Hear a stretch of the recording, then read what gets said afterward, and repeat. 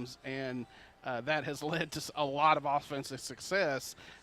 When you're running the ball, that just opens up everything else, and now you have options. And so, yeah, I mean, it's been big, and it's been different guys. I mean, 2 weeks ago was Bryson Washington.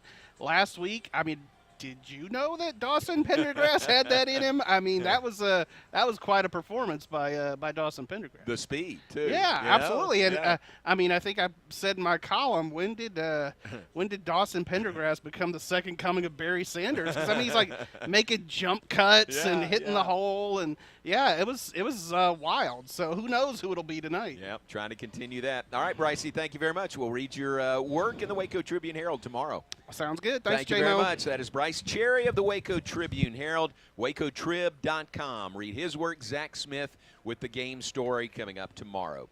Take a break. When we come back on the Countdown to Kickoff, live from McLean Stadium, we'll unveil this week's Charity Champion, presented by TFNB, Your Bank for Life. We'll have that when we come back here on the Baylor Sports Media Network. The Toyota Tundra is powerful, available. All right, bud, 10 minutes. It means a lot of Okay. different people. To your neighbor, it means helping them with their new chainsaw carving hobby. What do you think of this thing, eh? It's a bearfish birdman wood carving, if I've ever seen one. To your cousins, the Tundra means Woohoo! as they jump off the boat onto the sandbar. Now watch this flip. No, don't. You're gonna... Cannonball! Definitely nail it. To your co-pilots, the Tundra means an extra comfortable journey. I can just... You sure can. And to you, the Tundra means... whoa. Toyota is a proud partner of Baylor Athletics. Now this is a bare necessity. From tailgating to sailgating, the 2025 Tundra is built to take you wherever the road leads, on game day and beyond. Visit your local Toyota dealer today. Toyota, let's go places. See packages and options at toyota.com for feature availability. At H-E-B, we know that game day is about more than the game itself. The taste of victory is unparalleled, but so is the taste of H-E-B jalapeno poppers hot off the grill. Seeing the best players in their prime is truly something to behold. So is an H-E-B Prime 1 burger that you grilled to perfection. For low prices on all the things that make game day great and delicious, visit H-E-B, your official game day headquarters, or use the Buy H-E-B app to start prepping for game day right away. Are you ready for the action-packed experience of Baylor volleyball? Come watch the Bears all season long at the Farrell Center as the team battles to bring home another Big 12 Conference championship to Waco. Secure your seats at BaylorBears.com/tickets and come be a part of the action courtside. Youth teams can also sign up to be Anthem Buddies and join the team on the court before first serve by emailing fan_engagement@baylor.edu. We'll see you at the Farrell Center, and sick 'em Bears. You're listening to Baylor Football on the Baylor Sports Media Network. Welcome back on our Countdown to Kickoff here at McLean Stadium. It is our pleasure and honor each week to help unveil the Charity Champion for this week. Charity Champion presented by TFNB, Your Bank for Life, the official local bank of Baylor Athletics. And this week, drum roll please, it is Archway of Hope. And Paul Allison is joining us now to tell us about Archway of Hope. First off, congratulations, Paul. What a tremendous honor. Yeah, it's great to be named a charity champion. We're very thankful for TFNB, Your Bank for Life, and all that they do for the community. And we're honored to be a part of it and glad that this is our Saturday. Very cool. Very cool. Congratulations. Tell us what you do. What is Archway of Hope? Archway of Hope is focused on trying to help people that have lost someone too early. And most of the time that involves losing a child, but everybody gets to define what too early means for them. And usually we're talking about a tragic and sudden loss where it is extremely painful, unexpected, and people they have no idea where to turn and how to move forward, and even if they can move forward in life, and that's what we try to address. Gosh, that's such a a tragic time and a vulnerable time, I'm sure, for a lot of families. You step in and really help them through that time. Yeah, what we do is we wait a little while till the noise dies down from people coming over. People are surrounded by love and support immediately following the loss of a loved one. And then it starts to get quiet in the following months, and that's when we try to do a little outreach with them, let them know who we are, and let them know that we're thinking about them and we want to help them remember. That's one of the things that people that lose a loved one, they're so afraid that the world will forget, because the world moves on. The world has lives to live. Their life has been put on hold a little bit, and their life slows down, and they only think about one thing. So we want to correspond with them, let them know that we're remembering them, let them know that there may be ways that we can help connect them to people who have walked this path and who can really let them know what it's like to move forward, and that life is possible, and a meaningful life at that. Wow, what a tremendous mission. Tell us, be named the charity champion. You got center stage today. You have a good platform. Right. What can people do to plug in, to help, to support your ministry? One of the things they can do, one of the big things that Archway of Hope does is we produce these documentary films. They're stories of life, loss, and hope, and what they're meant to do is two things: to be a legacy piece for the person who lost a loved one, and also to be an example of how you can build back your life after the loss of a loved one, a sudden loss, a tragic loss, and how not only can you survive it, you can actually have a meaningful life. It is possible. It's not guaranteed, but it is possible, and we have examples of all kinds of different people who have done just that. Great. Wow, great. Archwayofhope.org, I think, is your website. Yeah. Any other information to connect with you beyond that? Mainly it's through the website, Archway of Hope. One of the things that they can do, these documentaries that we make, they cost a lot of money. And one of the things we've started doing recently is that for $250, you can be named as a producer, get a producer credit on one of our films. And you can see other ways that we help people and other ways that you can volunteer. We're going to try to start a volunteer campaign and expand what we do. There's no geographic area we serve. We try to reach. I mean, our films are seen all over the world. We write letters and cards to people in a much wider area than Central Texas. So we need help with that, and if you would like to be a part of that, or if you have a story of your own that you've lost someone, but you want to be that voice to someone else, that voice of hope, we can connect you with other people that need you. Yeah, that's something I didn't know. So you're based here in Central Texas, right, but this is just your home base. Right. You reach out and you help and support families in loss all over the world. Right, and that's, and as our volunteer base grows, the area we can serve gets bigger and bigger, and it's easy that these films, these videos we do. It's amazing the different countries we get responses from that say this was very inspirational. We had one person say, "I think you might have saved my life with this film." So we think they have great value, but also it has great value just to write a letter to someone, a heartfelt letter that says, "I see you, I want to remember your loved one with you, and I'm here for you." Wow, that's terrific. Final thought, what does it mean to you and Archway of Hope to be named a charity champion? It means a lot. It's such a great thing being a part of this. I mean, TFNB, they not only give us a platform to talk about our nonprofit, to talk about our charitable work. They give us some Baylor interns, marketing, grant writing type interns that are really valuable and help us out. And then just being associated with TFNB and has great value, and being out on that field is going to be amazing. Great. Well, enjoy the spotlight. You deserve it. And congratulations again on being named the charity champion this week. Thank you so much, John. Appreciate it. All right. Paul Allison, Archway of Hope. Archwayofhope.org is the website. They are this week's charity champion, presented by TFNB, your bank for life, and the official local bank of Baylor Athletics. More of our countdown to kickoff after this. Stay with us. Back in a moment here on the Baylor Sports Media Network. The Toyota Tundra is powerful, available iForce V6 engine means a lot of different things to a lot of different people. To your neighbor, it means helping them with their new chainsaw carving hobby. What do you think of this thing, eh? It's a Bearfish Birdman wood carving, if I've ever seen one. To your cousins, Hey, John. means as they jump off the boat onto the sand. So you're going to intro Greg Game. Okay. Okay, sounds good. To your co-pilots, the Tundra means an extra comfortable journey. Right. No, he's busy, you know. You sure can. You? Whoa. Man, Florida ties it, and Georgia's just going right down the field. Yeah, it's 2020, but 5 Tundra. no. Is it over now? On game day, There's 4 seconds left. Iowa State wasn't looking good. They had the ball, but they weren't in field goals. see packages and options at Toyota.com for feature availability. Stay in the game with Q-Collar, the world's first and only equipment proven to help protect the brain.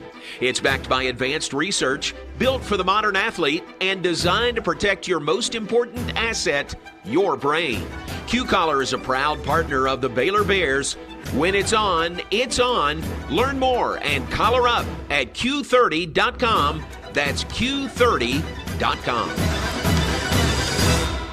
Hey football fans, Kyle Sotrano here with George's Restaurant Bar and Catering to invite you to experience game days with George's this season. Join us at George's before or after the game for some signature Big O cocktails. Now come watch every second unfold on our 200-inch TV screens. Hosting a tailgater party? Let George's cater with our party packaging meals, perfect for feeding your crew. Swing by for breakfast, lunch, or dinner at either of our locations. George's number 1 at 1925 Spade Avenue or George's number 2 at 1201 Hewitt Drive. And make plans to try out Jorge's Cantina this season, the latest addition to the George's family, with authentic Mexican cuisine, fresh seafood, and tequila cocktails galore. Come see for yourself and sick 'em Bears. You're listening to Baylor Football. Baylor Football on the Baylor Sports Media Network. The kickoff live from McLean Stadium. Baylor and TCU, top of the hour, 120th meeting all time. It is the most played rivalry in the state of Texas. And we'll continue that rivalry tonight. TCU currently leads all-time, 59 wins, 53 losses, 7 ties. We talked about it earlier. TCU has won 4 straight and 8 of the last 9. So the Bears trying to switch the tide there this evening. There was one very memorable Baylor win. It was the first season of McLean Stadium. 10 years ago, October 11th, 2014, the Frogs came into Waco to take on Baylor, a top 10 matchup that really christened McLean Stadium with an absolutely remarkable Baylor victory. October 11th, 2014. Fifth-ranked Baylor hosting number 9 TCU at McLean. Yes, and then we'll come out, and then we'll time it out with the professor and get to the affiliates. Was clicking behind senior quarterback. You got 5 minutes. Who threw for 510 yards and a school record-tying 6 touchdowns on the day. Fake the handoff to Chapin, going to the end zone. It is caught. Corey Coleman, touchdown Bears. Bryce Petty to Corey Coleman, a 29-yard touchdown strike. But TCU was helping the battle live up to its top 10 ranking by building a 58-37 lead early in the fourth quarter. What followed from there was the Art Briles Baylor offense at its finest. First, a Devin Chapin 7-yard touchdown run cut the deficit to 14. Then it was Petty to Goodley again. From the 28, second down for the Bears. Petty to throw. Fade route, right sideline. Goodley's got it for the touchdown. Flag is dropped, but touchdown from Bryce Petty to Antoine Goodley. And the Bears are in the end zone. Within 7 points now with less Tech won, John. to play. The barrage of points continues. Tech did win. He found Corey Coleman. They've got TCU on their heels right now. Petty, play action. Going to the end. They'll drop them 15 spots in the top 25 just for losing by 1 point. The Bears an extra point away from tying this game with 4:42 to play. Tied at 58 with just over a minute to play. TCU moved the ball to midfield, but faced a 4th down and 3 from there. Instead of punting, the Frogs went for it, and Baylor corner Ryan Reed came up big. Here's the 4th down play by TCU. Snap to Boykin. Lofts it up. Near sideline. He jumps. It is incomplete. knocked away by Ryan Reed. Georgia interception. Down goes Florida. For Josh Dot. But they lost Lagway in the first quarter, so. The Bears can make them pay for that gamble. Not Pretty bad hamstring. Going to have it at their own 45-yard line. The Bears took over with 1:11 remaining and drove into field goal position for freshman kicker Chris Callahan. It's a good snap. It's a good hold. The kick by Callahan is good. And the Bears win over TCU, coming from 21 points down to win it on a kick at the final play. 61-58. Baylor remains undefeated. Baylor comes from way down to beat TCU today. 61-58, the final at McLean Stadium. Callahan's kick set off the wildest celebration McLean Stadium had seen before or since. The Bears scoring the final 24 points of this game to stun TCU 61-58. October 11, 2014, this week's great game in Baylor football history.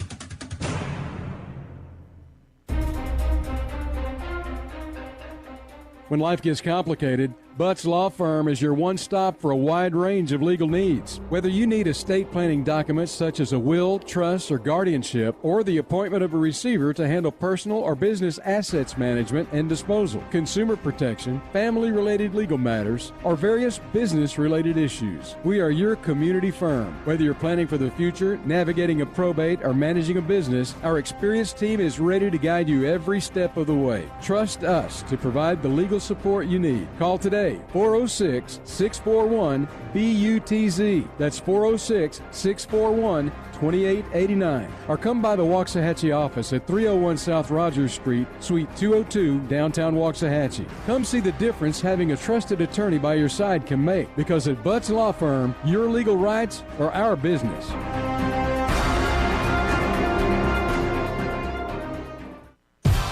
It's the biggest blockbuster on the Brazzes, and you don't want to miss the premiere of Baylor women's basketball at brand new Foster Pavilion for the upcoming season.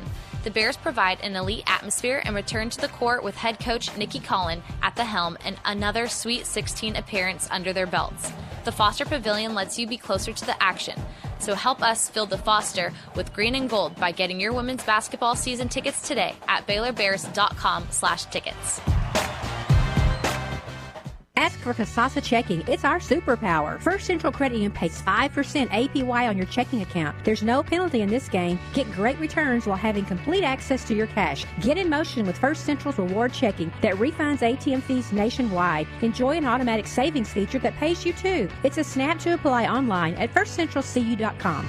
Everything we do for you. Eligibility and qualifications apply. APY annual percentage yield. Member NCUA. You're listening to Baylor Football on the Baylor Sports Media Network. Off live from inside McLean Stadium. Players on the field warming up. Fans beginning to fill the seats here at McLean Stadium. And we are welcoming Jerry Hill to our booth. Baylor Insider, published author Jerry Hill. Remind people again, the book is out. Jerry, yes. Congratulations again on that. I appreciate it, John. Green Synergy. Yeah. Tale of success of former Baylor students. So I know it's on Amazon. I believe it's on barnesandnobles.com too. So go there and buy the book. Very nice. Yep. And you didn't do it to make money. No, I didn't. Hopefully you'll make a little money. I appreciate it. Yeah, but can't wait to a book signing at the Baylor bookstore. So Roy is ready to set it up. He's excited about that. So. That is very cool. Yeah. Part of the stories of some of those people you highlight in the book is rivalries and history. Yeah. And boy, we got both rivalries and a pretty good history between Baylor and TCU. Yeah, amazing. Going back to 1899, 120th meeting. I think that's the most that we've played. Is it that or Texas? No, it's the most in the state of Texas. In the state of I Texas. know that. Okay. I'd have to look. Yep. But, yeah, I mean, we obviously have an unbelievable history with these guys to the point of, at one point we were even in the same city. So, but, and then, obviously lately they've kind of dominated the series, winning 8 of the last 9. But, for the most part, it's been a pretty even series through the history, if you think about it, because I think it was maybe dead even going into that 14 season. Yeah. So that's how close it's been. Two programs, and now you're catching them both kind of coming off a couple of good wins, feeling good about themselves. So this will be interesting, John. I mean, who carries that momentum on?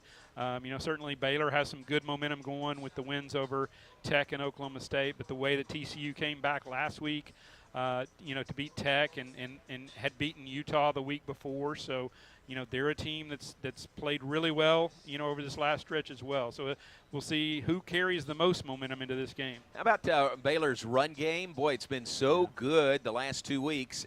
In fact, last week, 343 yards rushing. TCU comes in 15th in the league, 105th in the nation in rush defense. Yeah, that's where you should make some hay. I mean, Baylor, like you said, I think it's right at 600 yards over these last 2 games, and ton of yards per carry. And the nice thing, John, too, is that it hadn't been just one guy, even 2 guys. It's been 3 and sometimes 4 guys, because and I think that helps all of them. Bryson Jackson needed a little break, so you put Dawson Pendergrass in there, and what does he do? He rushes for like 48 and 39 yards on 2 of his first couple of carries. So, and then Richard Reese came in late and had some success. Sawyer hasn't had to carry as much of the load, so that helps him as well. And obviously the running game opens up the passing game. And like you said, TCU has really struggled against the run. So, hopefully that can be a difference in the game. This is, you said it, this is a big game for both Baylor and TCU. Both have won 2 straight coming in tonight. TCU could get bowl eligible if they win. The Bears would be their 3rd consecutive win. Going into an open date, a second open date next Saturday. Yeah, you think about it, John. They were, 2-4 going into that last bye week. You had just lost to BYU. You had lost the heartbreaker to Colorado. And then coming out of that bye week, you've got a chance now to go 3-0 in that stretch, and that's huge, And again, you take that into another bye week, get a little healthier, and then you finish with 3 games, 2 on the road, 1 here. So this would be a huge lift going into another bye week, and really kind of put you in great shape to, again, not only qualify for a bowl, but really finish out strong. Because again, that's 3-game winning streak. 3 games left. You could win. You could run the table and get to 8-4. Yeah, and that's something some people have said. After the last 2 wins, Baylor could run the table. They could be 8-4. Team doesn't think like that, though, do they? They go this game right here. They won't think anything beyond this, and I think they have to. Because again, TCU's playing well. You've got to line up and beat them first. I thought last week was big, John. I thought played great at Tech, gave up the 2 late touchdowns that didn't make Dave Aranda happy. I thought that was maybe the most complete game. But I think coming back here and beating Oklahoma State, I know they've struggled this year, but that's still, a team that was picked in the top 2 or 3 in the league. So I thought that was big to kind of carry that momentum and get another nice win. You did have to kind of take that one to I think that was good that, you had to kind of battle it out there at the end and put the game away, but you still won by 10. And you had a lot of mistakes, as Dave said, a lot of things that you can correct. But I think at this time of year, 1 minute. I think that's kind of ideal to be able to get a win when you're not at your best and still win by 10 and walk out of there with a victory. Final thought, 30 seconds. What's the key? You think it's the running game? Which team runs the ball better tonight? I'm hoping it's the turnovers because TCU's really struggled with them. 18 turnovers, more than 2 per game.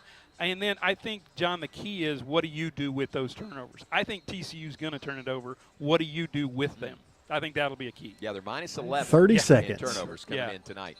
Hey, Jerry, thanks very much. Thanks, John. Jerry Hill in all black tonight here, part of the blackout here at McLean Stadium. And we will have more on our countdown to kickoff when we come back. Ricky and JJ join us after a break. Baylor and TCU, 120th meeting all time, top of the hour, Bears and 10 Frogs. seconds, John. Coming up here on the Baylor Sports Media Network. All righty, we're good. You've been listening. It's all right. It's got that music trail, so I can time it out exactly no matter what. Texas Farm Bureau Insurance, championship partner of Baylor Athletics. Visit Texas Farm Bureau Insurance online to find a local agent today. Baylor Scott and White Health, the official hospital and healthcare system of Baylor Athletics. Your healthcare, your way. HEB, the official grocer of Baylor Athletics, proudly serving Texans since 1905. TFNB, your bank for life, the official local bank of Baylor Athletics. Premier ER and Urgent Care. Feel better now. Nissan, innovation that excites. Stay tuned for Baylor football coming up next. Right here on the Baylor Sports Media Network.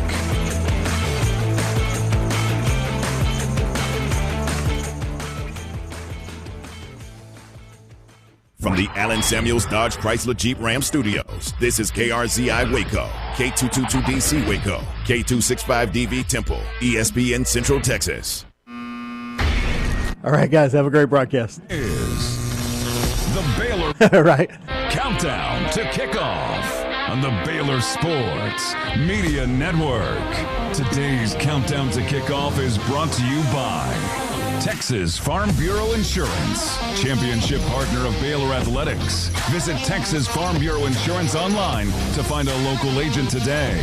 Baylor Scott and White Health, the official hospital and healthcare system of Baylor Athletics. Your healthcare, your way. HEB, the official grocer of Baylor Athletics, proudly serving Texans since 1905. TFNB, your bank for life, the official local bank of Baylor Athletics. Premier ER and Urgent Care. Feel better now. Nissan, innovation that excites. Coming up, we'll break down today's game, check scores, and take you inside Baylor football.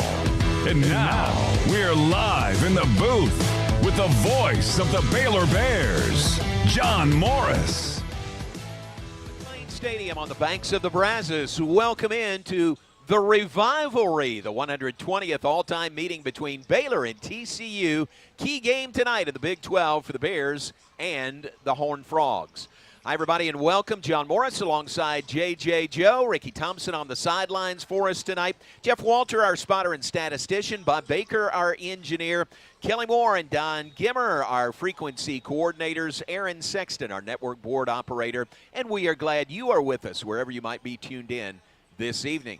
JJ, long-standing rivalry, a lot of history, a lot of big wins on both sides over the course of this rivalry, but a big game tonight. Both teams winners of their last two games. Yeah, John, this one has really developed. I mean, all these games that Baylor and TCU have played, we've had quite a few close ones. Everybody remembers when TCU was getting ready to go to the playoff and they run the field goal team out and beat us at the very end, and we're struggling that year. But overall, if you think about it, John, we don't want to talk about the numbers, but TCU's the last 7, 8, 9 games, they've really owned us.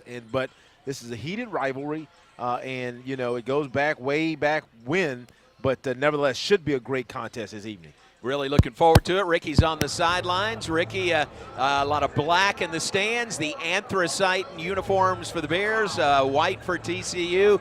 Oh, man, it's going to be a really good atmosphere. Yeah, it looks really cool. Just those that are in here early dressed in black. Really cool. And weather, November 2nd and 5 degrees. Perfect night for football, and I'll take it down here on the sideline. This is a great night. Yep, good weather for you, and game number 301 for Ricky Thompson. Ricky, and this has been a really good series through the years. You would say Baylor's biggest rival now, would you, in TCU? Yeah, I think probably so. And I think the last couple of games the Bears have won in this series have been in Fort Worth. So it's time to win one here. I think a lot of road teams are winning today. We saw Tech come back, beat Iowa State on the road in the rain. So you've got to play tough at home. But this is one the Bears need. They've won 2 in a row, a winning streak. 3 in a row would be awesome. And just the atmosphere here tonight, they need to win this football game. And I'm going to be surprised if they don't play pretty well. JJ, I would say pretty good momentum for Dave Aranda and the Bears coming off back-to-back wins over Tech in Lubbock and Oklahoma State here last week. Yeah, and John, and that's part of it. I mean, this team comes out of the bye after the loss up in Ames, and they really play well in Lubbock on the road, and finally come home and have a solid game. Not a great game last week, But, as I heard, before, I mean, it's good to win a game. Jerry Hill's talking about it, and not play your best because coach can coach you up. But nevertheless, you have that momentum. But, John, none of it matters tonight because this TCU team, they knocked off Tech, which then went to Ames this week and beat them. So everything in this Big 12, John, is a toss-up each week. Absolutely. So many one-score games, Yes. single-digit results. We did see that earlier today in Ames. Tech coming from behind to win that one 23-22. Well, Ricky mentioned the weather. It is warm. There have been clouds. There have been threats of some severe weather. We have brought in our in-house athletics meteorologist. How about that, JJ? Kevin Clazel is with us. I mean, this guy knows what he's talking about. Our pregame weather is brought to you by Montgomery Roofing. Montgomery Roofing. And, Kevin, what anything to be concerned about weather-wise tonight? I was absolutely concerned last Saturday when it was just so hot, and with all this drought. Drive around Waco on Sunday, all those church marquees, pray for rain, pray for rain. It's like, no, one more week, hold off. We got all those things changed, and we've had rain all over the Big 12 today, but right now all the storms are passing just to the east of the stadium, a safe distance away. We've had lightning out there, but it's a safe distance. We may see some of these rain showers just to the south of the stadium roll through. We might get some patchy drizzle later. But all in all, after all the forecasts of doom and gloom tonight, we look really good. Oh, man, that's great. All right, we take you at your word. We're holding it to it. That's right. Let Exactly. me take a picture. If anything changes dramatically, you let us know. Call us. You betcha. You guys have a great game. Thanks to Kevin Clazel, our in-house athletics meteorologist. Our pregame weather report brought to you by Montgomery Roofing, the premier roofing company in Central Texas for your roof repairs and replacements. Take a break. When we come back, let's visit with Bryson Washington, one of the top running backs for the Bears in this season. See what his thoughts are coming off the win over Oklahoma State, in which Baylor ran the ball for 343 yards a week ago. That and more coming up on the Countdown to Kickoff, live from McLean Stadium and here on the Baylor Sports Media Network. Premier ER and Urgent Care has all the convenience of urgent care with all the expertise of an ER, all under one roof. At every visit, be seen by ER-trained staff with on-site lab and CT, X-ray, ultrasound, and EKG. Here, you pay for the appropriate level of care that you receive, and we are in network with most major insurance providers. Premier ER and Urgent Care has 4 convenient locations serving Texas: San Marcos, Temple, Waco. Okay, so straight into it, but out to you, right? Premier.care. Okay.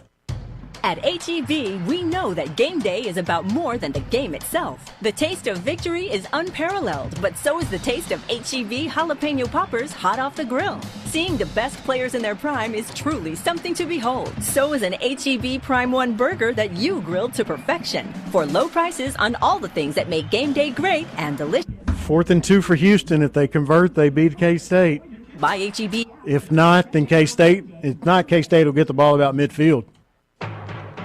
It's Jeep Adventure Days at Allen Samuels in Waco. Drive off in the new 2020 They got to be trying to draw them. There's no way they run this play. or the 2024 Jeep Gladiator Sport with a huge 18% off MSRP. Need more options? How about a new Jeep Compass, $9,000 off? Yep, just trying to draw them offside. L with So they have to go the length of the field in 45 seconds, no timeouts. Come with 0% financing for 36 months. Get your adventure started today at Allen Samuels in Waco. I don't like the teams that Baylor's got coming up getting better every week.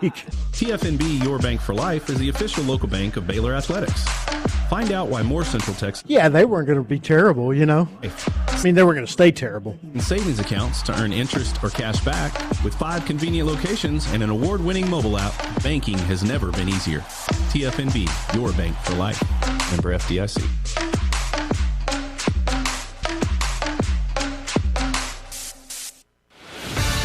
You're listening to Baylor Football on the Baylor Sports Media Network.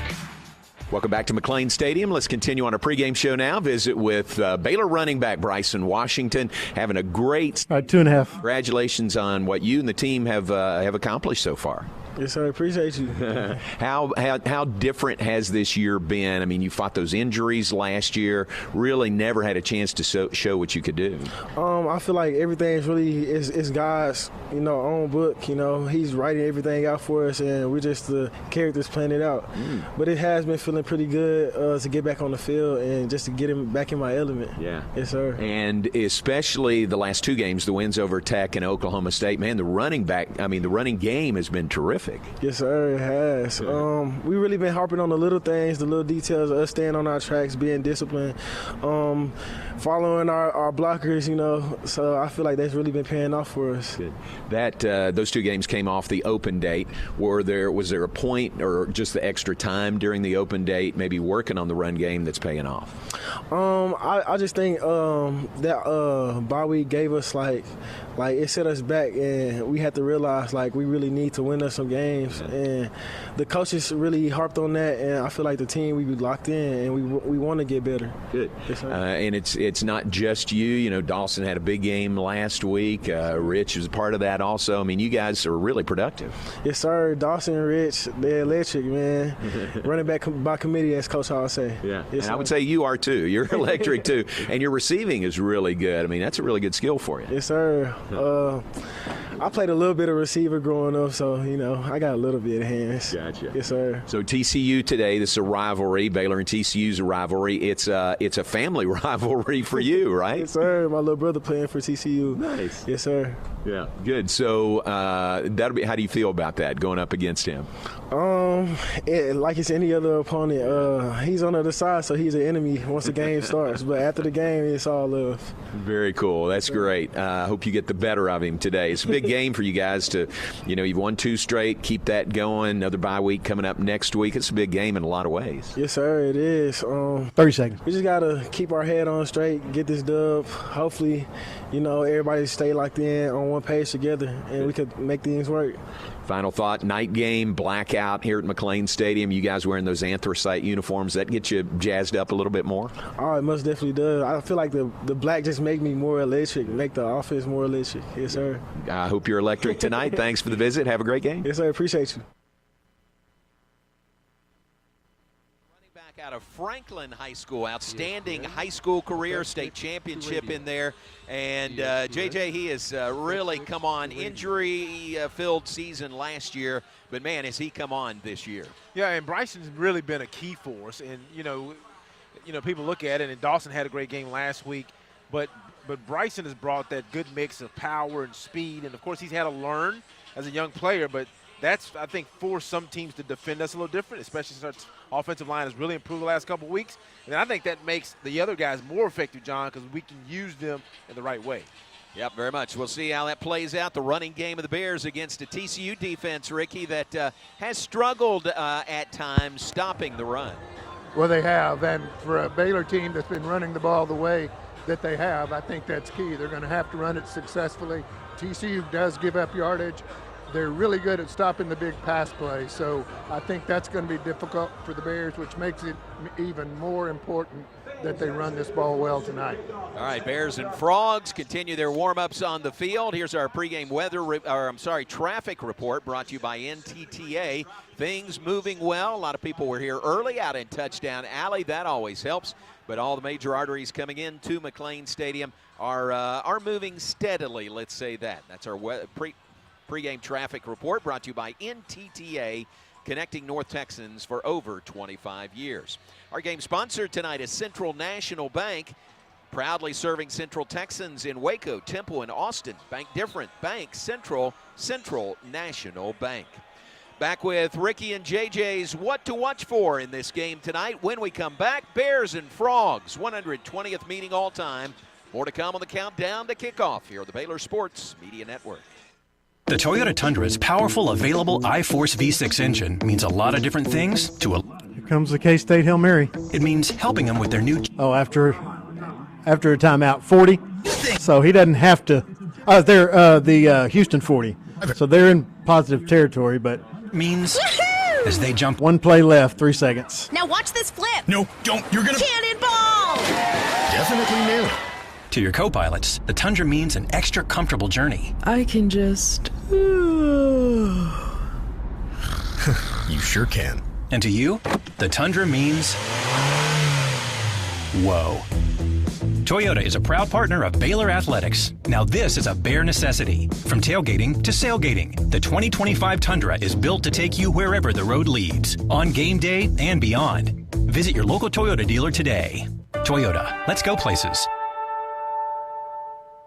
See packages and options at toyota.com for feature availability. TFNB Your Bank for Life is the official local bank of Baylor Athletics. Find out why more Central Texas are making TFNB their bank for life. Sign up for our Edge checking and savings accounts to earn interest or cash back. With 5 convenient locations and an award-winning mobile app, banking has never been easier. TFNB Your Bank for Life. Member FDIC.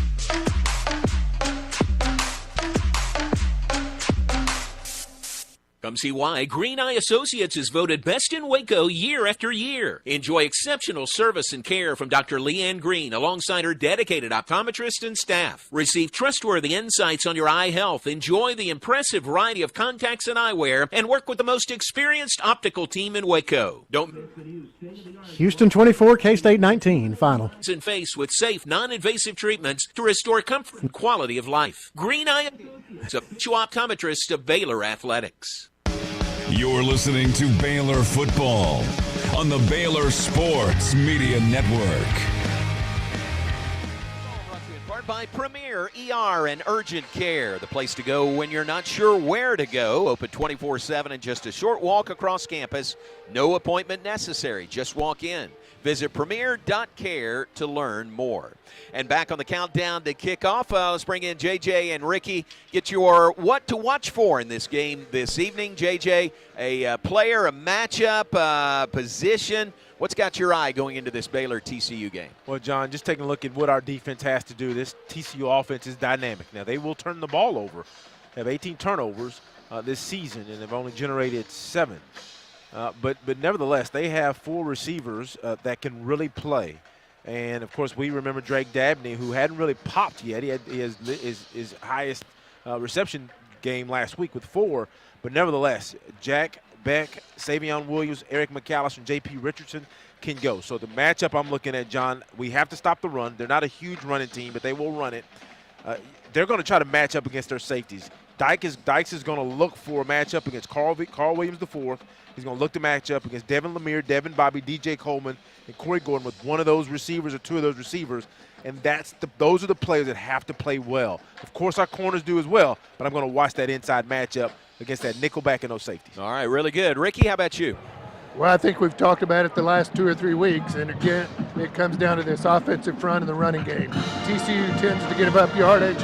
The Bears have seen that if they can run the football, they can win football games, control some of this clock, keep TCU's offense off the field, and with that, they're going to have to run the football. I think that they will, and if they push this thing 200, 250 yards, they'll have a great chance to win this football game. All right, Rick, thanks. Ricky and JJ, what to watch for in this game this evening? It is Sonny Dykes on the opposite sideline. He and Dave Aranda coached together. They were in the same GA room out in Lubbock at Texas Tech going way back. Here is Sonny Dykes, the third-year head coach at TCU, on what makes Dave Aranda so good. He does a really good job at self-scouting. In other words, it's hard to get a beat on what they're doing and when they're going to do it. You know, play callers have a tendency to do certain things in certain situations, and he does a really nice job of not giving you a real good indication of what's coming when, and changes things up, and then always has a couple of new wrinkles every week. Sonny Dykes, the head coach at TCU. I think mutual respect between both these head coaches and staffs. Take a break. When we come back, we'll hear from Dave Aranda. Pre-game comments for the Bears head coach when we come back on the Countdown to Kickoff, live from McLean Stadium and here on the Baylor Sports Media Network. Everything we do for you. Are you looking for a new set of wheels? First Central Credit Union Auto Financing offers fast, complete, 8 competitive rates and 8 minutes. Yeah. Okay. Vehicle. A quick online application makes it easy to score the money you need at firstcentralcu.com. Everything we do for you. Membership and loan policy requirements apply. Member NCUA.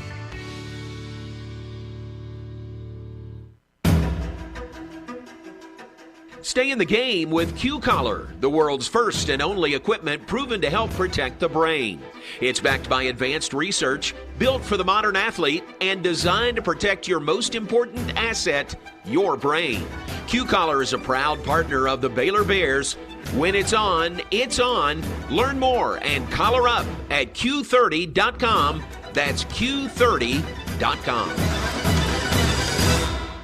If you need a trailer, Flat Rock Trailers has got you covered. From light-duty single-axle utility trailers to the Big Tex tandem duals. We also carry a full line of enclosed cargo trailers. Need a motorcycle trailer? We've got them. Need a dump trailer? We've got the largest selection in the state. Oilfield trailers? We carry a full line of Big Tex trailers to handle all your needs. Trailer repairs? We repair all makes and models. We'll even rent you a trailer if you need to use one for a day. Flat Rock Trailers, your #1 source for all your trailer needs. Find us at flatrocktrailers.com. It's Jeep Adventure Days at Allen Samuels in Waco. Drive off in the new 2024 Jeep Grand Cherokee Overland with $13,000 off, or the 2024 Jeep Gladiator Sport with a huge 18% off MSRP. Need more options? How about a new Jeep Compass, $9,000 off, or a stunning Wagoneer L with $8,300 dealer discount. Plus, all models come with 0% financing for 36 months. Get your adventure started today at Allen Samuels in Waco. Come by. Let's be friends. You're listening to Baylor Football on the Baylor Sports Media Network. Welcome back inside McLean Stadium. Let's continue on our pregame show. Visit now with Bears head coach Dave Aranda. Bears winners of 2 in a row. Coach, congratulations. Another solid effort your team put together in that win over Oklahoma State last Saturday. No, thank you. We're excited about where we're trending and what we've accomplished, but really, what's still out there and what we can do and the team that we're becoming. And so it's an exciting time right now. We're excited for this one for sure. How much does the good feel, of doing things well and getting a win and then carrying that forward, how much does that work for you? It works a lot. I mean, it's validation.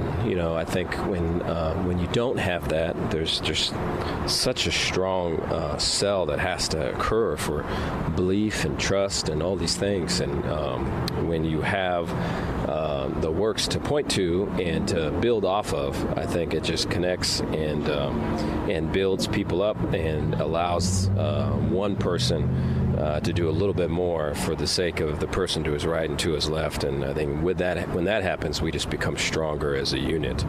So I think that's happening right now. Running game was so strong last week. Man, if you can run the ball like that, you can take on anybody. Yeah, to look at like where it started to where it is right now, I think it just shows, what hard work can do and kind of tunnel vision maybe, and probably earmuffs too, like what all of that can do. But I think, what's important is that we continue to build and we take it to an even higher level, and we're going to need it versus a really good defense and a really good team in a big-time game here coming up. And so, I think when we have our run game going, it gives such confidence to Sawyer and really the team. For a 1st and 10 becomes a 2nd and 3, we'll take that anytime. How about TCU? They've kind of gotten on a roll themselves here lately. Yeah, the offense, there's a quarterback there that's just really patient when there's pressure. He keeps his poise and his eyes downfield, and he'll scramble to throw. And then, his time to throw is awfully fast. And this has been the case with a couple other guys. So if he knows what you're in, the ball is coming out, and it's under 2 seconds. And people have been hurt by sending pressure to try to disrupt them, and it's just one less guy out in coverage, and the ball gets spit out. And they've got really good skill. They make some miss, and then they're gone. And so you really have to kind of hedge your bets and kind of play all of that smart, try to get pressure on them, and so they make it hard on you. TCU has had penchant for turning the ball over a little bit. Is that something you can take advantage of? It is.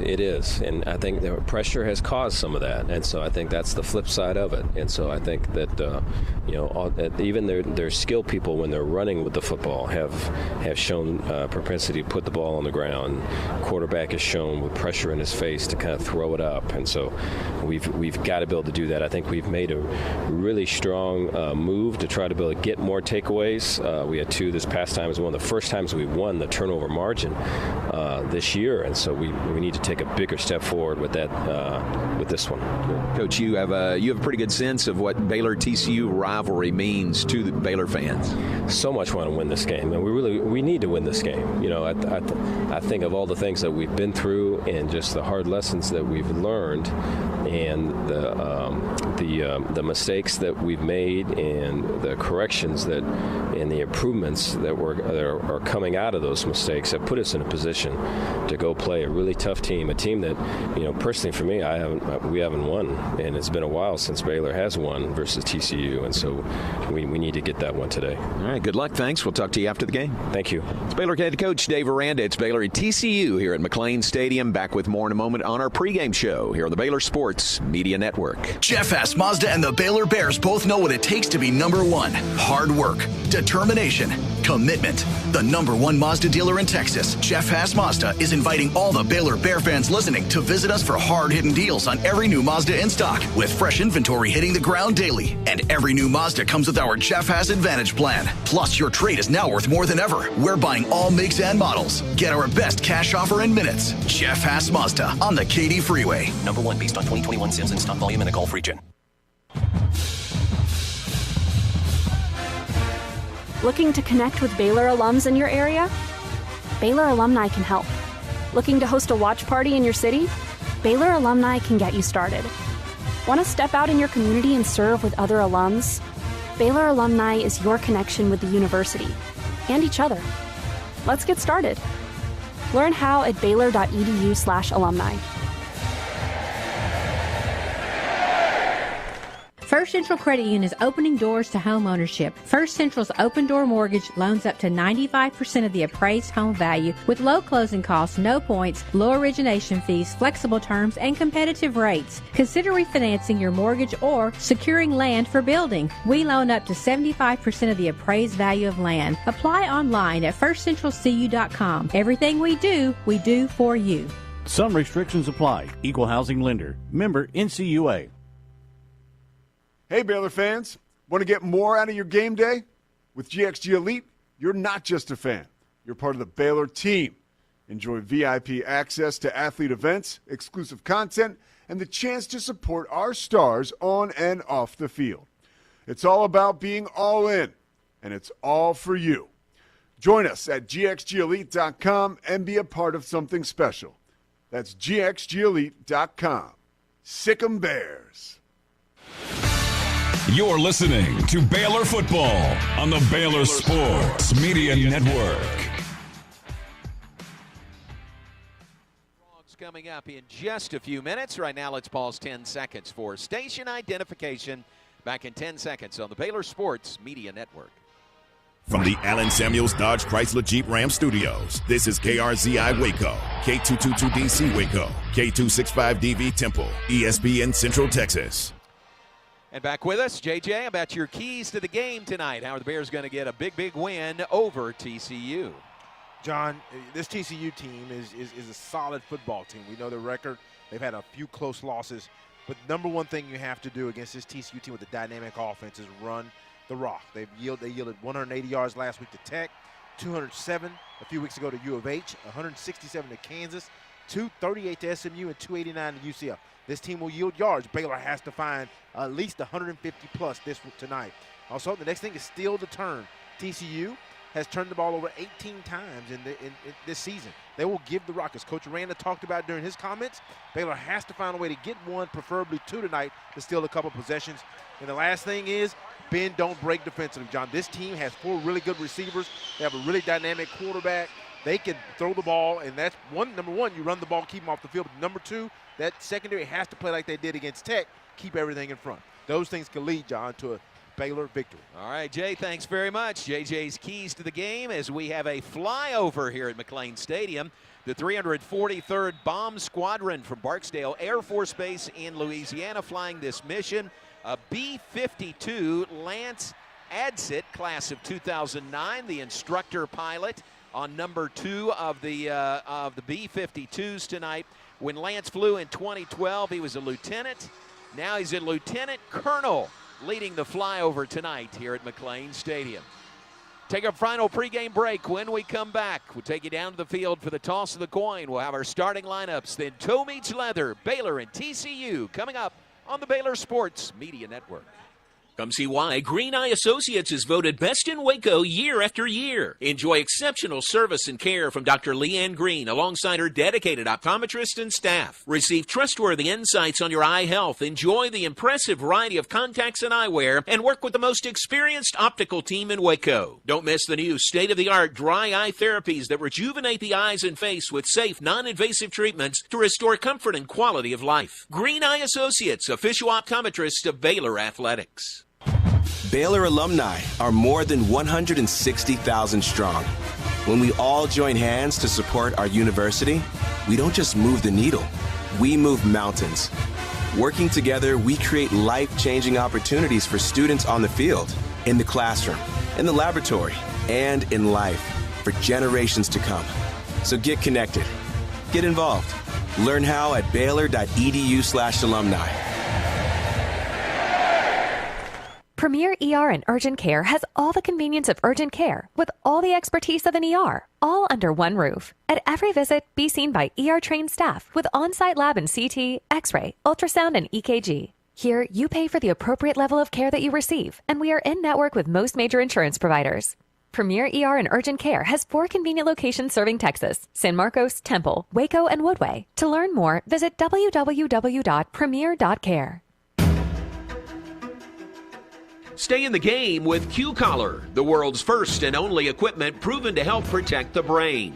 It's backed by advanced research, built for the modern athlete, and designed to protect your most important asset, your brain. Q-Collar is a proud partner of the Baylor Bears. When it's on, it's on. Learn more and collar up at Q30.com. That's Q30.com.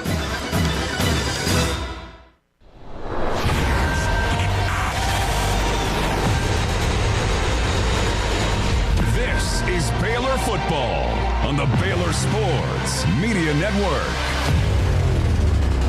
Today's game is brought to you by Central National Bank, your leading independent bank. Get ready. Kickoff is just moments away. Now, let's get back to the booth with John Morris. Thompson, Jeff Walter, our spotter and statistician, Bob Baker, our engineer in the booth. Thanks to Aaron Sexton, our network board operator. Thanks also to Kelly Moore and Don Gimmer, our frequency coordinators. And aren't we glad to have an in-house meteorologist, Kevin Clazel, yes, who gave us the absolute pregame weather. The Baylor line has run on the field. Here come the Bears, about to run through that tunnel set by the Baylor line. And, JJ, the Baylor line had some company this evening. The guys that are back, the 2013-2014 back-to-back Big 12 champions, having a reunion this weekend. And they got Baylor line jerseys and ran the line. I'm glad for those guys. You know, as a player, you don't get to do a lot of that type stuff. So it's good to see them run, and I was glad no one pulled a hamstring, John. That 10 years, it makes a big difference. You say that. Now we might need an injury report. Ricky, watch those guys. See if if everybody made it out of that okay. But isn't that cool to have them back for this kind of a reunion weekend and wearing the dark uniforms sort of in their honor tonight? Yeah, it is. It looks really cool with it coming out. And I tell you, those guys, it's been a long time coming. Hard to believe 10 years. 10 years for this stadium and 10 years for that last championship. Really happy for those guys that they're honored tonight. Very, very cool to have them back. It's a good number of them and their families that have been here all weekend. They were part of our Lunch with a Legend yesterday, the Hall of Fame induction banquet last night. They were the honor team there at the induction banquet. And they had a get-together earlier today, now honored here at the stadium this evening. So fun to have them back. Those guys, 13-14 combined, JJ, 22-4 and 13-0 at home during those 2 seasons. So they did a lot of scoring and they did a lot of winning here at McLean Stadium. Well, John, that brings back some memories, man. I mean, when you came here, you pretty much knew you were going to win. And that was the deal. And those guys had a very successful run. And I tell you, I mean, it goes without saying, I'm glad that we're celebrating. I'm glad everyone's here. at least as many of them that could be here. So fantastic time. All right, let's go down to the field. Our referee tonight is David Alvarez for the toss of the coin. The choice. The football is heads. Logos are tails. That's a heads. That's a tails. What's your call, Josh? We go heads. He's going to go heads. It's heads. You won the toss. Want the ball. Want the ball. Which way do you want to kick? This way? TCU won the toss. We're received. Starts first out. Shake hands. Have a great game. All right, David Alvarez, our referee. I don't know what that means when he calls Josh Hoover by his first name, but Exactly. TCU won the toss, and they didn't delay. They want the ball to begin the game tonight. Here is our officiating crew, the Big 12 crew working tonight's game. David Alvarez, referee, Mesa, Arizona. Robert Asel, field judge, Frisco, Texas. Stuart Shockey, umpire, Wichita, Kansas. Eric Hartman, side judge, West Palm Beach, Florida. Darren Decker, Los Angeles, California, line judge. Brian Alves, center judge, Echo Beach, Hawaii. Rick Smith, head linesman, El Dorado, Kansas. Lyndon Nixon, back judge, Grand Prairie, Texas. Joel Wetzel, alternate, D'Hanis, Texas. Jerry Austin, replay official, Summerfield, Florida. Scott Countryman, replay communicator, Chula Vista, California. That's our Big 12 officiating crew working tonight's game. We appreciate those men in the striped shirts. Representing Baylor for the toss of the coin, we had Jackie Marshall, Sawyer Robertson, Josh Cameron, and Caden Jenkins, the four out there for the Bears for the toss of the coin. Baylor will kick off, and they'll kick off from right to left. Ricky, we had the weather report. The wind looks like it's whipping pretty good. How is it at field level? Yeah, it is. It's coming out of the south. Not sure how hard, but the flags are straight out. So it is definitely going to be a factor in the kicking game. Both punts and field goals will be a factor when you're kicking into that wind. All right, Baylor will kick with the wind to kick off here to begin the game tonight. Baylor in the anthracite jerseys, pants, and helmets. The gold numerals and lettering, gold BU on either side of their helmet. TCU white pants, white jerseys, purple numerals and lettering, purple helmets with the frog on either side.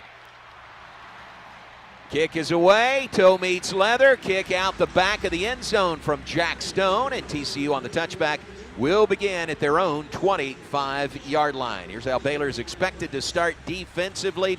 Lorando Johnson is back, healthy and playing tonight. He's at a cornerback, Caden Jenkins at the other corner, Devin Lemire, Devin Bobby, the safeties for the Bears. Baylor's two leading tacklers at the linebacker spot. Matt Jones, the reigning Big 12 Defensive Player of the Week. In the middle, Keaton Thomas at the weak side, Carl Williams, the star for the Bears. That front, Garmin Randolph, Jackie Marshall, Cooper Lands, and Trevin Ma'ai. Give you more of our starters in a moment. Snap back to Hoover. Fires it down the line to the left side. It is caught, slips one tackle, and then down at the 28. Caden Jenkins makes the tackle of J.P. Richardson. That's Bucky Richardson's son. J.P. Richardson with the catch and a gain of 3 on the play. I'll tell you, played against his dad a couple of times, and his dad was a heck of an athlete. But right there, that's just another way for TCU to get a run play, and they don't run the ball that great, but just a little nice, easy swing pass to one of his receivers, easy pickup. Here's Savion Williams, a receiver, but he lines up, takes the snap, and the Wildcat runs it across the 30 to the 31. Jackie Marshall wraps him up there. So we'll see that quite a bit tonight. Savion Williams, a big dude, 6'5", 225, senior out of Marshall High School, and he's been their leading rusher each of the last 2 games, although he's listed as a receiver. We'll see some of that this evening. 3rd down 4 for TCU from their own 31-yard line. There goes man. Snap back to Hoover. Hoover has time in the pocket. Looks right, looks left. Scrambles to the right side. Throws on the run. Pass is incomplete. Tried to hit Jack Besh. Pattis a little bit behind him. And that'll bring up 4th down, a punting situation. Let's go down to Ricky Thompson. Yeah, it was good pressure. It came late, but Hoover had to roll to the right and throw across his body back and threw it slightly behind the receiver. Good pressure there. Great 3 and out. Remember, TCU won the toss and elected to take the ball. So now they're going to have to punt it away. 3 and out. Ethan Craw is the punter. 41.3-yard average. Good snap. Josh Cameron is back. Wow, drives him way back. He's backpedaling. He's back to the 10. Now counter punches to the 15, to the 20, to the 21, and a flag down at the end of the play. That was a monster punt into the wind. First punt of the night by TCU. Yeah, I think there's going to be an illegal block, John, and that'll push the Bears back probably inside there. I think they have them marked at about the 21. And this would be half the distance, I'm thinking, if it's the penalty, if it's a block, I'm thinking. But nevertheless, that's a great punt. TCU needed that one, and they're still adjudicating. All right. Jeff Walter tells us 55-yard punt by Crawl into the wind, and Josh Cameron just kept backpedaling before he finally brought it in. Return, holding number 29, return team, 10-yard penalty, first down. So back him up from the 21, should back it up to the 11-yard line where the Bears will take over on offense.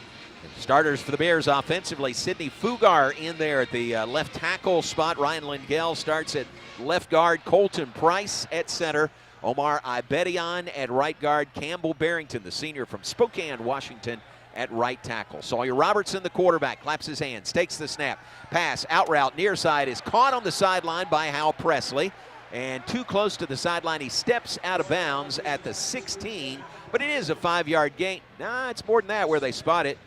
No, it's about right. 16-yard line, so a 5-yard gain on first down. A nice, easy out cut. TCU rolled up, showed zone, then they went man, at least a 3-deep. Second and 5 for the Bears. Robertson takes the snap. He'll hand this one off. Bryson Washington, the carry up the middle, close to the 20. Just short. Just short. Be a couple of yards short, so call it 3rd down and 2 for the Bears. Just getting going here at McLean Stadium. A blackout on the Brazos tonight. TCU defense does yield a decent, over 40% on 3rd down conversion. So this 3rd down and about 1 here.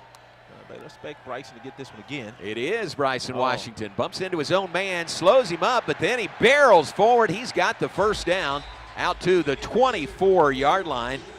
Boy, good tough running between the tackles there by Bryson Washington, who we visited with on the pregame show. Well, the TCU lineman is down. He's banging the ground. So that tells me he's really having some trouble there. But that's a good start. If they have an injury down there, TCU lineman, John, is early in that first series, when I called man against Baylor, I didn't think Coach would play a lot of man, but on that coverage is a good call by Coach Aranda. He goes to man, which means it's basically 2-deep man, 2-deep zone with man underneath, and Hoover had a rough time diagnosing that coverage. TCU player being attended to. That'll give us a timeout. We gave you our pregame starting lineups, brought to you by Baylor Scott & White, Southwest Sports Medicine and Orthopedics, bringing the home team advantage to Central Texans. From injury prevention to enhanced recovery, team up with us to get back in the game. TCU player being attended to. We'll tell you about it when we come back. Timeout with 12:37 on the clock. First quarter, scoreless, Baylor and TCU on the Baylor Sports Media Network. The Toyota Tundra's powerful, available iForce V6 engine means a lot of different things to a lot of different people. To your neighbor, it means helping them with their new chainsaw carving hobby. What do you think of this thing, eh? It's a bearfish birdman wood carving, if I've ever seen one. To your cousins, the Tundra means as they jump off the boat onto the sandbar. Now watch this flip. No, don't. You're gonna... Cannonball! Definitely nail it. To your co-pilots, the Tundra means an extra comfortable journey. I can just... You sure can. And to you, the Tundra means... whoa. Toyota is a proud partner of Baylor Athletics. Now this is a bare necessity. From tailgating to sailgating, the 2025 Tundra is built to take you wherever the road leads, on game day and beyond. Visit your local Toyota dealer today. Toyota, let's go places. See packages and options at toyota.com for feature availability. Whether it's a problem with your debit card or just a simple question, things always seem to come up when your bank is closed. But with Central National Bank's after-hours service, you have access to a real, live, local person who can resolve issues and answer questions from 6 to 8:30 every morning or from 5 to 10 o'clock every evening. Bank different, bank Central. Central National Bank. Member FDIC. This is Elise McGee with Baylor Volleyball, and this is my story. Trying to balance faith, school, and volleyball has felt at times impossible. Having people around you that point you to God and His truth, I feel, is something unique at Baylor. God surrounded me with coaches, teammates, professors, and staff that intertwine Him in our daily lives. My name is Elise McGee, and this is my Champions Tribune. Read more Champions Tribune at BaylorBears.com. You're listening to Baylor Football on the Baylor Sports Media Network.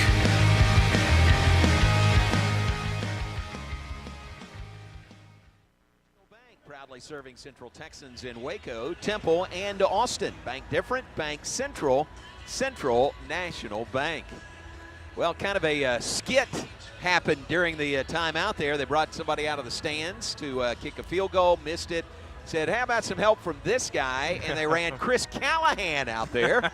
Chris, who had a big field goal to beat TCU 10 years ago. He missed badly tonight. Here we go, back to play. 1st and 10 from the 24. Snap back to Robertson, going to swing it out to the backfield. To the 30, to the 34-yard line. Nice, easy gain there of 10 yards to Bryson Washington. And another first down for the Bears. Yeah, just nice job by Sawyer. He looked downfield, wanted to look into his right. I think that was Ashton Hawkins. He had plenty of time. Smart thing, just checked it down to Bryson Washington to his left. Nice, easy pitch and catch. 1st and 10 from the 24. Washington up the middle. Big hole to the 40, to the 45, to the 50-yard line. A step into TCU territory at the 49. 17-yard run by Bryson Washington. And that's really good to see early. The offensive line playing well. This defensive front for TCU will yield yardage if you can get through that first layer. There's some big plays to be had.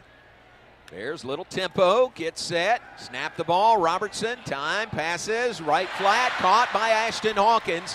Hawkins down at the 34-yard line. There's 15 more on that play.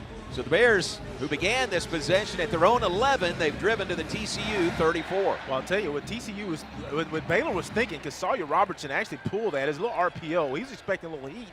TCU actually didn't bring heat because the stats tell you they will. And then Ashton did a great job of adjusting to the hole. 4 first downs in a row. Back to the ground game to Bryson Washington. He is to the 32, a 2-yard gain on the play.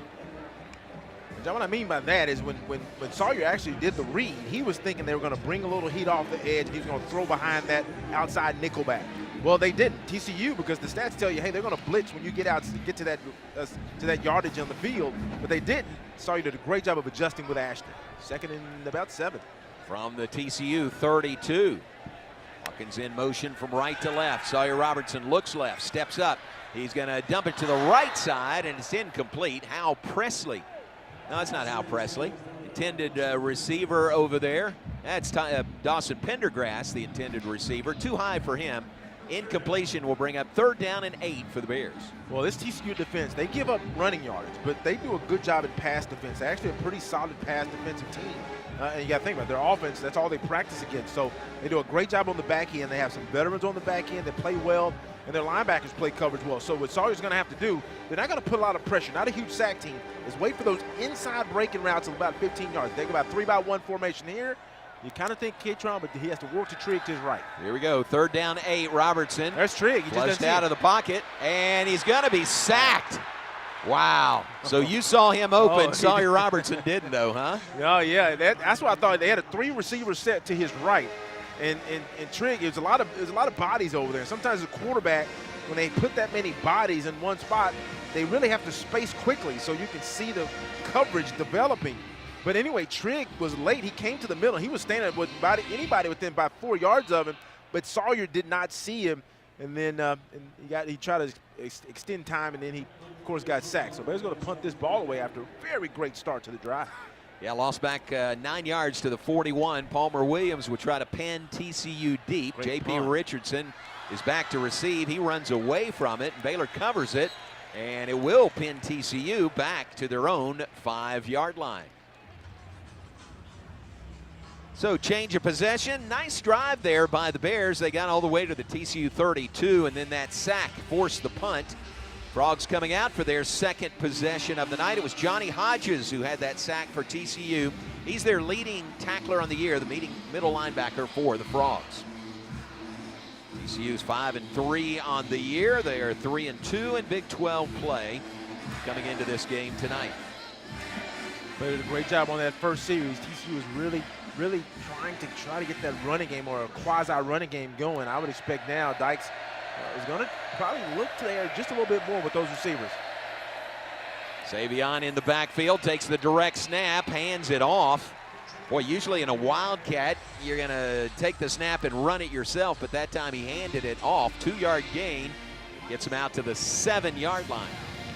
Yeah, I think they're thinking that Baylor will yield yardage. The stats say run the ball against his Baylor front. The Coach Aranda's group has been playing pretty decent against the run lately. Now Hoover back in there at quarterback, takes the snap, pass left side, short pass. It is caught.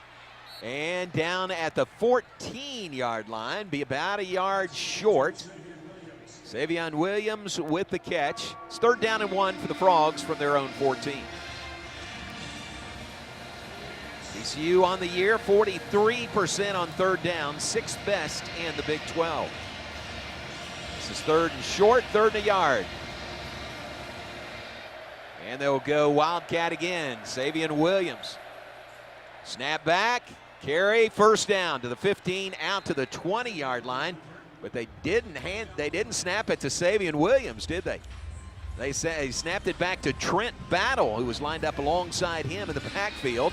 And it worked pretty well. It was a 6-yard gain to the 20 for a 1st down. Trying to do anything to get a running game started. Here's Hoover, takes the snap, dumps it off near side. Lot of room. Williams 30, 40 to the 45, and he runs out of bounds near midfield. Man, oh man, he was wide open. There was a lot of green turf on this side of the field. Well, you know, I mean, Hoover took the snap, and he started looking to his left, because he had about 2 or 3 receivers sneaking to his left, but his checkdowns were over to the right. The Baylor coverage started rolling to the left of the offense, right of the defense, but no one was on the right side. 28-yard gain, JJ. Handoff to Battle running left. He is submarined and down at the Baylor 48, so a 4-yard gain on the play. Tackle made by Corey Gordon. Devin Lemire in there. 2nd and 6 coming up for the Frogs. Scoreless first quarter, 7:40 and counting.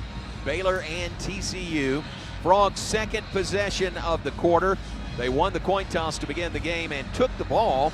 Baylor had 1 possession. Nice drive that reached the Frogs 32 before a sack forced a punt. Now an empty backfield. Hoover alone in the backfield. 3 receivers left, 2 to the right side. Snap to Hoover. Pass over the middle. It's caught at the 20, at the 10, and down inside the 10-yard line. That is a big, big gain to DJ Rogers. Rogers the catch for a big gain, and TCU has it at the Baylor 8. Yeah, it's just another call. 3-by-1 set. They had a 3 receiver set to the left, 1 receiver to the right. Ran a deep post route, broke between those safeties, wide open. Nice toss by Hoover. 40-yard gain on the play. Here's Hoover to the end zone. Pass. Did he catch it? A 1-yard catch? One-hand catch? I think he did. Back of the end zone. Touchdown, TCU, Jordan Bailey. And that shows you how dynamic this TCU offense is. And really what I think Coach Dykes and the offense, Kendall's trying to do early, is they're trying to establish some type of at least semblance of a running game, because I think they really respect the Baylor pass rush, and they don't want Hoover to be under enormous pressure. So they started with the little run game to just make Baylor slow down a little bit, and then all of a sudden that bought them a little time, and they were able to push the ball down the field a little bit. So that's an excellent drive where TCU finishes its drive that it started on the 5, and then Baylor, its first drive, it started on this 10, didn't finish its. Boy, that was an outstanding one-hand grab by Jordan Bailey for the 8-yard touchdown. Extra point kick by Kyle Limmerman out of South Lake Carroll is good. And with 6:42 to go, TCU takes the early lead on Baylor with a 95-yard touchdown drive. TCU 7, Baylor nothing on the Baylor Sports Media Network.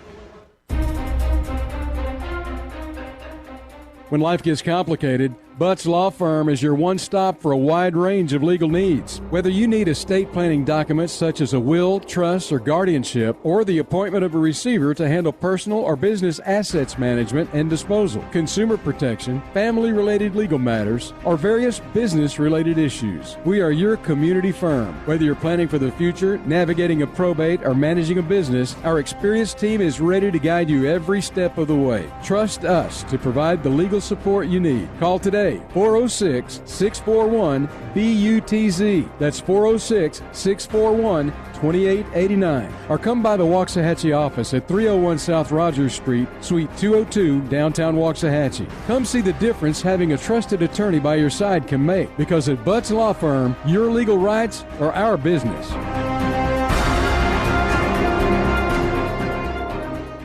Jeff Haas Mazda and the Baylor Bears both know what it takes to be number one. Hard work, determination, commitment. The number one Mazda dealer in Texas, Jeff Haas Mazda, is inviting all the Baylor Bear fans listening to visit us for hard-hitting deals on every new Mazda in stock, with fresh inventory hitting the ground daily. And every new Mazda comes with our Jeff Haas Advantage plan. Plus, your trade is now worth more than ever. We're buying all makes and models. Get our best cash offer in minutes. Jeff Haas Mazda on the Katy Freeway. Number one based on 2021 sales and stock volume in the Gulf region.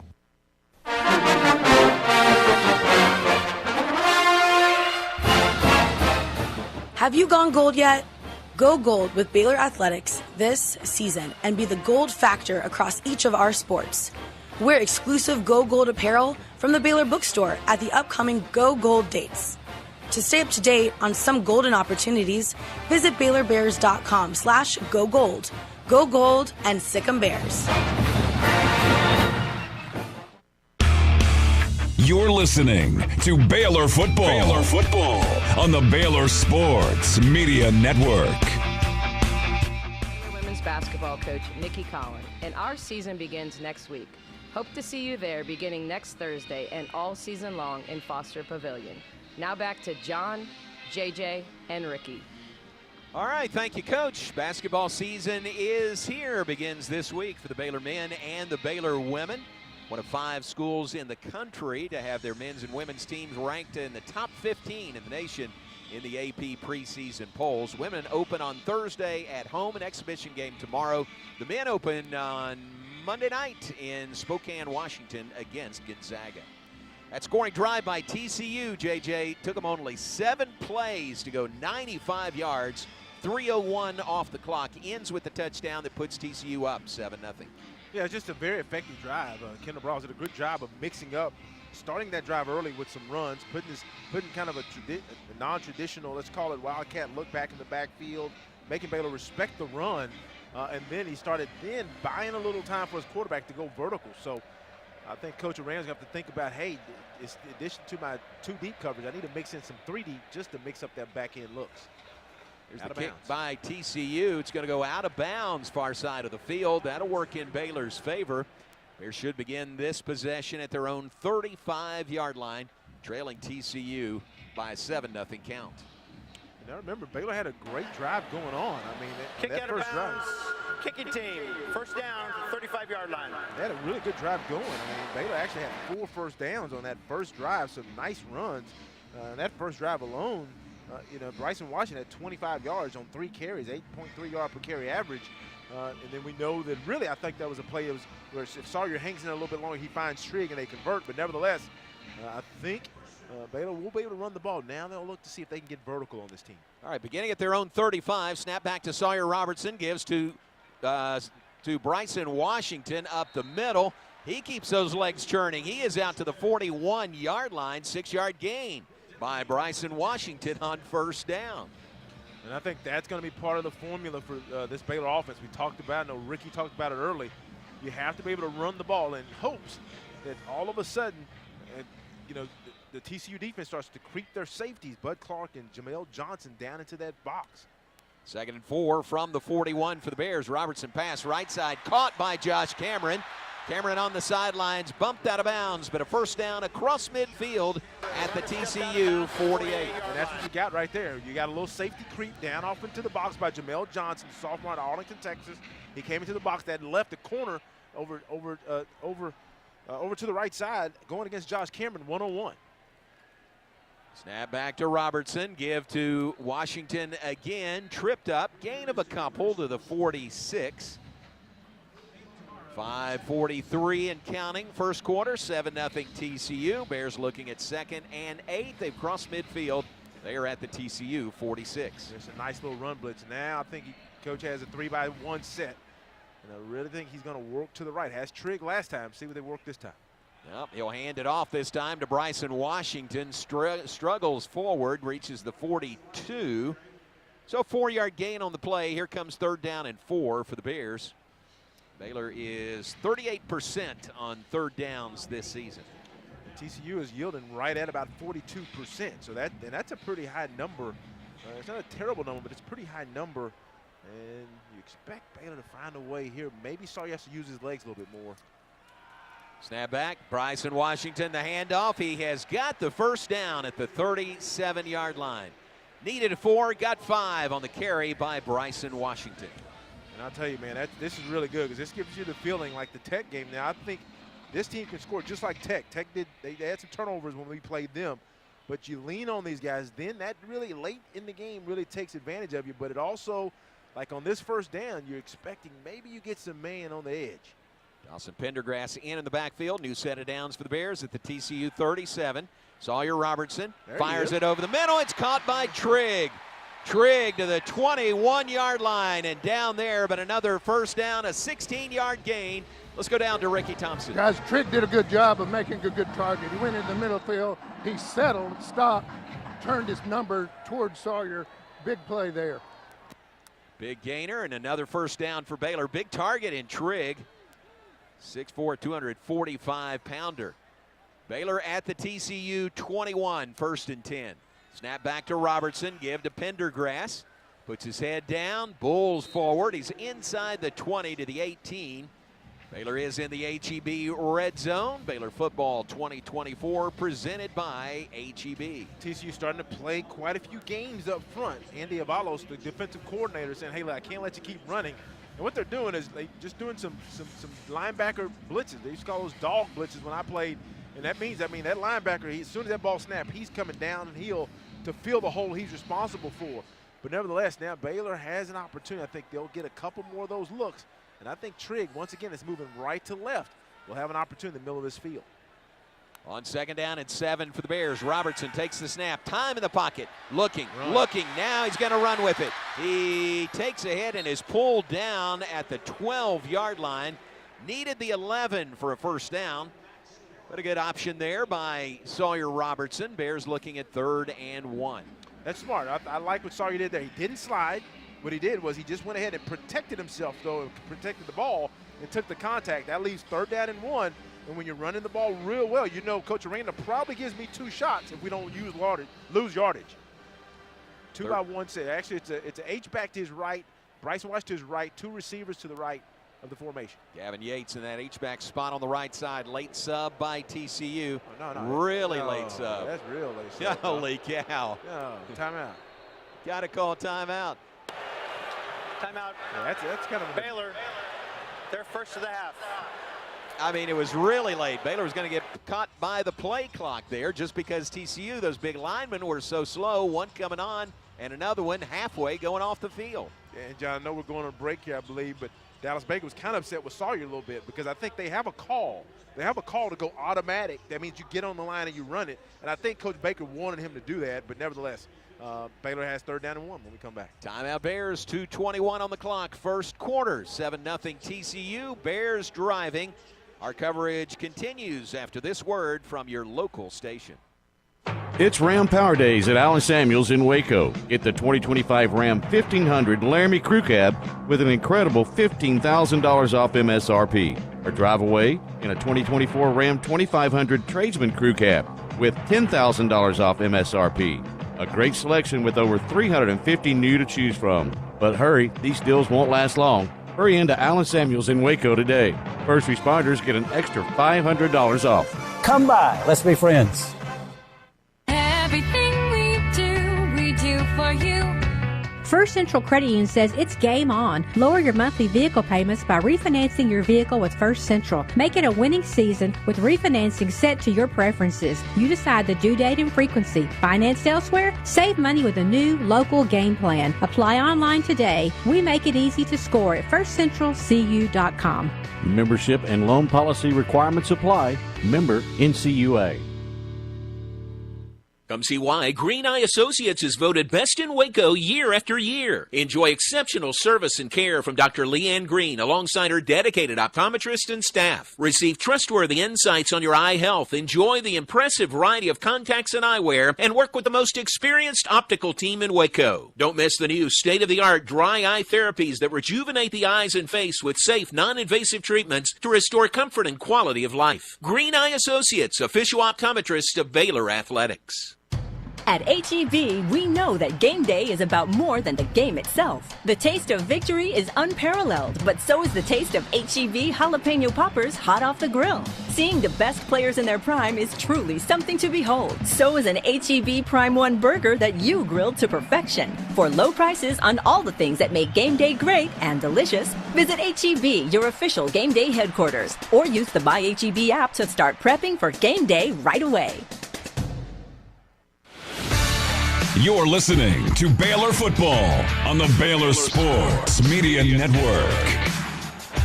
7-0 TCU leads Baylor, 2:21 on the clock, first quarter. Bears driving. They've reached the TCU 12, where it'll be 3rd and 1 when play resumes.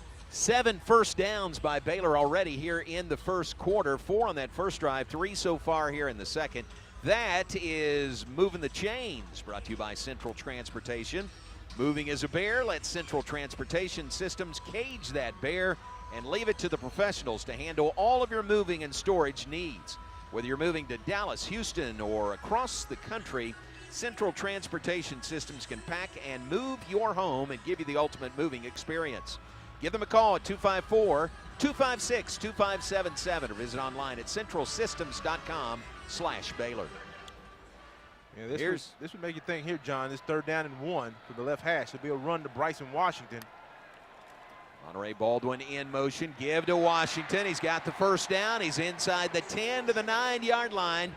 3-yard carry, another first down for the Bears. Now 1st and goal from the 9.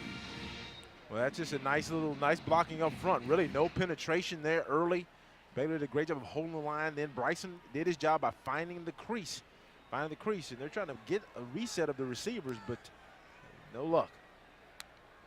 Here's the play, snap back, give to Bryson Washington, through an arm tackle and into the end zone. Touchdown, Baylor. Well, Ricky, I'll tell you on that, that's just a little zone play, but Jamel Johnson came down. I thought he was going to get that tackle, but Bryson did a good job of making him miss.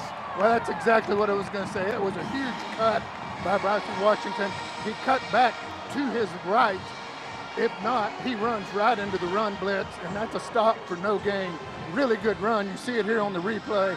Tried to arm tackle Bryson after he missed, but he's not going to go down with an arm tackle. Big drive there for the Bears to match that score. 4th rushing touchdown on the season by the redshirt freshman Bryson Washington. Here's the kick for extra point. It is good. Isaiah Hankins puts it on the board to cap a 10-play, 65-yard scoring drive, 4:54 off the first quarter clock. And the Bears tie it at 7. First touchdown of the night brought to you by McDonald's, a proud partner of Baylor Athletics.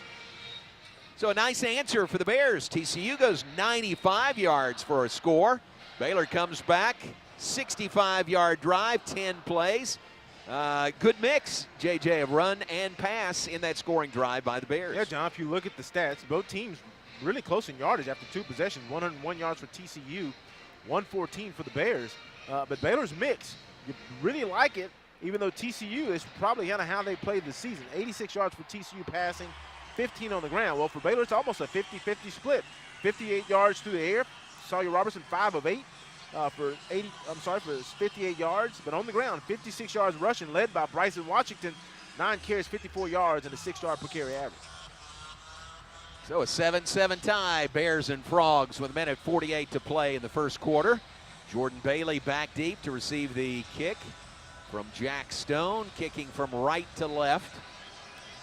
That wind still whipping out of the south, wind at the back of Jack Stone. And the kick will sail 9 yards deep and out the back of the end zone. Baylor football is brought to you by H-E-B. Here, everything's better. Also brought to you by Baylor Scott & White Health, the official healthcare provider of Baylor Athletics. Well, I think for the Baylor defense, that first drive when they got TCU off the field, when they were filling each other out, that really worked. But now Coach Aranda has to figure out, hey, what do I do to mix up my looks on the back end, and how do I get pressure? This TCU would turn the ball over, but it's only predicated on your ability to get pressure on the quarterback and force them to make quick decisions. TCU from their own 25. Josh Hoover, the quarterback. Hoover takes the snap. Flushed, rolling right. Flag is down. Throws on the run. It is caught at the 25 by J.P. Richardson. Let's check the flag. It certainly is. Well, at least I think Garmin Randolph thinks it is. He's letting everybody know. Letting everybody know. He looks healthy. Holding. Offense number 55. 10-yard penalty. Still first down. And that'd be that Bless Harris is senior left tackle. He was having a heck of a time trying to deal with the Garmin Randolph. Now that's going to push TCU back, but 1st and 20 doesn't mean much. Doesn't mean much to this offense. And I would expect Kendall Briles to think about it. Hey, they just got pressure on me when I drop back. Do I try to change it up and run the ball here? But nevertheless, 1st and 20. Yeah, you mentioned Kendall Briles, the offensive coordinator at TCU, 9 years here on the Baylor staff previously. Snap back to Hoover, quick pass down the line. Savion Williams slips one tackle, another, and then down at the 27-yard line. Again, that's a big dude. When he gets the ball and gets a little steam moving forward, you saw there he doesn't go down easily. 6'5", 225-pound senior. Yeah, it reminds me a little. He looks a little bigger. I think they had, was it Quentin Williams, who now plays for the Chargers? Yeah, right. Yeah, I think he was like 6'4", 6'5", but he could really, really run. I don't know if his weight was that big, but nevertheless, another big-town receiver. 2-by-2 set for TCU here. They have a Wildcat look in the backfield. Savion Williams, the direct snap, fakes it, runs it, right side, gets around the corner and out of bounds at the 34-yard line. Let's see where they spot it. Needed the 35 for a first down. They'll be 1 yard short. Well, they've done that quite a bit today. They put Savion Williams in the backfield, and he accelerates much faster than you'd think he would for a big guy. And he outran the Baylor defense pretty quickly. 3rd down and 1, empty backfield. Josh Hoover back in there at quarterback. 4 receivers to the left side, 1 to the right side. Snap to Hoover under center. He will run it himself, and he's got the first down. Couple of yards to the 36. First down TCU, and that may be the final play of the first quarter. Entertaining first quarter. Bears and Frogs, 120th meeting all time. It's Baylor 7, TCU 7, end of 1 at McLean Stadium here on the Baylor Sports Media Network. Score big savings during truck season at Jim Turner Chevrolet in McGregor. Right now, get discounts on our lineup of powerful Chevy Silverados. Save on SUVs too, like the reliable Chevy Suburban or the stylish Tahoe and the Chevy Blazer EV. Hurry! The first 100 to take a test drive this month will receive a 6-pack of Dr. Pepper and a chance to win a year's supply free. Ask for details. Hi, I'm Jim Turner. Enjoy the game, then come see us at Jim Turner Chevrolet in McGregor. Together, let's drive. Kids can now join the Baylor Cup Club, presented by Green Eye Associates, the official kids club of Baylor Athletics. Fans 12 and under can register for the low cost of $25 and gain exclusive benefits and access to Baylor Athletics events. Members receive free admission to select events, exclusive giveaway access, and their own membership package. To register your Cub, please visit BaylorBears.com/Cub Club. Sign your Cub up today and sick 'em Bears. Hey Baylor fans, want to level up your game day experience? With GXG Elite, you can get more than just front row seats. You can get behind-the-scenes access to your favorite athletes, exclusive content, and member-only events.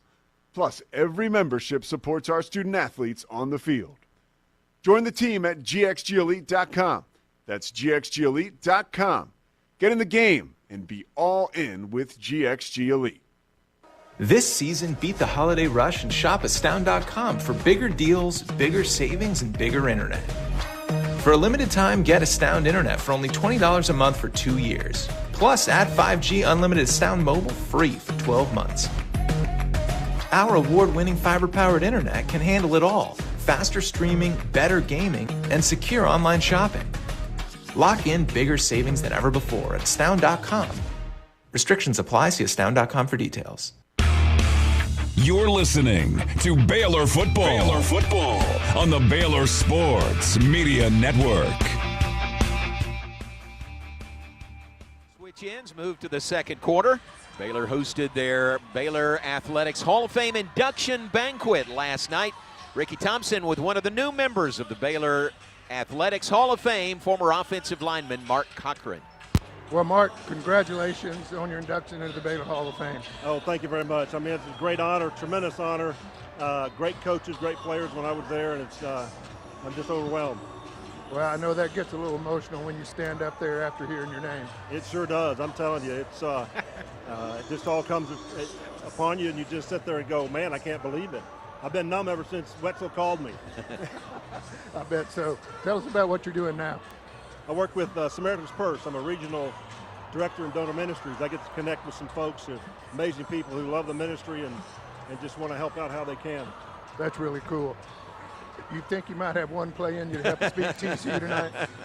My brother, Mark Addix, always likes to say we have one play. Yeah, I'm with you. Maybe one, maybe half a deep pattern. Maybe half. Congratulations. Thank you very much, Ricky. Ricky, that's great. Congratulations to Mark Cochran. Great class inducted. Wonderful banquet last night. David Wetzel, new executive director of the Bee Association.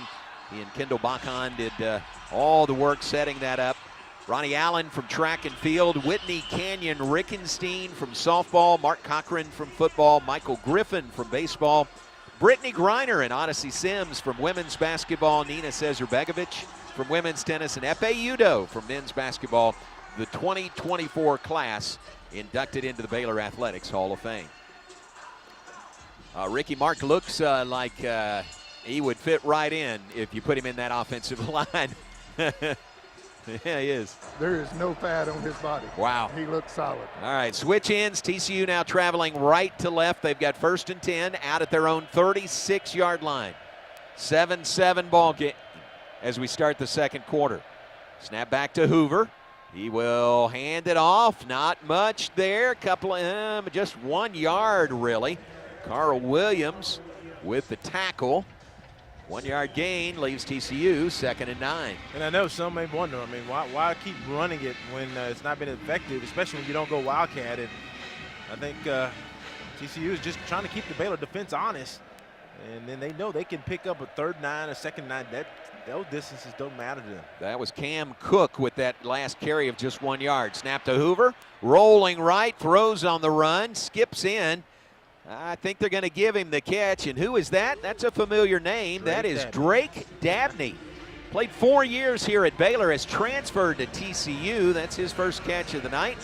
Dabney, the senior for the Frogs out of Cyprus. Well, 3rd down about 6 here, John. TCU 2 of 3. Both teams real well. Baylor 3 of 4 on 3rd downs. Got to find pressure here. Baylor is showing at least that they're going to bring pressure. 3rd down 5 for TCU. There's that pressure in the face of Hoover. Cooper lands. Hoover rolls. Pass up the sideline is incomplete. Oh, ball came loose. Diving attempt, but out of bounds by J.P. Richardson. Man, you said pressure, and it was there in a heartbeat from Cooper Lands. Hey, John, was right up the middle, and I think if Josh has a chance just to sit, he's going to find one of his receivers over the middle open. But Cooper Lands broke loose, just protection error.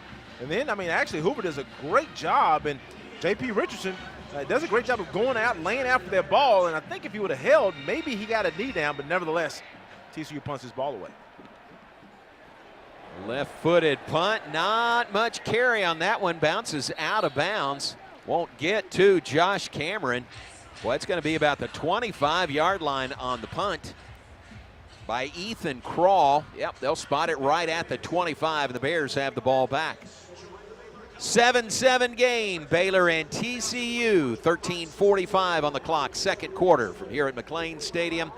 Timeout on the field. We'll take the break on the Baylor Sports Media Network. TFNB Your Bank for Life is the official local bank of Baylor Athletics. Find out why more Central Texas are making TFNB their bank for life. Sign up for our Edge checking and savings accounts to earn interest or cash back. With 5 convenient locations and an award-winning mobile app, banking has never been easier. TFNB, your bank for life. Member FDIC. That windy, huh? Premier ER and Urgent Care has all the convenience of urgent care with all the expertise of an ER, all under one roof. At every visit, be seen by ER-trained staff with on-site lab and CT, X-ray, ultrasound, and EKG. Here, you pay for the appropriate level of care that you receive, and we are in-network with most major insurance providers. Premier ER and Urgent Care has 4 convenient locations serving Texas: San Marcos, Temple, Waco, and Woodway. To learn more, visit www.premier.care. Are you a proud Baylor fan? Do you love prizes? The Baylor Sports app allows fans to track their attendance across athletic events and earn points using Baylor Bold Rewards. Baylor Athletics wants to reward the most loyal fans for cheering on the Bears, so register online today at BaylorBoldRewards.com or download the Baylor Sports app straight to your phone. Prizes this year are better than ever, so start earning your points today.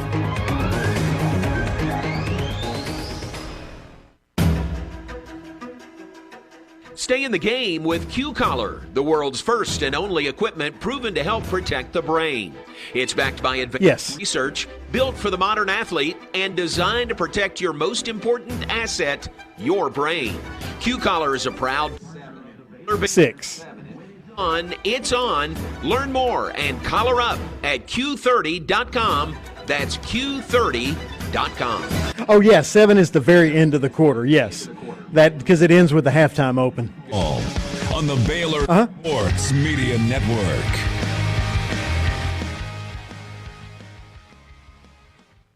This football season, make Pepsi your go-to game day drink because it's the only drink for football watching. Pepsi, that's what I like. Proud partner of Baylor Bears football. And brought to you by Pizza Hut. Pizza Hut and Baylor have partnered to bring you the Book It Bear program. We're rewarding students with a free personal pan pizza for reaching individual reading goals. Learn more at bookitprogram.com and read like a bear with Pizza Hut. JJ, when we get a chance, give us some of the stats. We're a little bit into the second quarter, but update us on some stats when you can. Yeah, Sawyer's coming on the field there with Pendergrass to his side. 5 of 6 for Sawyer for 58 yards. The running game has really got going. 56 yards on 13 carries, led by Bryson Washington's 9 for 54. It's a good sign, that running game hopefully picking up right where they left off. Ran it for 343 yards last week in the win over Oklahoma State. 1st and 10 for the Bears from the 25. Pass on the slant right side off the hand of Josh Cameron and incomplete. Yeah, I think Sawyer, if he would just waited one more tick, his little RPO, they brought the safety down into the box, Cam Smith, and then all of a sudden the backside safety got in the way of that throw. But I believe if Sawyer had time, if he just waits maybe one more tick, he's able to let Josh Cameron clear, and there's nobody back there. 2nd and 10. From the 25 for the Bears in a 7-7 game. Snap back to Sawyer Robertson. Pass right side caught by Gavin Yates. Yates bumped out of bounds as soon as he makes the catch. It's at the 30-yard line, so a 5-yard pickup leaves Baylor at 3rd down and 5. Baylor 3 of 4 in the afternoon on 3rd downs, and that's a big play by Sawyer. That's a maturation play for a quarterback. He's looking, TCU is playing coverage. He just checks it down. He's done it twice. The Bryson Washington picked up about 12 or 13. He checks it down there to Gavin Yates. He picks up 5, and a 3rd down and 5 is a real manageable down and distance. And if you get close enough, you know Coach will give you a chance at it potentially.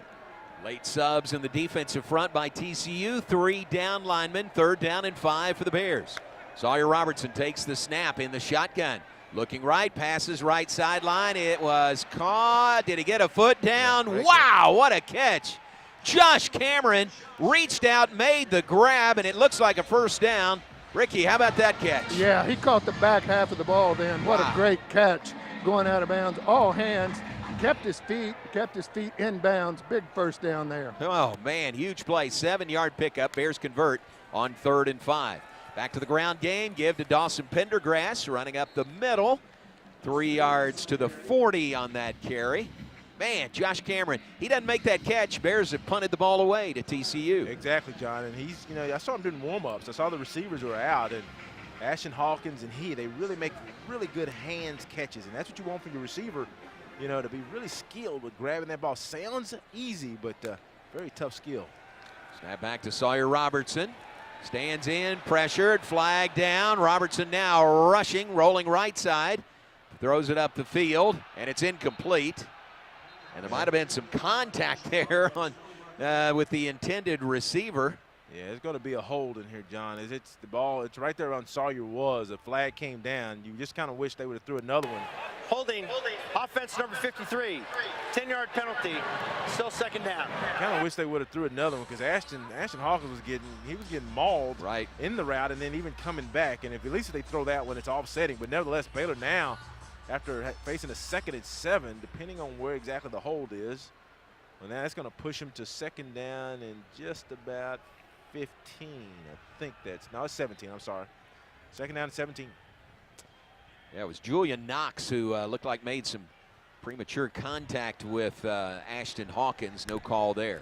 2nd and 17, as JJ said. Robertson pass, left side. Trigg off his hands, incomplete. Kind of juggling it, trying to make the catch as he goes out of bounds. So an incompletion. Bears looking at 3rd and 17. Yeah, that's how big that hold was. You had 2nd and 7. If you get at least something, now TCU has you where they want. They have you where they want you. They have a really good pass defense. This allows them to play a lot of good coverage. They have veteran guys on the back end. Not a huge interception team. They don't intercept a lot of passes. They do have some, but not a lot. They just do a good job pass defense. Baylor's going to come out in a doubles formation. TCU's going to play what looks like a 2-deep shell, may go to a quarters as they act like they're going to blitz. Snap back to Sawyer Robertson. Short pass underneath to Ashton Hawkins, trying to run before he had control of the ball. It's incomplete. So the Bears will punt the ball away on 4th and 17. That holding penalty proves to be really costly. 11:53 on the clock, 2nd quarter. Baylor 7, TCU 7. Bears about to give the ball back to the Frogs. Yeah, that's, when you have a setback in a drive, I think TCU on their drive, you got to think they had a hold on their first series. They did pick up that first down, but then they had a punt. Baylor had a hold just now after picking up a first down, have to punt this ball away. Palmer Williams nearly has it blocked. A punt taken by J.P. Richardson. Steps out of bounds on the near sideline. 51-yard punt by Palmer Williams under very heavy pressure. But the ball goes back over to TCU. 11:46 on the clock. Good point. Ricky makes that 51-yard punt against the wind. So Palmer Williams, one of the best punters in this conference and in the nation.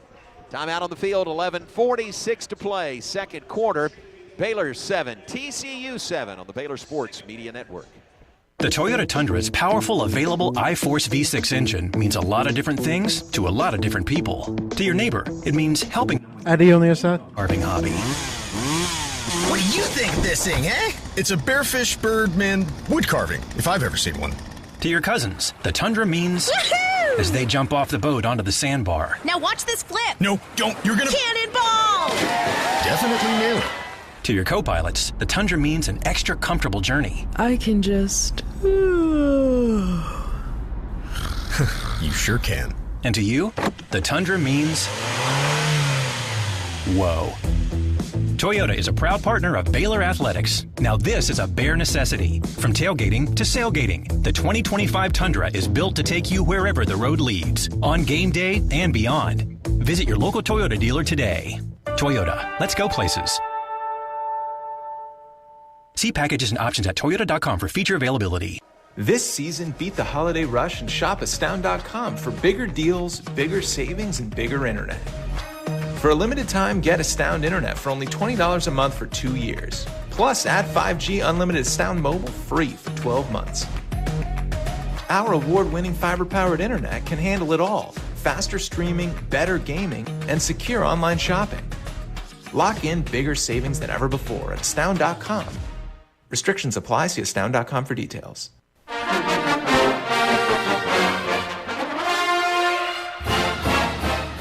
Have you gone gold yet? Go gold with Baylor Athletics this season and be the gold factor across each of our sports. Wear exclusive Go Gold apparel from the Baylor bookstore at the upcoming Go Gold dates. To stay up to date on some golden opportunities, visit BaylorBears.com/Go Gold. Go Gold and Sic 'em Bears. You're listening to Baylor Football. Baylor Football on the Baylor Sports Media Network. I want to say thanks to Central National Bank, our sponsor tonight, proudly serving Central Texans in Waco, Temple, and Austin. Bank different. Bank Central, Central National Bank. Bears have punted the ball away to TCU before the Frogs offense comes on the field. Let's pause 10 seconds for station identification. Back in 10 seconds on the Baylor Sports Media Network. From the Allen Samuels Dodge Chrysler Jeep Ram Studios, this is KRZI Waco, K222DC Waco, K265DV Temple, ESPN Central Texas. Frogs have the ball in a tie game, 7-7, Baylor and TCU, 11:46 on the clock, second quarter. Couple of long touchdown drives. TCU's a 95-yard touchdown drive for their only points so far. Bears got good field position and took the ball 65 yards on 10 plays for their score that has the game tied. Here's TCU with Hoover at quarterback. Cam Cook, the back behind him. Fake the handoff. Hoover looking to throw. A field near side, incomplete. Pass intended for Jack Besh, the senior from Lafayette, Louisiana, the LSU transfer. That's really good. That's really good coverage there. Baylor did it in and out on Besh. And Besh is their leading receiver coming into the game and has had a really dynamic season. 46 catches, 825 yards, and 7 touchdowns. Baylor had Carl Williams on him. Then they actually matched up and brought Lemire to help on that. So nice coverage. 2nd and 10. And Trevin Mai was in the face of the quarterback, Josh Hoover. Second down play, handoff to Cook, running right side, and he is down after a short 1-yard gain to the 19. Caden Jenkins chased him laterally across the field, made the tackle. So leaves TCU, that wasn't even a full yard, so we'll call it 3rd down and 10 for TCU from the 19-yard line. And unfortunately on that play, John, in this passing down, Caden Jenkins has to come out. He's kind of shaking one of his arms. Looks like he, on that tackle, may have just kind of tweaked his shoulder a little bit, but TCU motions to a 2-by-1 set. Running back to his right, tight end to the right as well. 3rd down 9 for Pressure. TCU. Hoover over the middle. Open. A guy wide open and off his hands, incomplete. Savion Williams was running all alone in the center of the field, and the pass was just off his fingertips, or he would have taken it 81 yards for a score. Yeah, John, that's a busted coverage once again. I mean, Baylor actually on that one brought a little pressure, went single high, and I'm not sure. I'm trying to look back to see what the safety did on that, but man, I tell you, Savion Williams came right to left. He was deep, and it wasn't a Baylor defender within probably 20 yards of it. Big break for the Bears. Punt is away by TCU. Josh Cameron, leading punt returner in the nation, takes it in at the 24, to the 30, to the 35, to the 36. A lot of traffic there. And he is down at the 36-yard line. Bears have the ball back from TCU. Man, oh man, that was inches away. Ricky Thompson from a long touchdown pass for TCU.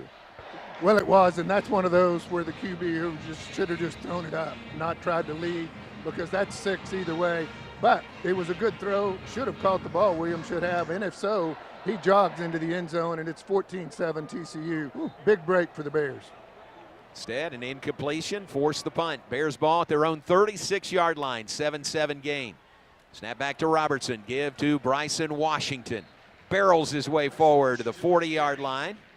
Gain of 4 on the play. That's nice, easy Hodges gains. on the tackle. Yeah, second down and first down. Second down, it's about 7, really about 6.5 on that. So it's a good run on first down. TCU is going to be committed right now to the shell, but they're bringing those backers ever closer to the line of scrimmage at the snap. Yeah, they spotted at the 39, so a 3-yard gain. Here's Robertson, flushed out of the pocket, rolling right. Now got to run with it. Does not slide, dives forward, ball's on the ground. It looked like the Sawyer Robertson. Ricky recovered his own fumble. And that ball did come loose. Sawyer did a good job of hustling, fighting for that ball, and picking up the first down at the same time. JJ, we talked about not sliding. Maybe sometimes you should, but he got the first down on that one, so we'll take it. Yeah, on that one, Sawyer just really had no choice. That one, you had a 2nd and 7. I thought he probably could have went ahead and slid, or at least got down, but wanted to get that first down. 1st and 10 from the 40, about 8. So new set of downs for the Bears. Snap back, handoff. Bryson Washington hit hard and pushed backwards. They blow the whistle. They never got him on the ground. 2-yard gain to the 50. Ball right at midfield, right on the lower edge of the interlocking BU at midfield here at McLean Stadium. On a blackout on a Saturday night, Baylor and TCU. Well, I'll tell you, pretty soon, either Hal or Ashton or even Monterey going to have a chance. That was Cam Smith, the deep safety that made that tackle at the line of scrimmage. He actually still gained 2 yards. So when you start seeing safeties impact the game at the line of scrimmage, you'll get some chances here later. 2nd down 8 for the Bears. Sawyer Robertson. He's going deep. Center of the field. Flag is down. That's a dive by Presley, and it's incomplete. That's going to be a PI finally. And I'm not sure where you are, Ricky, but I believe Hal Smith. Yeah, they threw 2 or 3 flags on that one. That's going to go against TCU easily, and probably a touchdown if they don't grab him. Yeah, Hal Presley. I'm sorry about that, Hal, but Hal Presley, I don't know where I get Smith from, but he was going to break loose, John. He was going to break loose on the post, and Baylor's going to take a shot. Yeah, that should be PI. Prior to the pass, holding, defense number 13, 10-yard penalty and an automatic. First down. Yeah, that's a tough one. That's a real tough one. I thought right then, Ricky, I thought Sawyer let that ball go. That's a big break for TCU. Yeah, there's no way that ball wasn't in the air then. At least when the flags came, the ball was well down the field. But you'll take that one, first down for the Bears on the TCU 40. Call to the sidelines to Ricky Thompson, brought to you by Alliance Bank. First down Bears there at the TCU 40. Robertson takes the snap, give to Washington, sidesteps. He's into the secondary, the 30, the 20, the 10, 5, touchdown, Bryson Washington. 40-yard touchdown run. Baylor takes the lead over TCU. Bryson Washington to the gold end zone. Well, Ricky, I'm not sure where you are, but I think now we're seeing a little maturation for Bryson because he's starting to make a couple cuts and make guys miss like he did earlier. He did that again here. Well, he did. And remember, Pendergrass is the one we've said that is so good at that. The difference is Bryson's got another notch in speed, and he breaks that one for 6. What a cut at the line of scrimmage. I really thought it was no gain. Man, oh man, just a little sidestep there and then all the way. There's a try for extra point. Whistles blow as the ball is snapped back. False start there, John. That's a preliminary indication. False start. Offense, number 62, 5-yard penalty. The try will be from the 8-yard line. So back him up, follows a 4-play, 64-yard scoring drive by Baylor. Exactly 2 minutes off the second quarter clock. Take a 13-7 lead. Looking for the extra point kick. That'll make it 14-7. This is now a 25-yard field goal, John. It's not a PA. It's not a chip shot PAT. It backs him up a little bit. You're right. Garrison Grimes, the deep snapper. Palmer Williams, the holder. Isaiah Hankins, the kicker, and he missed it. Wow. Big difference, man. He missed the extra point. JJ, you kind of called that one. Yeah, and I'd hate to say it, but I mean, like, you know, the kickers are like anybody. They get in the rhythm. Okay, we touched that extra point, and all of a sudden that's a 25-yarder. Now, the thing about it is you still expect him to make it. It's in the middle of the field, and there's no angle needed. So, Rick, I couldn't tell which side he missed that on, but it wasn't. Yeah, he pulled that to the right side or left if you're facing it from behind the goalpost. Actually, not that close. He just didn't hit that ball well at all. Guys, that can come back to haunt you in a game that's going to be this close throughout. Yeah, first missed extra point of the season for Isaiah Hankins. Leaves us at Baylor 13, TCU 7, 8:41 to play before halftime on the Baylor Sports Media Network. It's Jeep Adventure Days at Allen Samuels in Waco. Drive off in the new 2024 Jeep Grand Cherokee Overland with $13,000 off, or the 2024 Jeep Gladiator Sport with a huge 18%. Okay. Need more options? Jeep Compass, $9,000 off. You can have a guest, right? Wagoneer L with 8,300 dealer discount. Plus, all models come with 0% financing for 36 months. Get your adventure started today at Allen Samuels in Waco. Come by. Let's be friends.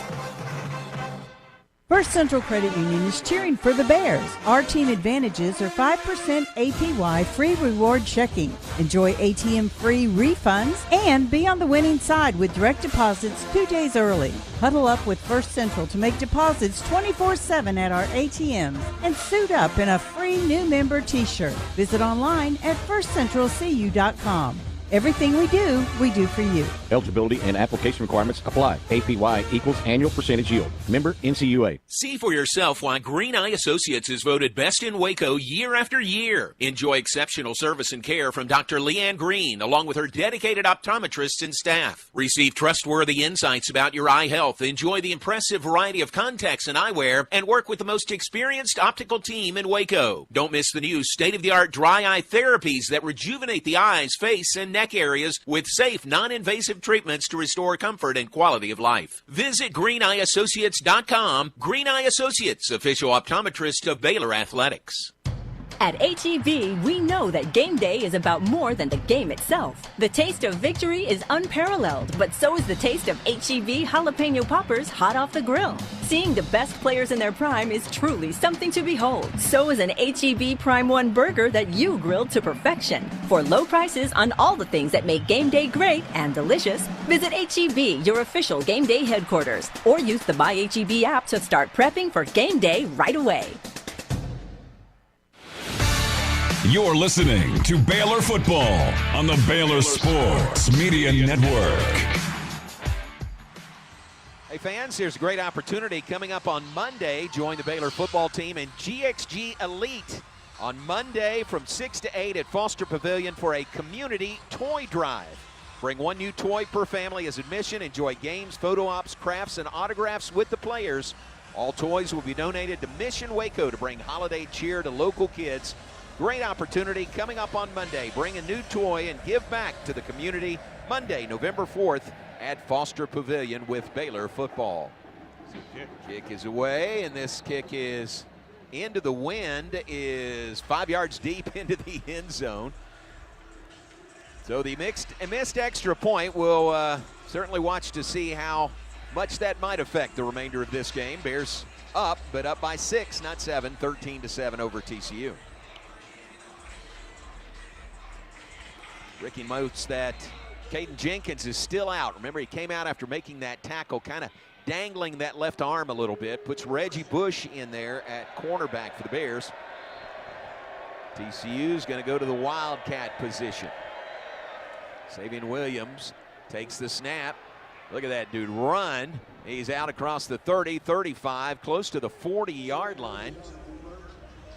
Yeah, Savion played a little quarterback in high school. You can tell they put him back there, put a young man back there, and his acceleration. But, you know, if you're Baylor, pretty soon you got to figure out, what do I do when I see him back there? Do I change my look?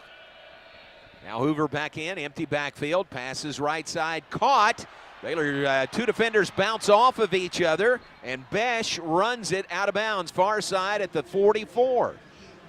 So Baylor kind of had him bracketed there, but he bounced out of that and gains to the 44-yard line. Yeah, just poor tackling. They're just trying to get Besh into the game. I believe that was his first catch, matter of fact. Maybe that's his second catch, but nevertheless, I mean, he bounced off, I think it's Carl Williams, and then outran the defenders for the first down. 18-yard gain. Here's Hoover. Passes it down the line to Savion Williams, and a nice open field tackle of Williams by Baylor's Devin Bobby, the junior from DeSoto. Tell you, Devin Bobby got downhill fast, and they had really three receivers blocking the three defenders for Baylor. The only guy that really had a clean shot was Bobby. Bobby gets there and gets low on Bird, gets him to the ground. Second down, and Savion Williams, second down at 7. From the 41-yard line, Hoover looks right. Late pressure. Pass, drops it off to Savion Williams. Left side, he is to the 30-yard line and planted in the turf by Steve Linton.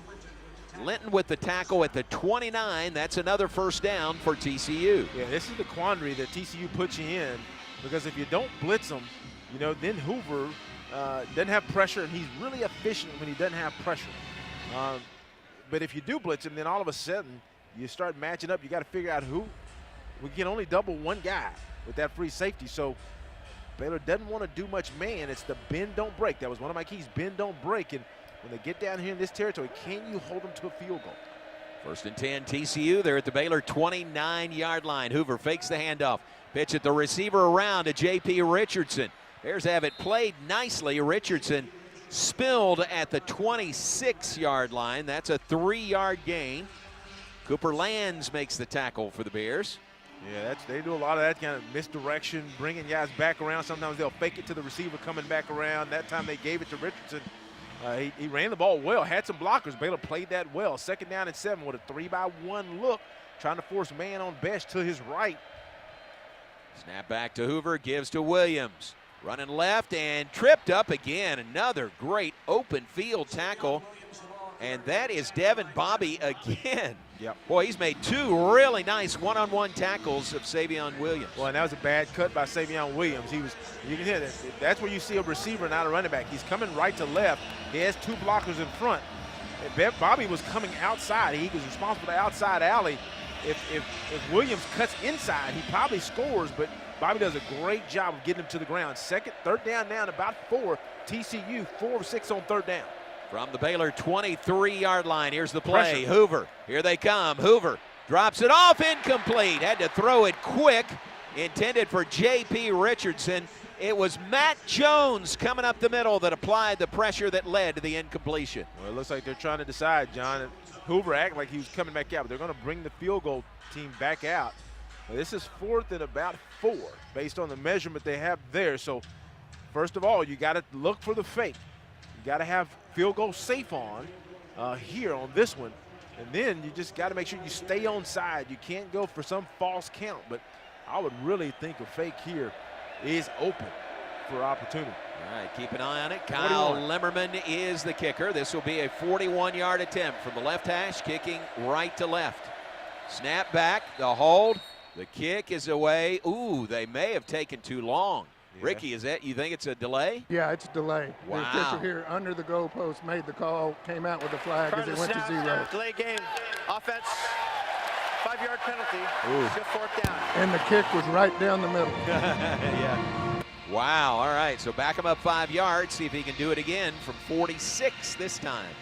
And, I mean, you should hit him anyway. I just think maybe kicking that way, and we'll go to Ricky in a minute, psychologically for the kickers is a little bit better because the wind on the north side, the flags are moving some, but not as much.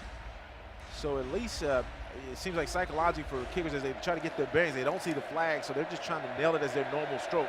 46-yard field goal right here. So a 46-yard attempt now. From the left hash, kicking right to left. Snap, hold, kick is away, and the kick is good by Lemmerman. 46. His career long is 48. TCU adds 3 on their side of the scoreboard. 5:18 to play, 2nd quarter. Now Baylor 13, TCU 10. So the drive by TCU, 8 plays, 47 yards, 3:23 off the clock here in the 2nd quarter. Lemmerman is plenty good on that kick that pulls TCU within 3. Well, that's a solid drive by TCU. Baylor went up 13-7, and Baylor's been running the ball real well. So the number one thing TCU needed to do, besides, of course, get points, well, I'll say that's why you're out there on offense. The first priority is get a 1st down or 2, which they've gotten plenty of. They have 7 first downs. Baylor has more with 12. But you want to give your defense a little break because really, if you look at the game, TCU is only, they've given up 113 yards rushing and basically a quarter and a little over a half. And that's a lot of rushing yards. That tires out your defense. So they gave their defense a little rest, closed the gap, and now Baylor has an opportunity here to really try to close the quarter with that run game and keeping that TCU offense off the field to close this half. All right, so the Frogs will kick it off from right to left. Wind at his back. And the kick will sail 7 yards deep, bounce out the back of the end zone. Bears will have it on the touchback at the 25.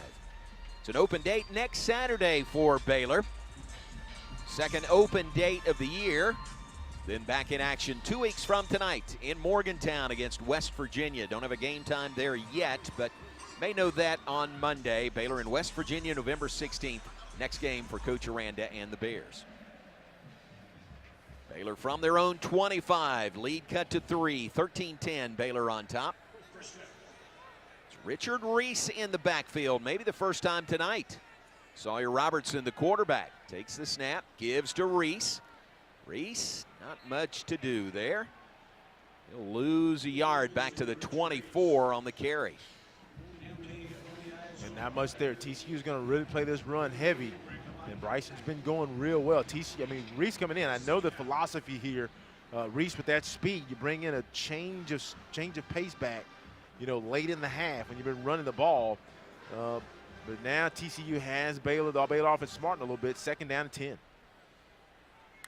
Knows the ball just inside the 25. Robertson stands in, passes right side. It's incomplete. A little too tall, a little too hot for Josh Cameron there. And just like that, the Bears looking at 3rd down and 10 from the 25. Yeah, that's just one. And when you get a drive, or at least I say a drive, when you get a series of downs, that's when you start with 1st down, hopefully 3rd down, and you convert, you usually have about one play in that series. You're lucky if you get 2 where things work out exactly how you want. That was what you had with Josh on that 3rd down and 10, 2-by-1 set. Trigg goes right to left in motion. On 3rd down and 10 from the 25 for the Bears, leading 13-10 over TCU. Robertson pressured, steps up, still looking. Now he's going to fire it, nearly incompleted, nearly intercepted, trying to hit Josh Cameron. That ball was nearly intercepted by Lamarian James, senior from Norfolk, Virginia. So not a lot to write home about on that possession. 3 and out. Bears will have to punt the ball back to TCU. Yeah, and really right there, I think, Coach, I know Coach is probably talking what he's doing. They put in Richard Reese to try to get him going, get the change of pace back in. But I just felt like Bryson Weiss is running so well, 12 for 99. You put him in, he's got his rhythm going. Then you bring Reese in. But nevertheless, they've got to punt this ball away.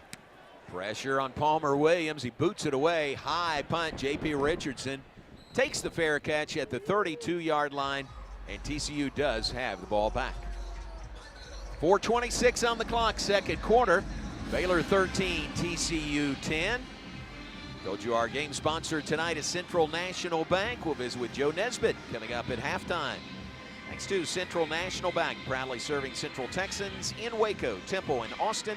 Bank different. Bank Central, Central National Bank. Well, it looks, hopefully this is, I think I see Caden Jenkins back on the field, which is good news.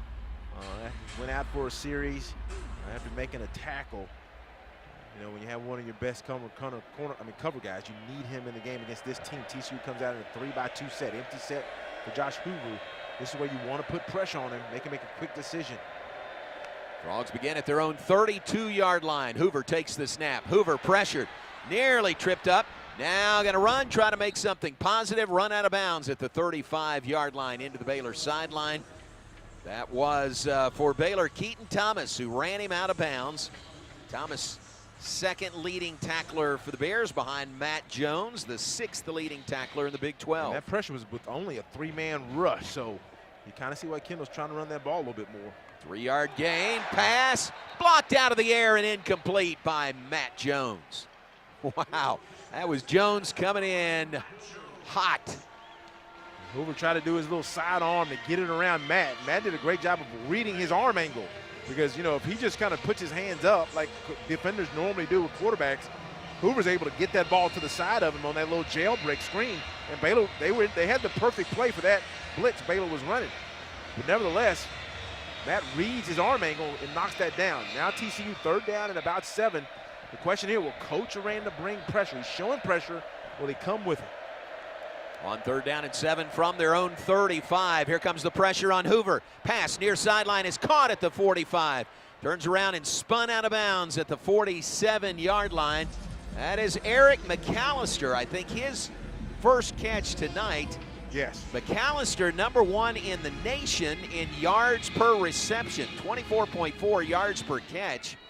He had an 84-yard touchdown catch that provided the game-winning points last week in the win over Texas Tech. First down, TCU out to the 47. Long pass across the field, far sideline. That one is caught and pulled down. First down, TCU. That's Dabney again with the catch, his 2nd catch tonight. Well, a staple of one of those Browns offenses, they always have a check down, a wide check down. You always see a guy wide along the sideline just kind of standing, waiting. Little tempo, hand the ball off, running right, short gain. A couple of yards, maybe 3 to the 39-yard line. This is big now. Coach Aranda's tried to bring pressure a couple times. Wasn't able to get there. Hoover extended the play a little bit, found the guy. Scrambled for a few yards. The other time he found a check down. and got to try to get home to get them off the field. 2:47 to count. I think that run play was to burn a little time because they don't want Baylor to have the ball, have much time after they have a chance to score here. 2nd and 7 from the 39 for TCU. Hoover will hand the ball off again, running right and tripped up. Good coverage by Baylor again. Short gain to the 37, so 2 yards on that carry. Well, the course of bougie here is at the point of the play. There was a TCU lineman that grabbed Big E. Number 51 just drug him down. Colton Deary. He just drug Big E to the ground, and right in the official just kind of, well, let's just keep playing, young men. So 3rd down and 5 here. This is the big one. TCU in the afternoon. 4 of 7 on 3rd downs. Baylor has to get home here. They're going to call a timeout. This is the 2-minute timeout. 2-minute timeout. That was Jeremy Payne with the last 2 carries for TCU. Modest gains to the 37-yard line is where TCU is. And you heard the 2-minute timeout. We will keep it right here. 2 minutes to go before halftime. Baylor leading TCU 13-10. Yep, so a lot of maneuvering, you'd say, on this drive, this possession by TCU. JJ, you mentioned they don't want to move too fast. They don't want to give Baylor the ball back before halftime. Yeah, John, I mean, both teams move the ball quite well. I mean, TCU has 210 yards of offense, Baylor 183. And so, 30 yards support, separates them, and this is TCU's additional drive. This is now their 6th drive. Baylor's had 5. But nevertheless, they're trying to manage the clock as well. And, really, I think TCU dodged the bullet there because there was a hold at a point of attack that the official, they don't call every hold, so that you can't expect everyone, but that was one at the point of attack that they could have called on them and pushed them to like a 2nd and 15 or so. But nevertheless, now, 3rd down and 5, this is in their wheelhouse, and the question will be, from Coach Aranda, what do you do here? What am I expecting? What do I do here? Do I pressure Hoover? And you got to figure. 2 catches, 14 yards for former Baylor tight end Drake Dabney here in the first half. Listen to Drake Dabney, his comments this week on returning to Baylor.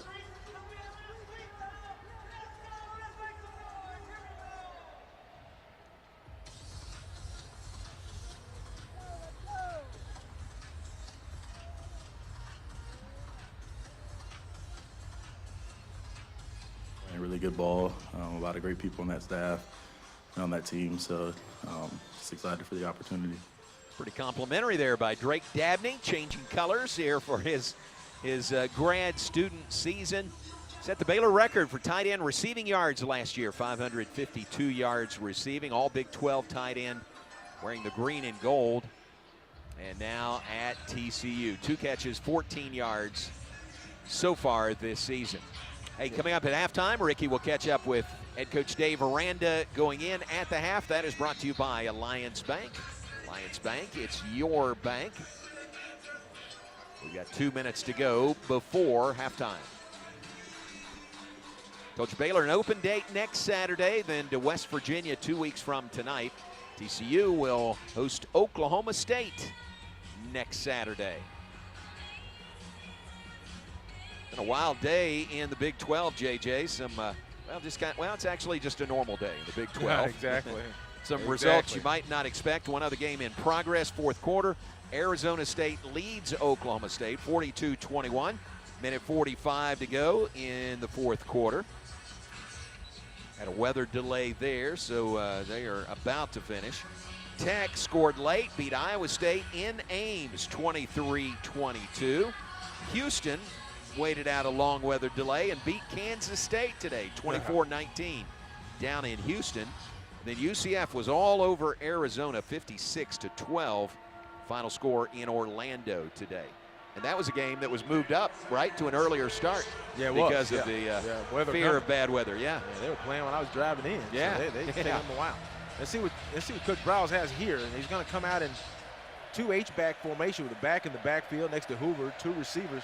Coach Aranda is going to show just a shell, 2-deep shell. Here we go, 3rd down and 5. Hoover hands it off. Whoa, nearly breaks free, but a nice tackle, but it's going to be enough for a 1st down. Payne with the carry for TCU. After the 2-minute timeout, it is a 1st down. Ball is spotted at the 32-yard line. Yeah, it's a nice run. That's just a little zone play, and Coach Aranda showed a two deep zone, so that would say if you're the offensive coordinator, Coach Browse, what he did is he simply did a zone where he ran the ball. Got fewer guys in the box than we have to block, then we're going to run the ball, and now they're going to take their time. Minute 37 and count, 1st and 10. They've driven to the Baylor 32. It's 13-10, Baylor on top. Snap back to Hoover. Fires it, right flat, caught, falling down at the 16-yard line.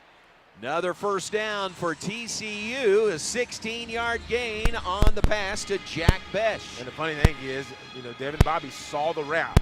He was going to try to break on it, but he slipped. He saw the route. He saw Besh really just almost, he was trying to run like a muted corner route, and he saw it but slipped down. First down and 10 from the 12, from the 17.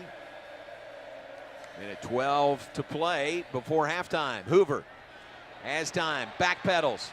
Drops it off underneath to Payne, who slips the tackle at the 15. He's to the 10, to the 5, and to the goal line. Is he in? He is. Touchdown, TCU. We have a Baylor player, another Baylor player down, John, on the sideline at about the 4-yard line, and I'm hoping that's not. Well, the Baylor player gets up. That's the good news. The Baylor player gets up. It's actually Williams. So Still plays a touchdown. Officials timeout for an injury to a defensive player. That's Carl Williams. He's at least walking. But on that play, John, just a little check down, a little late pressure by the Baylor defense.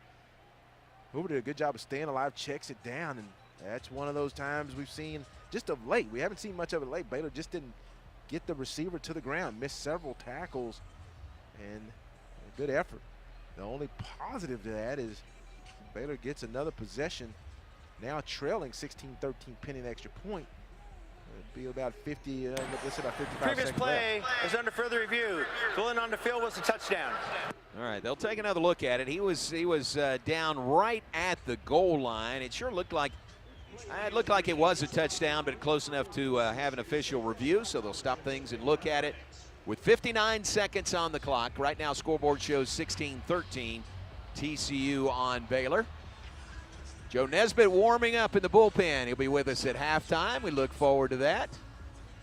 With Central National Bank and our game sponsor tonight. Beautiful night, isn't it? It really is. Coming in, it just started with the forecast. Right. We're in trouble. But we've been blessed. So far, it's been great. Weather all over. Significant weather all around the Big 12, but so far it's been really nice here in Waco as they review this play.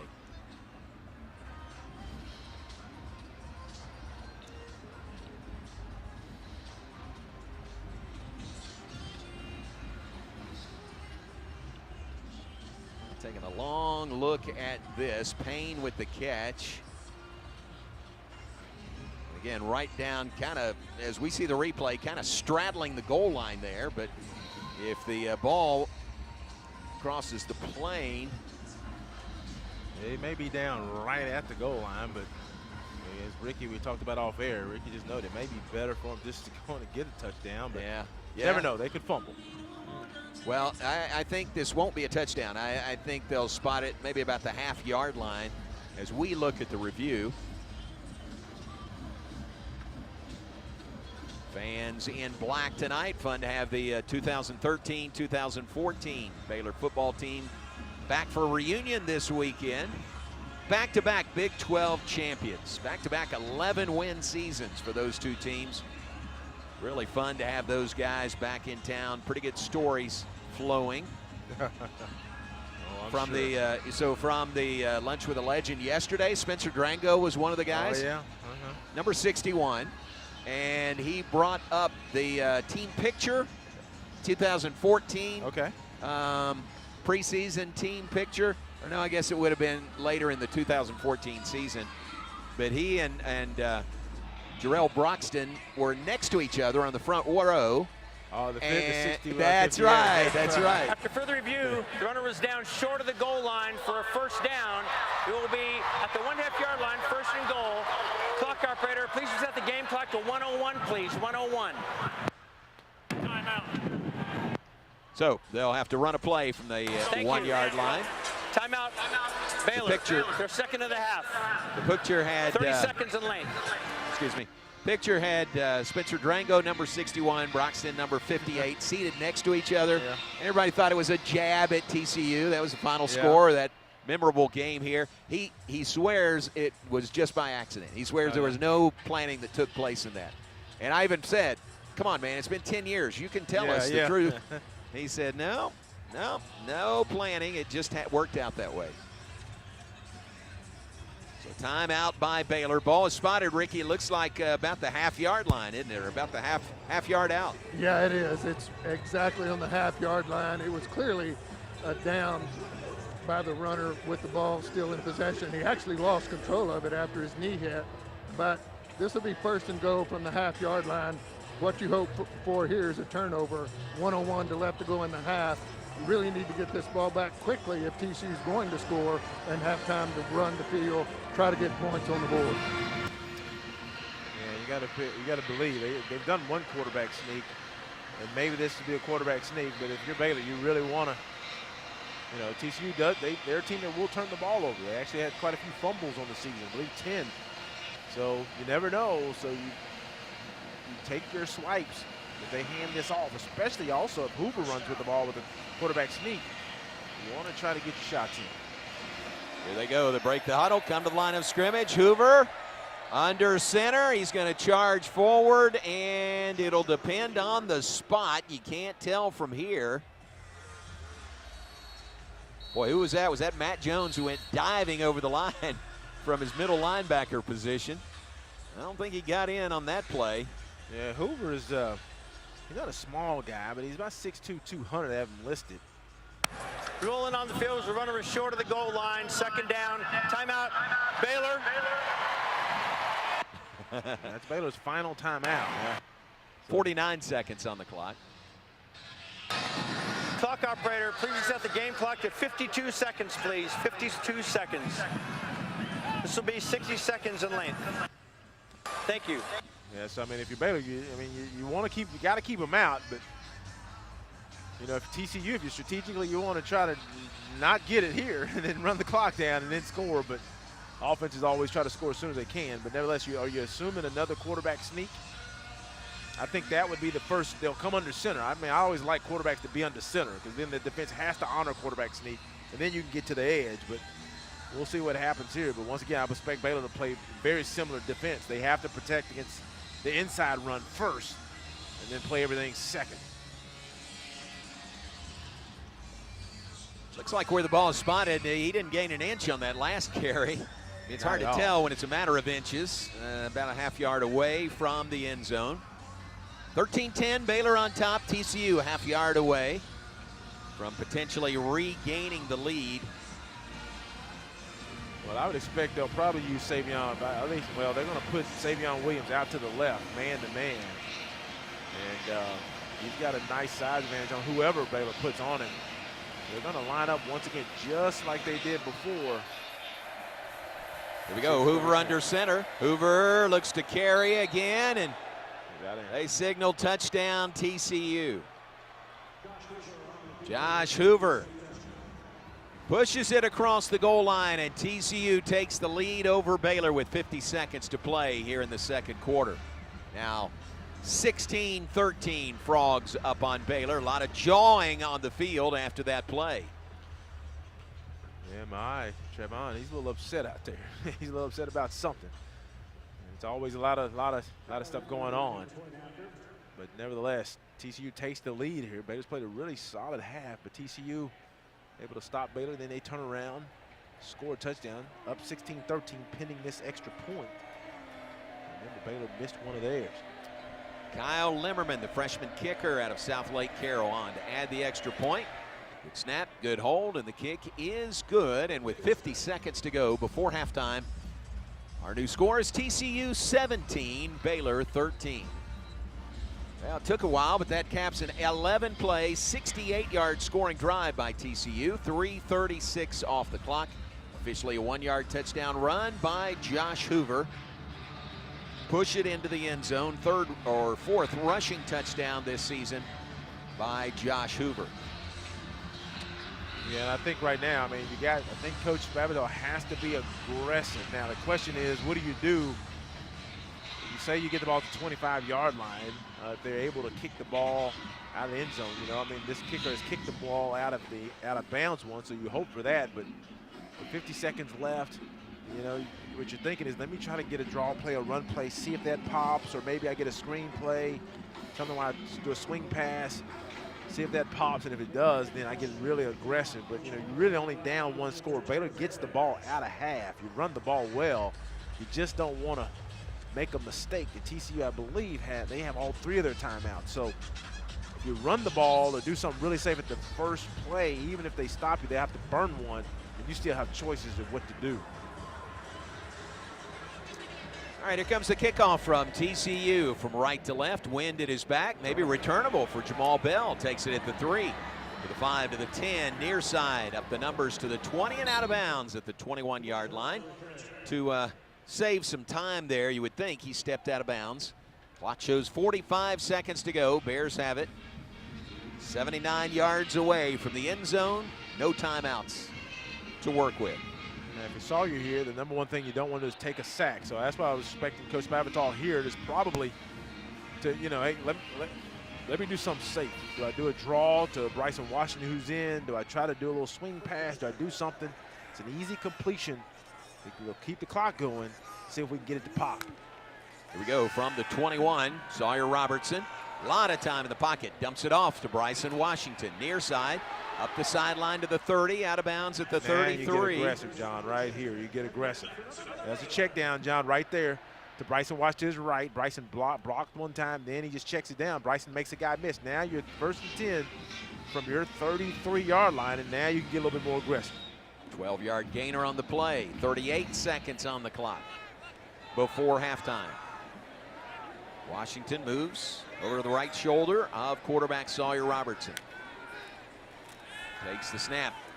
Robertson flushed, pressured, gets away from a sack. Now going to run with it to the 40. Out to the 44-yard line is Sawyer Robertson. Bears got to hurry. Yeah, the clock is stopped, John. It's a first down. They're giving him the first down on the slide. So he's got time. He's got to get this play call. Now set. Now going to run the play from the 44. Robertson pass out near side to Trigg.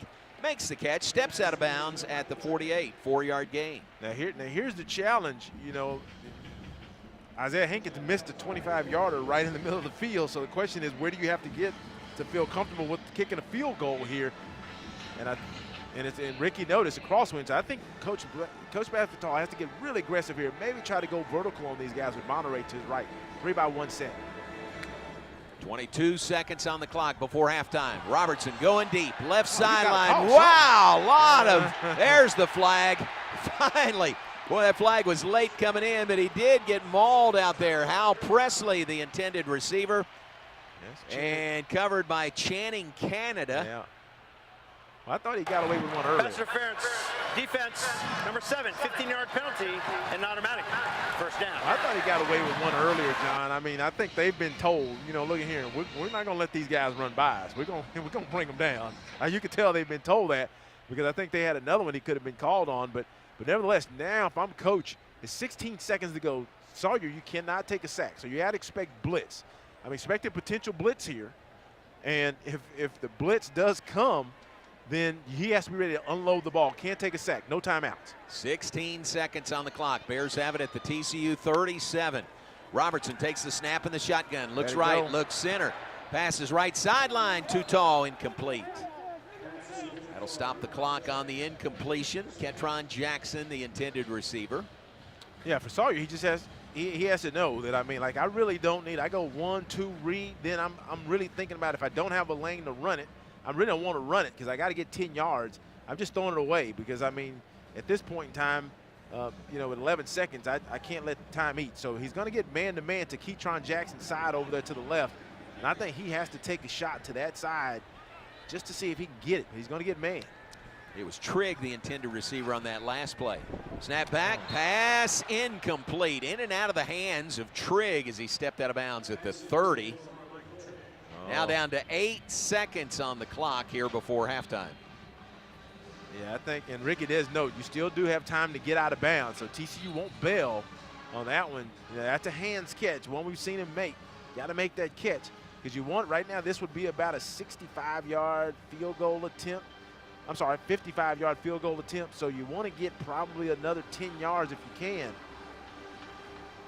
Here we go. No timeouts. 8 seconds on the clock. Snap back to Robertson.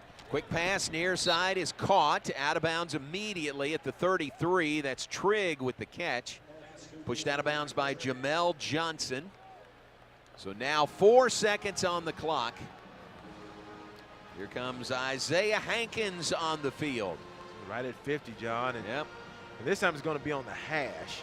And I forget what Ricky said last time. Is the wind is swirling going that way. It's a crosswind.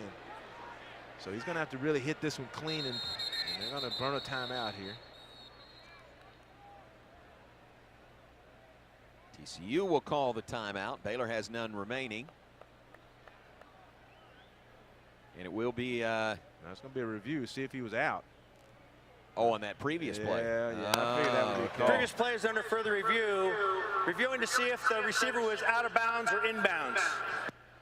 Yeah, that's going to be close. And if he's inbounds, that means it's going to run out. It's going to be in the half. But you know, as he was getting tackled on the sideline, you know, it looked like his knees may have come down before he actually hit. So if those knees hit inbounds, that means that's when he's down, not where he actually lands. So this is going to be a close one here, as we look to see if he's going to be able to get that clock stopped, and if he's down, John, with those knees, that means 10-second runoff, and yeah, he's down, and the half ends. So if this one's overturned, we have reached halftime. If it stands, Baylor should be able to get off what looks like a 50-yard field goal attempt. TCU leads Baylor 17-13. Couple of touchdowns by the Bears. A missed extra point on their second touchdown. TCU, obviously, 2 touchdowns and a field goal. TCU leads it by 4 at the moment, 17-13.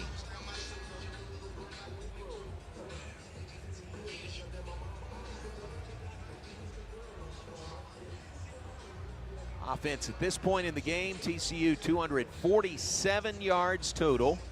Baylor 214 yards total. Frogs 187 passing, 60 rushing. Baylor 90 yards passing. The receiver was down inbounds. By rule, that includes a 10-second runoff. That is the end of the first half. So there it is. That review works in TCU's favor. That is the end of the half. The Bears won't get that 50-yard field goal attempt. Go down to Ricky here in just a second with Coach Aranda. In fact, let's go right now. Ricky Thompson with the coach going in at halftime. Well, Coach, you had a good drive going there. Couldn't quite get out of bounds to get the field goal. TCU drives down and scores. You get the ball coming out in the second half. Yeah, we got to play better on defense. We got to tackle. I think we've got guys that are in position to make some plays, and we got to make the plays. You know, I think we've quieted down in the back end from early in the game, but we've got to be able to make them earn their way down the field. I think when they do that, there's a good chance of us getting off the field. Okay, Coach, thanks. Ricky, thanks very much. Ricky Thompson with head coach Dave Aranda going in at halftime. It's brought to you by Alliance Bank. Alliance Bank, it's your bank. Halftime at McLean Stadium, our score, TCU 17, Baylor 13. Stay with us, our Nissan halftime report when we come back on the Baylor Sports Media Network. Premier ER and Urgent Care has all the convenience of urgent care with all the expertise of an ER, all under one roof. At every visit, be seen by ER-trained staff with on-site lab and CT, X-ray, ultrasound, and EKG. Here, you pay for the appropriate level of care that you receive, and we are in network with most major insurance providers. Premier ER and Urgent Care has 4 convenient locations serving Texas: San Marcos, Temple, Waco, and Woodway. To learn more, visit www.premier.care. Stay in the game with Q-Collar, the world's first and only equipment proven to help protect the brain. It's backed by advanced research, built for the modern athlete, and designed to protect your most important asset, your brain. Q-Collar is a proud partner of the Baylor Bears.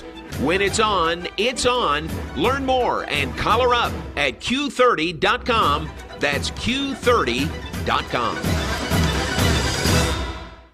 This season, beat the holiday rush and shop Astound.com for bigger deals, bigger savings, and bigger internet. For a limited time, get Astound Internet for only $20 a month for 2 years. Plus, add 5G unlimited Astound Mobile free for 12 months. Our award-winning fiber-powered internet can handle it all. Faster streaming, better gaming, and secure online shopping. Lock in bigger savings than ever before at Astound.com. Restrictions apply. See Astound.com for details. TFNB Your Bank for Life is the official local bank of Baylor Athletics. Find out why more Central Texas are making TFNB their bank for life. Sign up for our Edge checking and savings accounts to earn interest or cash back. With 5 convenient locations and an award-winning mobile app, banking has never been easier. TFNB Your Bank for Life. Member FDIC.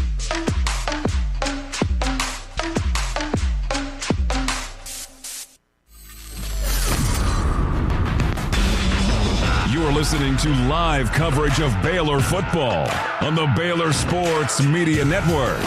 Now, it's time for the Nissan Halftime Show. Brought to you by Nissan. Innovation that excites. Stay tuned as we break down the first half. Check in on scores from around the country and more. All coming up on the Baylor Sports Media Network.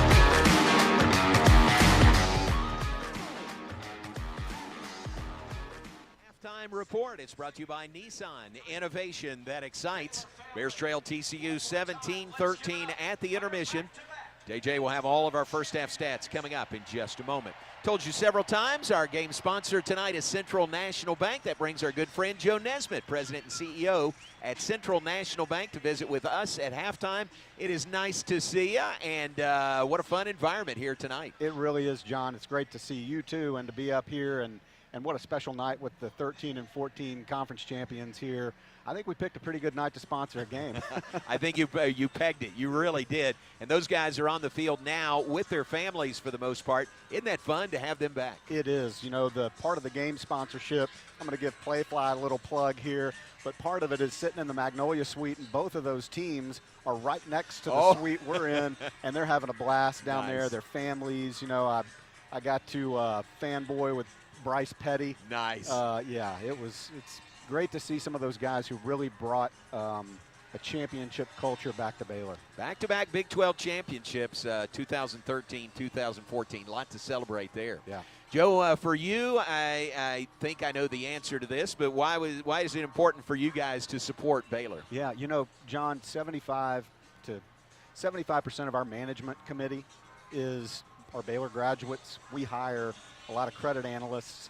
Our board of directors are Baylor graduates. We have, you know, our ownership is really in large part here in Waco, with one exception, who's in Temple, and a very well-known name around the stadium. Right. So, you know, Baylor's given us so much, and we thought, you know, the community partnerships that Baylor's really starting to push is very important. So we wanted to, you know, be here and help continue that. We got second half of this game, 3 more games after this for football, hopefully a bowl game for Baylor. But basketball season begins this week. Folks are going to hear your name mentioned quite a bit with women's basketball. It's the Baylor women's basketball season presented by Central National Bank. Yeah, we were given that opportunity. Gordon Hunter and others in the athletic department kind of came to us with that opportunity, and we couldn't pass it up. Coach Collin, what she's doing, especially what she did last year, the whole team, how they play the game. We love that and thought, man, this is a great opportunity. Yeah. So I want to thank Baylor for putting that and giving that as an option. Nice, very good. Well, season begins this week for Coach Collin and the Baylor women, for Coach Drew and the Baylor men as well. You've seen a lot of big Baylor games, a lot of events through the years. Do you have one that's a favorite memory for you? Yeah, there are. The Ice Bowl game has to be it. Baylor, Texas. Yeah. The way that day shaped up, you know, I was at home because it was so cold outside, and we were watching Oklahoma State, and the things started unfolding, and we're going to the stadium. We're like, we're about to play for the outright conference championship here against a team that, as a little kid, going to Floyd Casey, Baylor Stadium before that, that's the team you want to play for all the chips, you know, and that was unbelievable. Go out on the field, celebrate with the players. How about that? Yeah. What a great memory, and close the case. The same time, win a Big 12 championship. You were talking about Bryce Petty. You've talked to him today. He was the quarterback of that team in the throwback uniforms. Remember that? Oh, I do. Yeah. Absolutely. I mean, it looked like if you'd have made that game in black and white, if you'd shot it could have been from any era of football. Oh, man, what a great memory. Well, Joe, we appreciate you and Central National Bank and your continued sponsorship and partnership and friendship also. So we appreciate you very, very much. Thank you. Appreciate you, John, and Sic 'em Bears. All right, very good. Joe Nesbitt, President and CEO of Central National Bank. They are our game sponsor tonight for the Bears and the Horned Frogs. Baylor's going to make a terrific second half comeback. You can feel it. They trail at halftime to TCU 17-13. Stay with us. We'll take a break. When we come back, JJ will take a look at first half stats that add up to the TCU lead. This is our Nissan halftime report, brought to you by Nissan, innovation that excites. Our score at the half, TCU 17, Baylor 13 on the Baylor Sports Media Network. Premier ER and Urgent Care has all the convenience of urgent care with all the expertise of an ER, all under one roof. At every visit, be seen by ER-trained staff with on-site lab and CT, X-ray, ultrasound, and EKG. Here, you pay for the appropriate level of care that you receive, and we are in network with most major insurance providers. Premier ER and Urgent Care has 4 convenient locations serving Texas: San Marcos, Temple, Waco, and Woodway. To learn more, visit www.premier.care. Are you ready for the action-packed experience of Baylor volleyball? Come watch the Bears all season long at the Farrell Center as the team battles to bring home another Big 12 Conference championship to Waco. Secure your seats at BaylorBears.com/tickets and come be a part of the action courtside. Youth teams can also sign up to be Anthem Buddies and join the team on the court before first served by emailing fan_engagement@baylor.edu. We'll see you at the Farrell Center, and Sic 'em Bears. Everything we do for you. Are you looking for a new set of wheels? First Central Credit Union Auto Financing offers fast, complete coverage. Competitive rates and flexible terms make for a win in financing your next vehicle. A quick online application makes it easy to score the money you need at firstcentralcu.com. Everything we do for you. Membership and loan policy requirements apply. Member NCUA.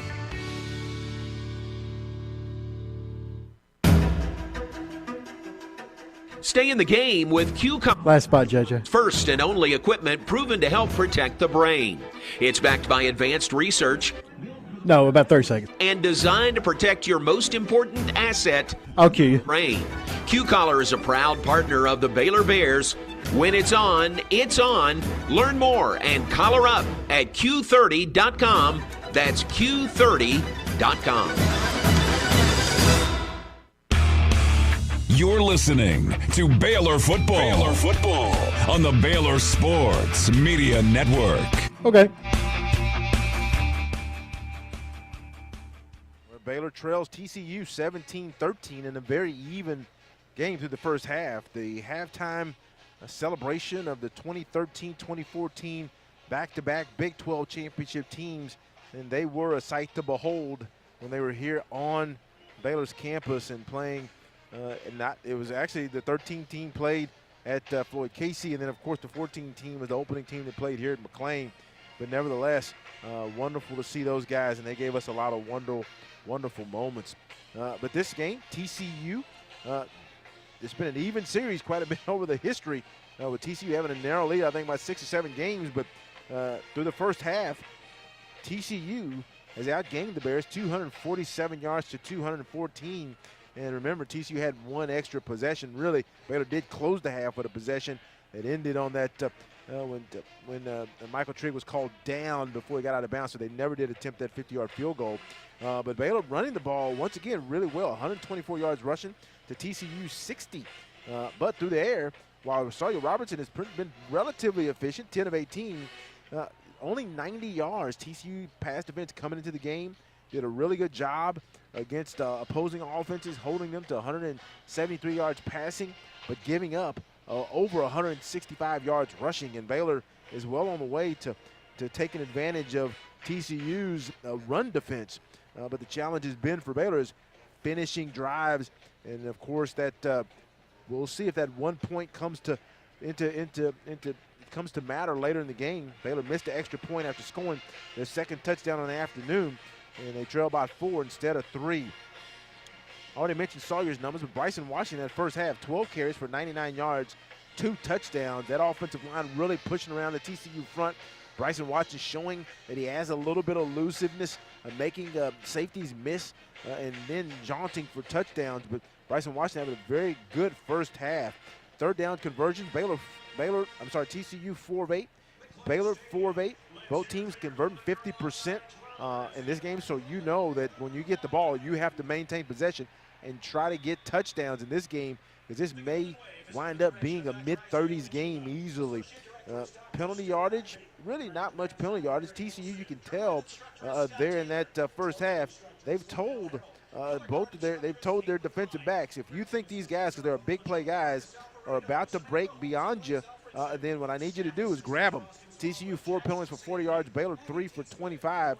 Baylor 15 first downs in that first half. But that tells me TCU is pretty content on letting Baylor try to run the ball. They just don't want Baylor to throw those bombs behind them with Hal Presley, Josh Cameron, Monterey Baldwin, or Ashton Hawkins. So they're keeping everything in front of them for the afternoon. TCU 12 first downs in the first half. Josh Hoover, 14 of 20, 187 yards at a touchdown. Their vaunted receiving core, Savion Williams, is the leading receiver with 5 catches for 62 yards. And Savion Williams is also their leading rusher, 4 for 27. He is a 6'5", 225, and he's all of 6'5" and all of 225. And he is a guy that you think when you're that big, the acceleration, it takes you a while to accelerate, but not for Savion Williams. Savion Williams does a good job of getting up to speed quickly and outrunning defenders. So far, Baylor has to find a way to get a handle. Their leading receiver coming into the game, Mr. Besh, he only has 2 catches for 32 yards on the afternoon, but he had one really solid catch towards the end of that half to get them a much-needed first down, and when they were trailing 13-7, and that allowed TCU to then push ahead, and get a field goal in that possession to close it 13-10. Drake Dabney, the former Baylor Bear, 2 catches for 14 yards on the afternoon. So he's got some action. He had 4 catches last week. He has 2 now. So Drake Dabney finally getting incorporated into Kendall Browse's offense there in Fort Worth. Michael Trigg is Baylor's leading receiver, 3 catches for 24 yards. Bryson Washington has 2 receptions for 22 yards, and those are the checkdowns.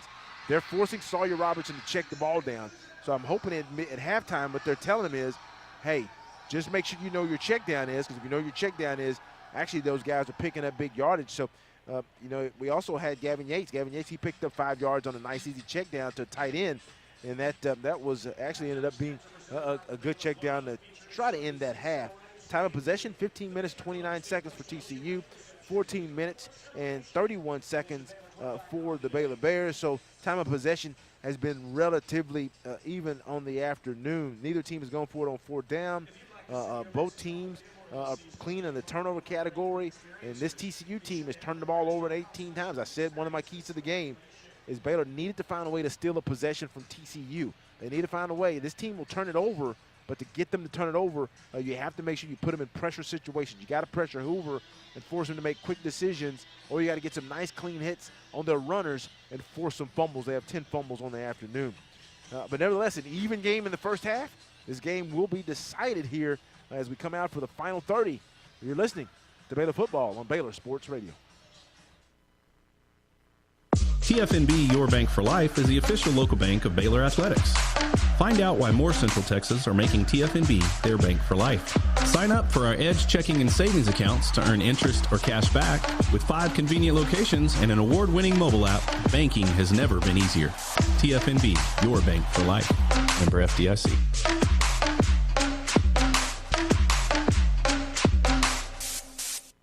It's Ram Power Days at Allen Samuels in Waco. Get the 2025 Ram 1500 Laramie Crew Cab with an incredible $15,000 off MSRP. Or drive away in a 2024 Ram 2500 Tradesman Crew Cab with $10,000 off MSRP. A great selection with over 350 new to choose from. But hurry, these deals won't last long. Hurry into Allen Samuels in Waco today. First responders get an extra $500 off. Come by. Let's be friends.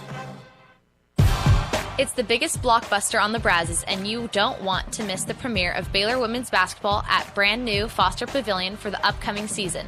The Bears provide an elite atmosphere and return to the court with head coach Nikki Collin at the helm and another Sweet 16 appearance under their belts. The Foster Pavilion lets you be closer to the action. So help us fill the Foster with green and gold by getting your women's basketball season tickets today at BaylorBears.com/tickets. If you need a trailer, Flat Rock Trailers has got you covered. From light-duty single-axle utility trailers to the Big Tex tandem duals. We also carry a full line of enclosed cargo trailers. Need a motorcycle trailer? We've got them. Need a dump trailer? We've got the largest selection in the state. ID, John. Trailers? We carry a full line of Big Tex trailers to handle all your needs. Trailer repairs? We repair all makes and models. We'll even rent you a trailer if you need to use one for a day. Flat Rock Trailers, your #1 source for all your trailer needs. Find us at flatrocktrailers.com. You're listening to live coverage of Baylor football on the Baylor Sports Media Network. Brought to you by Nissan. Innovation that excites. Stay tuned as we rejoin the voice of the Bears, John Morris, live from the booth as we get set for all of the second half action with the Baylor Bears. Coming up on the Baylor Sports Media Network. That's begin the second half here at McLean Stadium. That will wrap up our Nissan halftime report, brought to you by Nissan. Innovation that excites. We'll look at scores around the Big 12 right after we pause 10 seconds for station identification. Back in 10 seconds on the Baylor Sports Media Network. From the Allen Samuels Dodge Chrysler Jeep Ram Studios, this is KRZI Waco, K222DC Waco, K265DV Temple, ESPN Central Texas. 17-13 our score here at McLean Stadium. TCU leads Baylor as we get set to begin the second half of the games around the Big 12. Everyone else's final. Tech beat Iowa State in Ames today, 23-22. Houston beat Kansas State, 24-19. Arizona State beat Oklahoma State, 42-21. UCF beat Arizona, 56-12, the final score. So with the Iowa State loss, that's their first of the season. That leads BYU as the only unbeaten team on the season and in Big 12 play. BYU had the weekend off. So you're caught up on scores, results around the Big 12. Ours the lone remaining game in the Big 12 Conference. And still a long way to go in this game, JJ. That first 30 minutes, almost like, the first 6 rounds of a heavyweight fight. And now they got a good feel for each other. Now they're going to really get after each other. Yeah, John, I think you're right there. I mean, it's a very even first half. We talked through the yardage. It was very even. I mean, TCU outgained Baylor by 33 yards. And both teams had double-digit first downs. And I believe the team that figures out defensively to get that one more stop or get that big turnover, I think that's what's missing. And whoever does that probably is going to have the leg up. And the only thing I would be concerned about if I'm a Baylor fan is if I'm a coach, is I think Baylor can move the ball, make plays, but the question is in the special teams. Will Baylor's kicking game come through? And in close games, that makes a big difference. Yeah. Well, Baylor's missed an extra point tonight in special teams, so we'll see the next 30 minutes.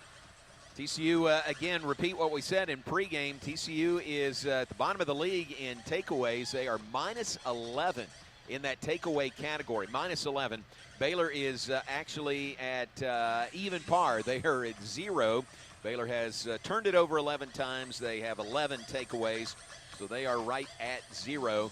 But the schedule and how TCU has played so far would tell you that they might give it away a little bit here in the second half. Yeah, in a game like this, TCU is they're going to pull out all the stops. They're already, I believe, the TCU is.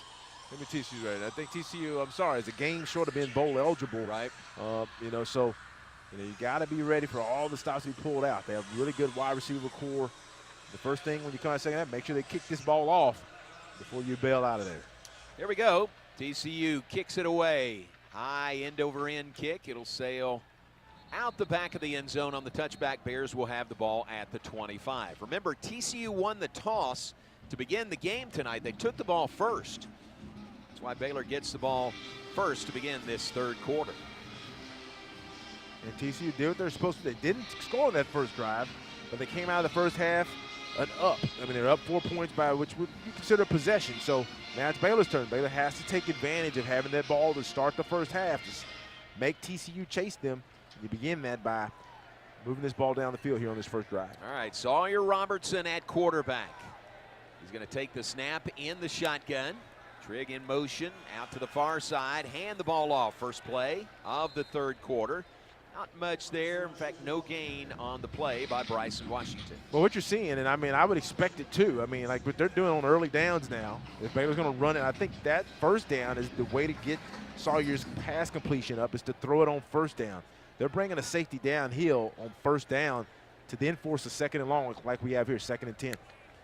Bryson Washington, 99 yards on the night. Robertson tries to dump it off, swing it out to Bryson Washington, but the pass is deflected and it's incomplete. Devin Deal charging in for TCU. Knocked that ball incomplete. Deal, the junior from El Paso, the Tulane transfer, plays with his brother Marcus Deal on that defensive front. And this is on 3rd down and longs when you get a lot of games. We're going to put a lot of guys, 7 guys on the line of scrimmage, 4 shell on top. You got to read who's going to drop out or if they're going to blitz. They blitzing. On 3rd down and 10, pressure and a sack of Sawyer Robertson back to the 20-yard line. Devin Deal again gets to Sawyer Robertson.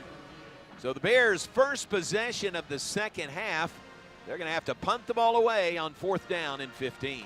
Yeah, you know, always know when you go in second half, go into halftime, a team's going to adjust. And when you run for 119 yards on them in the first half, and they're not going to let you run. So, you know, coming out, they're going to try to run blitz you on 1st down. That really would set Baylor behind when they stopped you on 1st down, and there's a false start. And this half is not starting how Coach Aranda squad would want it to start with the 3 and out, and now false start. Penalty. Offense, number 44, 5-yard penalty.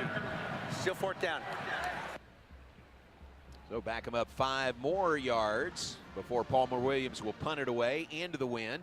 Ricky, that wind, I know you said it's not that much down there at field level, but it looks like it hadn't let up much at all. No, it hasn't. It may have picked up a little bit. You can feel it down here now. This is a bad spot to kick out of. Great, but Palmer Williams just boots it away. Richardson backpedals all the way to the 19-yard line. Now punches forward. He's out of bounds at the 29-yard line. What a punt by Palmer Williams into the wind. It was a great punt. He got it up. It seemed like for a minute he got it up in the jet stream, and I'm not sure what this wind is doing, Ricky, but it seemed like he got it up in the jet stream and it kept flying. Well, the scoreboard may be knocking some of that off. I have no idea how that ball carried like that. Jeff tells a 61-yard punt by Palmer Williams into the wind. Now TCU has the ball for the first time here in the second half. They'll begin at their own 28-yard line. And this is when you need the defense to step up. On TCU's first drive of the game, they got them off the field. They're going to come out and empty. And Baylor's showing they're going to only rush 3 when they come out and empty. And then they're going to move. Now they're going to go to like the Wildcat with Savion Williams. Williams going to take the snap. He's going to fake the handoff to Hoover, the quarterback, run it himself, and no gain on the play. Running to the left side, Carl Williams chases him down for no gain. Well, John, you know it's coming off that. If you know Kendall's offensive coordinator, they split the quarterback Hoover out. Then he comes behind Williams. He fakes and tosses it to him. I'm waiting on the time they're going to toss it back to him and then release the receiver on the back end to let Hoover throw it. So that'll be coming soon. But Williams is back there with Hoover now. No gain. 2nd and 10 for TCU from their own 28. Snap to Hoover in the shotgun. He is hit as he throws by Matt Jones. Pass is complete at the Baylor 40-yard line. Running laterally to the near side and out of bounds at the 40-yard line is Jack Besh. Big gainer with Matt Jones in his face. The completion from Hoover to Besh. Well, we've seen them exploit that space on the field multiple times. And in that time, he really starts looking to his left. He comes back to the right. Hoover comes right, not Hoover, but Besh comes right to left deep in that deep middle between the safeties and hits that void. 36-yard gain. Snap, pass, Savion Williams out of bounds far side. He's at the 30-yard line, so another 6 yards on that completion. The explosive TCU team, and you just kind of try to do your best. If you're going to run a 2-deep shell, you got to make sure you don't give up big chunk plays. But TCU has been able to exploit, and really what they're doing is Baylor's going wide safety. The safeties are on those hashes, And there's probably about 17 to 20, say 20 yards. Say it's about 17, 18 yards between those hashes, and that's a lot of space. If those safeties get too wide for them to find the hole. 3-by-1 set. Second down 4 for TCU from the 30. A run off left tackle. Baylor stripping at the ball. They can't get it, and looks like a first down carry for TCU. Yeah, this is when you need the bend, don't break. TCU now they're running just enough. When they really want to run it, they're going to put Williams back there. But when it gets maybe a favorable down and distance, like 2nd and 5, they'll leave the running back there and hand it to him. But now you have to figure out a way to keep this explosive offense out of the end zone. Make them kick field goals like you did on the prior possession to give your offense time to kind of get settled. Trent Battle had that last carry. It is a first down to the 26 for the Frogs. Handoff. Running left, not much there. Down at the 25, so 1-yard gain on the play by Trent Battle. Matt Jones in on that tackle. TCU is going to run the ball. That's just a simple handoff zone play, just enough to keep you honest, keep your backers interested so they can try to throw behind them. Fonte Tesno in on that tackle as well. Hoover pumps once, rolls right, passes right. It is caught at the 20-yard line, flag down. Tackle made at the 20-yard line. Besh. Yeah, it's got to be downfield. Yeah, the linesman called it. Got to take that penalty. Pushing the 2nd and 14. Preliminary indication is illegal man downfield.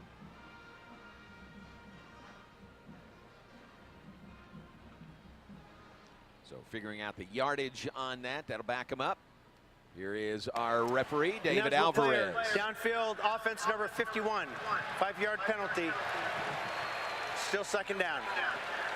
It's Colton Deere. We haven't talked a lot about TCU's offensive line, but it's noticeable that they have 4 transfers. Yeah. Start. I'll tell you. But they've done a decent job today. Baylor has been generating a little pressure, but playing a lot of zone. Second down and 14. Line of scrimmage is the 30, the Baylor 30-yard line. One of those transfers, James Brockermeyer at center. His dad, Blake Brockermeyer. James transferred to TCU from Alabama.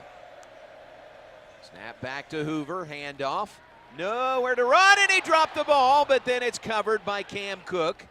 Almost that first turnover of the night, but Cam Cook covered it. Loss of 2, back to the 32. Well, that's what Coach Aranda talked about. I heard him talking about it in his interview, John, and he said they've been known, if you hit them, they'll drop the ball. They skill people, and that's one. And TCU really got a break. It bounced right back up to him. Footballs normally don't bounce that way. Now you have a 3rd and 16. And they've done a good job of finding the space between the safeties. So the question is, does Coach go to a single high? Does he go to a 3 deep? Does he run a 2-man, 2 deep, 2-man underneath, 2 deep safeties? What does he do? It looks like it's two-man underneath.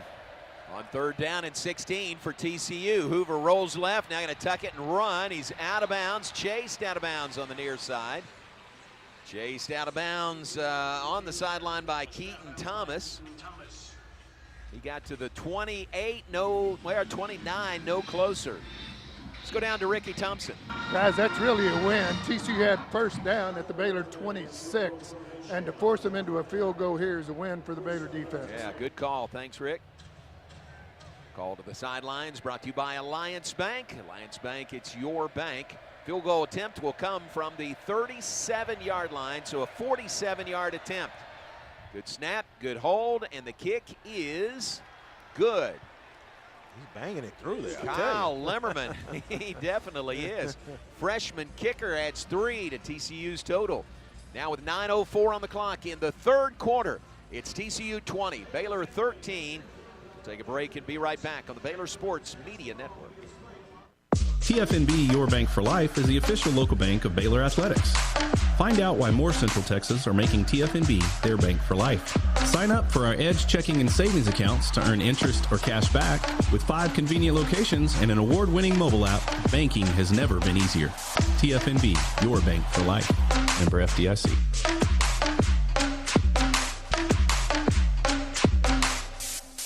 Jeff Haas Mazda and the Baylor Bears both know what it takes to be number one. Hard work, determination, commitment. The number one Mazda dealer in Texas, Jeff Haas Mazda, is inviting all the Baylor Bear fans listening to visit us for hard-hitting deals on every new Mazda in stock, with fresh inventory hitting the ground daily. And every new Mazda comes with our Jeff Haas Advantage plan. Plus, your trade is now worth more than ever. We're buying all makes and models. Get our best cash offer in minutes. Jeff Haas Mazda on the Katy Freeway. Number one based on 2021 sales and stock volume in the Gulf region.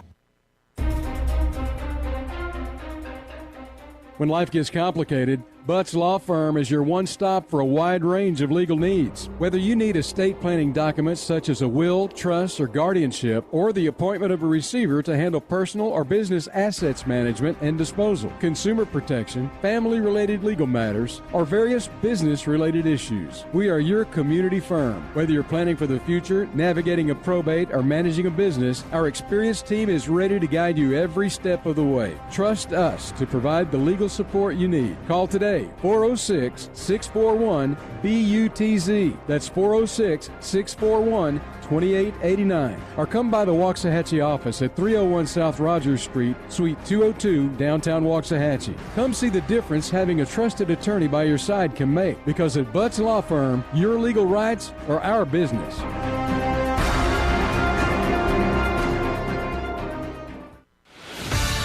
You're listening to Baylor Football on the Baylor Sports Media Network. Looking forward to the season opener this Monday on the road. And then it won't be long until we're back home at the beautiful Foster Pavilion. We need you there cheering on your Baylor Bears. Now back to J-Mo, JJ, and Ricky at McLean Stadium. All right, thank you, Coach. They are in. Basketball is in Spokane, Washington tonight. They'll play Monday against Gonzaga. JJ, take a nap, stay up for the game. 10:30 tip-off Central Time. 10:30 on Monday. Top 10 matchup, Baylor and Gonzaga. That's way past my bedtime, John. Drew, Tell me you guys about are it. asking me a whole lot. Goodness gracious. 10:30 as in when the time goes back this year. Yeah, that's right, that's right. Get an extra hour tonight. Move your clocks back later this evening. TCU drive, 8 plays, 43 yards, 4:40 off the clock here in the third quarter. They, as Bob Baker points out, TCU has scored the last 13 points of this game. They now lead it 20-13 over the Bears. Yeah, the Baylor offense has been running the ball well, but TCU started gaming. I mean, a team is not going to let you keep just running it on them. So I think Coach has to start figuring out, okay, on first down, what's my plan? You got to have a plan to try to find an easy completion, because Sawyer right now is 10 of 19. That's right just above 50%, 53%. He's not comfortable yet, so you got to get him some easy completions. Pendergrass is in the backfield with him. They're going to show a too-high safety shell. You got to figure what they'll do is bring a safety down late, bring somebody in the box to try to stop a run play. Bears trailing by 7, begin at their own 25. Sawyer Robertson to throw, left side, dive at the ball. Did Presley catch it? He says yes. TCU says no. The officials are going to spot the ball as a catch by Hal Presley. No, they're not. Said no, yeah. All right. He was trying to sell it. He was doing everything he could to sell that. That was out to the 42-yard line. Would have been a nice 17-yard gain. Yeah, and with that, I mean, they tried to run double.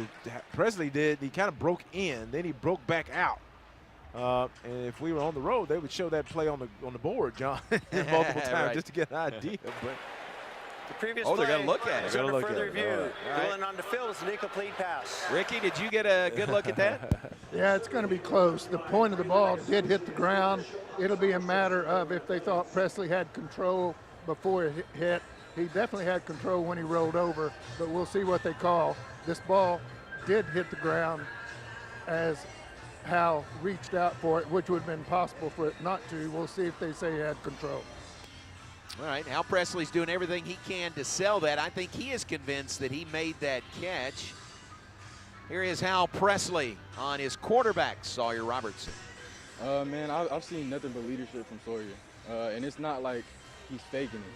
Like, you can tell when somebody's a fake leader, you know what I'm saying? You can see straight through it. With him, I've always seen him as a leader, and he's doing a great job at it right now. Yeah, we're looking at replays there. Not sure. There we go. After review, the ruling on the field is confirmed of an incomplete pass, second down. Yeah, and TCU is forcing a few of those throws. Sawyer hit one early, but they're forcing that wide field to the wide side of the field throw. And we've seen it. We've tried to go deep a couple times. On that, it was a double move. He got a broke in. Then he broke. Hal Presley acted like he was going to go to the post, and he went to an out. And it had to be a perfect throw and catch. But nevertheless, now Pendergrass in the backfield. That's the right pass. I mean, try to throw the ball on first down. Now TCU has you in 2nd and 10. From the 25, Sawyer Robertson in trouble in the backfield. Passes upfield. It's incomplete. Boy, he was really hurried up on that play. Ketron Jackson, the intended closest receiver, let's say that.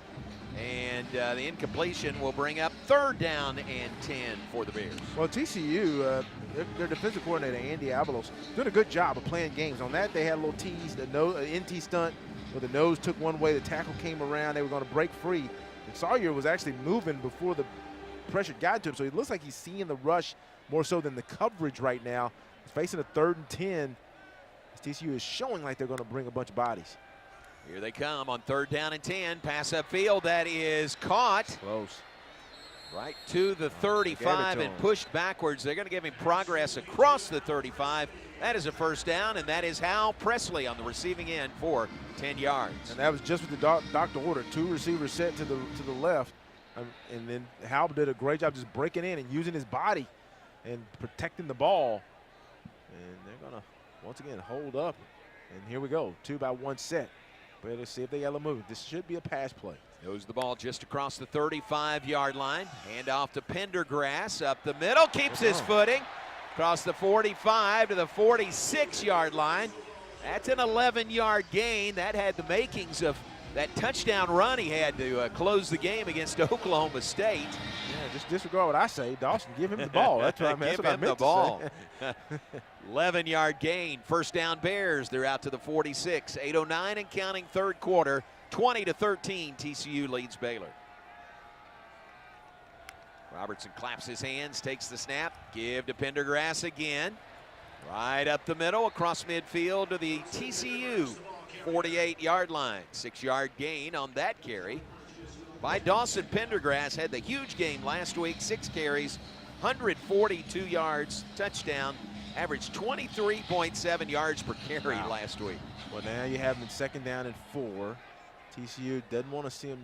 This is when you may get a little run blitz in positive territory.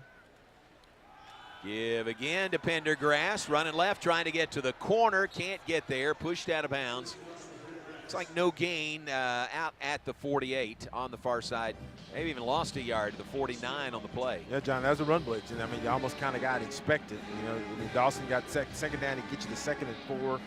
And they're going to bring a blitz because you're at the 50-yard line. So I think, you know, Baylor now, you know, 35, you still have your full playbook to you.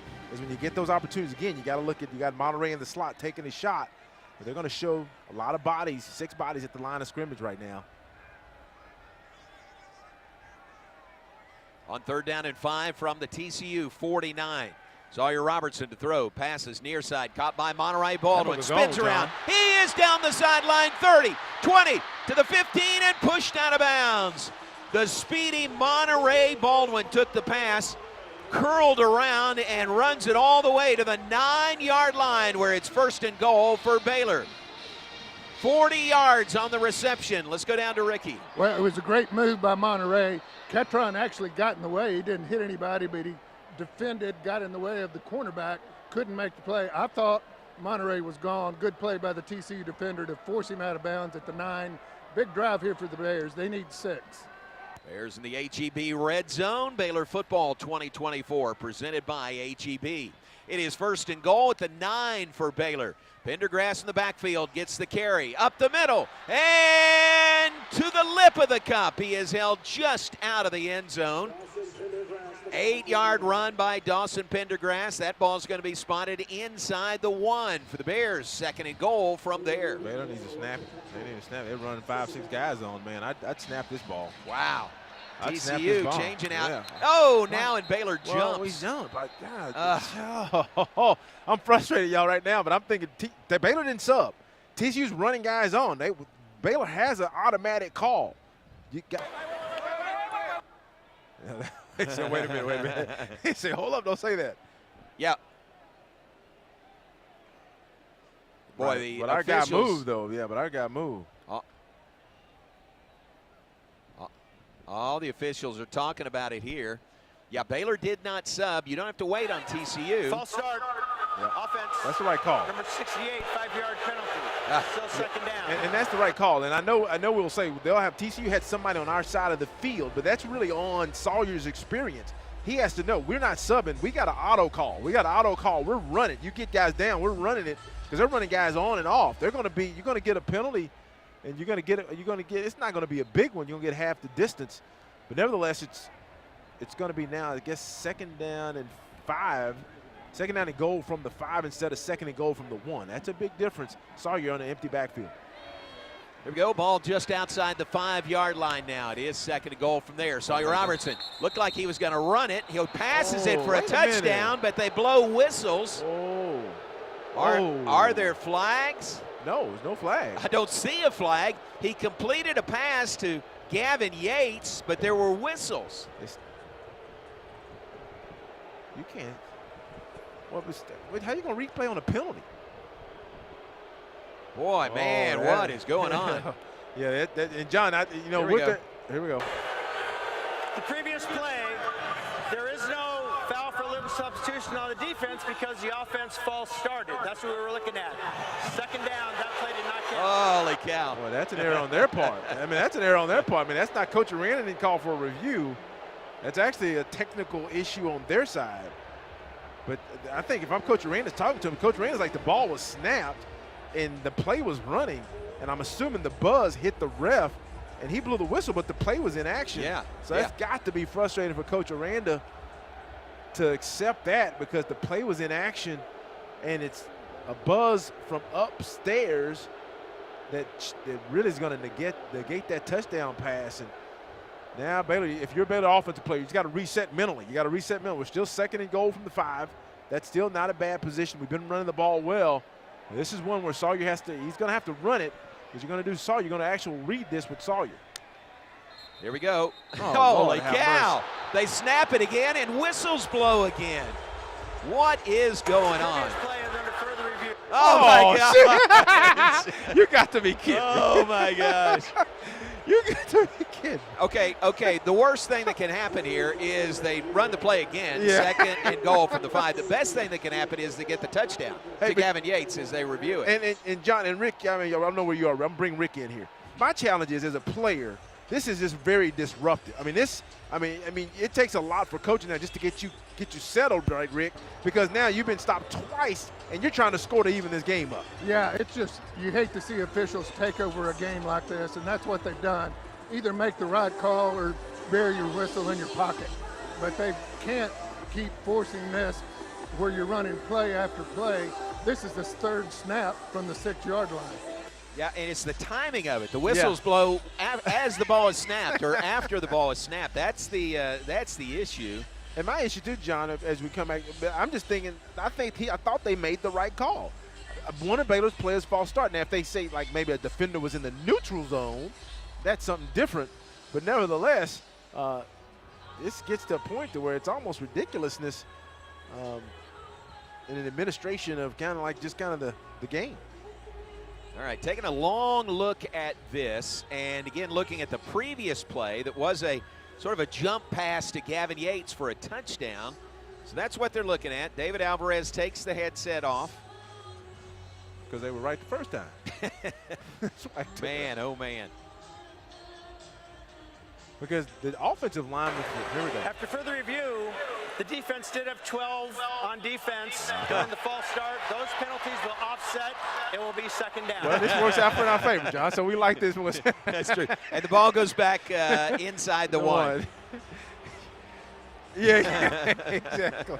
Yeah, exactly. You're right. Ricky was right. They did. And actually, really turned out they had 12 men on the field. 12 men on the field. So it really doesn't matter. If you have 12 men, that's illegal participation. That's going to offset the false start.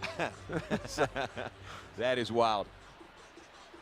All right, so Baylor has the ball inside the 1, about a half yard away. It is 2nd down and goal from there. Sawyer Robertson in the shotgun.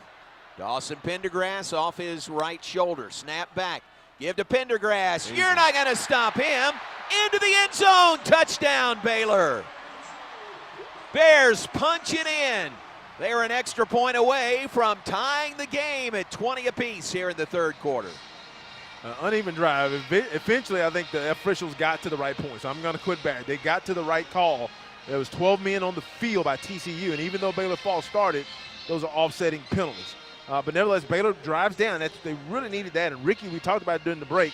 Sawyer got a little comfortable with a couple completions. They ran the ball, and now they have a chance here to even the score. Here's the extra point kick by Isaiah Hankins. The kick is good, but there's a flag down on the extra point kick. Yeah, let's see what this is. 5:09 on the clock, third quarter. Here's our referee. Prior to the snap, the kicker, number 98, moved forward, false start. Holy cow. Man. He's a little anxious. Remember, we had a penalty last time, and we actually missed the field goal when we moved back 5 yards, and that was on Hankins. And typically what happens, there's a timing. The timing of the the holder's looking at the kicker. And when the kicker nods his head, the holder just goes and he puts his hand up, and then boom, that ball comes. So I'm not sure if Isaiah was a little anxious. He's maybe not getting a lot of sleep. He's a new father. But he moved on. Let's hope he bangs this one through. All right, here we go. Back him up 5. The kick comes from the 15-yard line. Good snap, good hold. Good. And the kick is true. The extra point kick is good by Isaiah Hankins. And the Bears tie the Frogs at 20 with 5:09 to play in the third quarter. 9 plays, 75 yards, scoring drive by Baylor. And Baylor ties it 20 apiece. Dawson Pendergrass, the touchdown run. Timeout on the field, 5:09 to play. Third quarter, Baylor 20, TCU 20. Our coverage continues after this word from your local station. At H-E-B, we know that game day is about more. Wow. Unparalleled, but so is the taste of H-E-B jalapeno poppers hot off the grill. Seeing the best players in their prime is truly something to behold. So is an H-E-B Prime 1 burger that you grilled to perfection. SMU 34-3 over Pitt. Game day great and delicious. Yeah, and Louisville is like 26-7 over Clemson. To start prepping for game day right away. Yeah. Come see why Green Eye Associates. It looks like it. Year after year, enjoy exceptional care from Dr. Leanne Green alongside her dedicated optometrist and staff. Receive trustworthy insights on your eye health, enjoy the impressive variety of contacts and eyewear, and work with the most experienced optical team in Waco. Don't miss the new state-of-the-art dry eye therapies that rejuvenate the eyes and face with safe, non-invasive treatments to restore comfort and quality of life. Green Eye Associates, official optometrist of Baylor Athletics. First Central Credit Union invites you to join our team. Game strategy, earn 5% APY on your money. Enjoy ATM fee refunds and the ability to make deposits 24/7 at our ATMs. You can earn interest and have access to your money. Suit up in a free new member t-shirt. Join our team today at firstcentralcu.com. Everything we do for you. Sick 'em, Bears. Eligibility and qualifications apply. APY annual percentage yield. Member NCUA. Stay in the game with Q-Collar, the world's first and only equipment proven to help protect the brain. It's backed by advanced research, built for the modern athlete, and designed to protect your most important asset, your brain. Q-Collar is a proud partner of the Baylor Bears. When it's on, it's on. Learn more and collar up at Q30.com. That's Q30.com. You're listening to Baylor Football on the Baylor Sports Media Network. Reminder, tonight's game presented by Central National Bank, proudly serving Central Texans in Waco, Temple, and Austin. Bank different. Bank Central, Central National Bank. We're also brought to you by Antone's Famous Po' Boys, proud sponsor of Baylor Athletics. You can sick them right here at McLean Stadium, or you can find them wrapped in their iconic white butcher paper at your H-E-B deli sections and many fine supermarkets in Dallas, Fort Worth, Houston, or Austin. Thanks to Antone's Famous Po' Boys. Well, sooner or later, Baylor's going to have to find. If you remember, Baylor did trail going into halftime, but allowed TCU to stop them on the first drive. Then TCU went down and scored, had a 47-yard field goal. Baylor's come back and scored a touchdown on a Dawson Pendergrass 1-yard run. But Baylor really needs to find a way to get a stop to take that advantage back that they had going in the half when they had that first possession. Jack Stone kicks it off from left to right. High end-over-end kick. 5 yards deep, touchback. TCU will begin at their own 25-yard line now in a tie game. Frogs did lead it, as JJ said, 17-13 at halftime. Tied at 20 with 5:09 to play in the third quarter. And the quandary for the Coach Rand has been, how do I get pressure on Hoover without exposing my back end too much with these trio of a quartet of receivers. And he's done a good job of timely blitzes with his backers. And TCU has exploited the middle of the field. Right now they're going to have Savion Williams, John. Look like he's going to take the snap.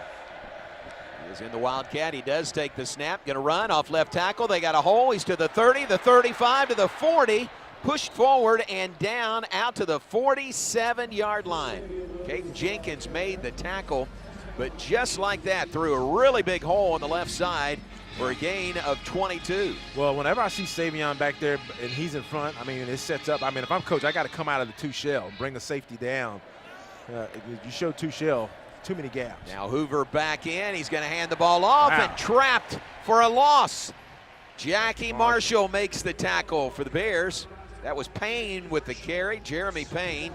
Loss of 1, back to the 46. Yeah, huge play by Jackie Marshall. That's just winning at the point of attack. He just defeats the guard at the point of attack, and he's just staring the running back right there in the face. They're going to come out in an empty look here. Stack receiver set. They do have an H-back that's in a slot position, or receiver in a slot position, trying to match him up against the nickelback. On second down and 11, Hoover to throw, pressured, and down he goes. The Bears get the sack. Cooper lands in to get quarterback Josh Hoover. There is a flag at the end of the play. TCU is applauding.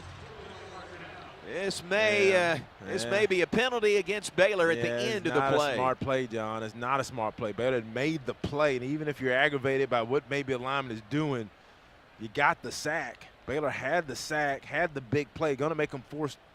They're going to have to face third down and probably about 17 to 18, and this late flag may be against the Baylor Bears. After the play, unsportsmanlike conduct, unnecessary roughness, defense number 0, 15-yard penalty and an automatic first down. Man, Jackie give it, Jackie take it away. Yeah, that's just not a smart play. First unsportsmanlike of the game. Yeah, Jackie Marshall got a little frustrated, and you can't do that. You got a team, a third down. It's a selfish play on a player that's been playing really well on his part. He's a veteran player. Baylor gets the sack, and Jackie just gets frustrated with what's going on, and he retaliates. And now TCU when you had him 3rd and 16, is now 1st and 10 from the 47. Well, it's a huge penalty against the Bears. TCU beneficiary. They do have a first down at the Baylor 47-yard line. 3:40 and counting, third quarter. Baylor 20, TCU 20. Hoover moves his running back from right side to the left side. That's Jeremy Payne. Going to hand it off to Payne, running right. Flag down. Payne is down at the 41. So a gain of 7 on the play, but let's check the flag. That's holding on defense. That's holding on Baylor. Baylor's this series here, which this TCU offense does not need any help. Holding defense number 97. 10-yard penalty from the end of the run, automatic first down. And Cooper there. Cooper's trying to do his job on that one. You kind of have that one. Cooper's trying to do his job by trying to keep the guard from getting up to the second level. He faced the combo block, then he's trying to keep the guy from getting up to his linebackers, and that's going to happen. Sometimes you're going to get that. You just hope the umpire doesn't call it, but he did call it. And now, after Baylor drove down and even the score, TCU is right back in scoring position. 1st and 10 from the 30. Yeah, thanks to 2 huge penalties against the Bears. 1st and 10, TCU. Ball just outside the Baylor 30. Snap back to Hoover, a little bit low, picks it up. Pass near side is caught. Spins away from a defensive back at the 20, at the 15, pushed out of bounds on the near side. That is Eric McAllister with the catch. And they have it, TCU has it at the Baylor 14-yard line. Yeah, once you get those penalties, once you make big plays, you stop. It's like giving in baseball, John. It's like what we saw in the World Series. The Yankees gave the Dodgers too many outs. You can't give a team more than 27 outs in baseball, and when you do it, you pay for it. And Baylor's giving this explosive TCU offense too many opportunities here in this drive. It's a good analogy. Can't help them out. 1st and 10 at the 14. Hoover drops it off to Jeremy Payne. Near side, slips down. Didn't go all the way down, and runs it inside the 10 before he's pushed out of bounds by Matt Jones. So they'll give him progress to the 9-yard line. He was sort of slipping down, but didn't go all the way down. And ends up running it to the 9. Well, now what you would expect is Coach Miranda has the ability to bring an extra body in the box and see if I can put pressure on Hoover. They're going to put Savion Williams in the backfield. I definitely bring a safety down into the box now. They're going to put Hoover to the side of Savion Williams. And I get out of this too high safety shell. Williams takes the direct snap, gives to Payne. Payne is wrapped up and pushed backwards. It's like no gain on that play. That's going to leave him 3rd down and about, John, from where he's marking it, about 4, I think. 3rd and 4, TCU on the afternoon on 3rd down, 6 of 11. So now, I mean, if I'm coach, I mean, I'm not going to let Hoover. You figure this is going to be a pass play, but I feel like it's imperative that I make this team kick a field goal here. So they're going to put J.P. Richardson over to the left. They got, I think, Best to the right. Savion Williams is back in the backfield. You got to bring extra body down this box. Direct snap to Savion Williams. He's running right. He cuts upfield. He is short of the 1st down. He's outside the 5-yard line. They may spot it at the 6, so it'll be 4th down and 2 for TCU. Yeah, and right here now, that's what I was thinking. Baylor's still showing 2 high safeties, and I'm with Coach. They're going to go. I'm kind of just thinking with Coach Arena. I'm just thinking about I'm going to bring it. That's a good sub here. He's going to bring in Caleb Parker, which is more against the run here. I'm going to play tight man, and Hoover's not going to sit back here. I mean, I got a feeling this is going to be, you got Savion Williams in the backfield behind Hoover, who's under center. I believe Hoover may take off out of here and snap that ball. You're exactly right. He runs out to the left. Direct snap to Savion Williams. He's going to throw it to the end zone, and it's caught for a touchdown. So the direct snap to Savion Williams in the Wildcat. He runs a couple of steps to his right. He passes it, and Jack Besh makes the touchdown catch.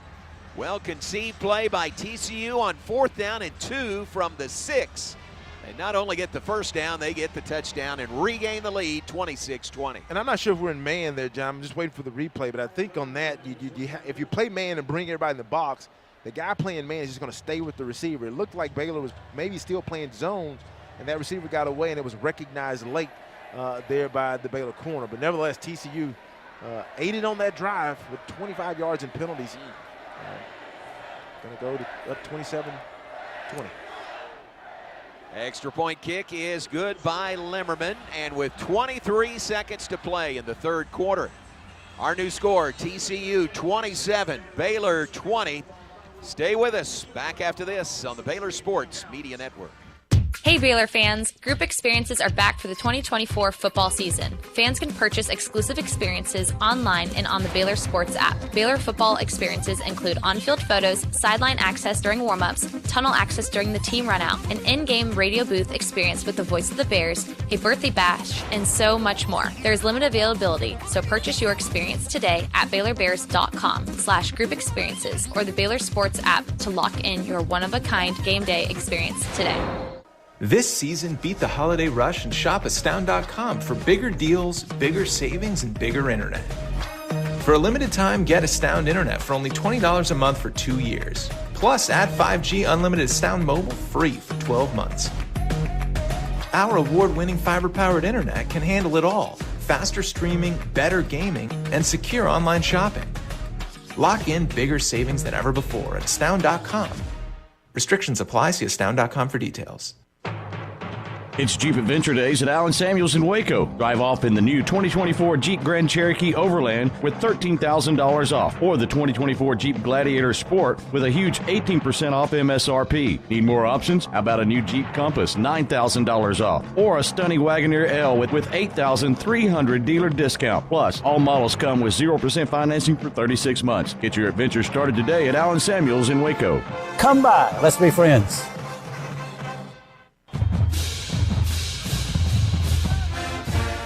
Looking to connect with Baylor alums in your area? Baylor alumni can help. Looking to host a watch party in your city? Baylor alumni can get you started. Want to step out in your community and serve with other alums? Baylor alumni is your connection with the university and each other. Let's get started. Learn how at baylor.edu/alumni.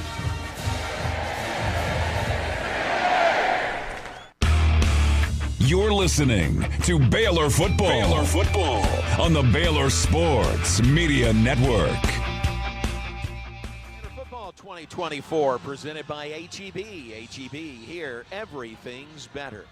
It's brought to you by Toyota. Baylor fans, enter for your chance to win a 2025 Toyota Tundra in the Tundra Game Day giveaway. Visit GulfStatesToyota.com to find out more. Toyota is a proud partner of Baylor Athletics. And brought to you by Pepsi. Hey, Bears fans, this football season, make Pepsi your go-to game day drink because it's the only drink for football watching. Pepsi, that's what I like. Proud partner of Baylor Bears football. TCU just completed a 9-play, 75-yard scoring drive, 4:46 off the clock here in the third quarter. They regain the lead over the Bears 27-20. Got 23 seconds on the clock here in the third quarter. Yeah, this game is going the way of you need to score touchdowns, and TCU answered, but that drive by TCU, of course, we got to remember, was aided by an unsportsmanlike penalty after a sack by, I believe that's Cooper Lance, who actually had the actual sack.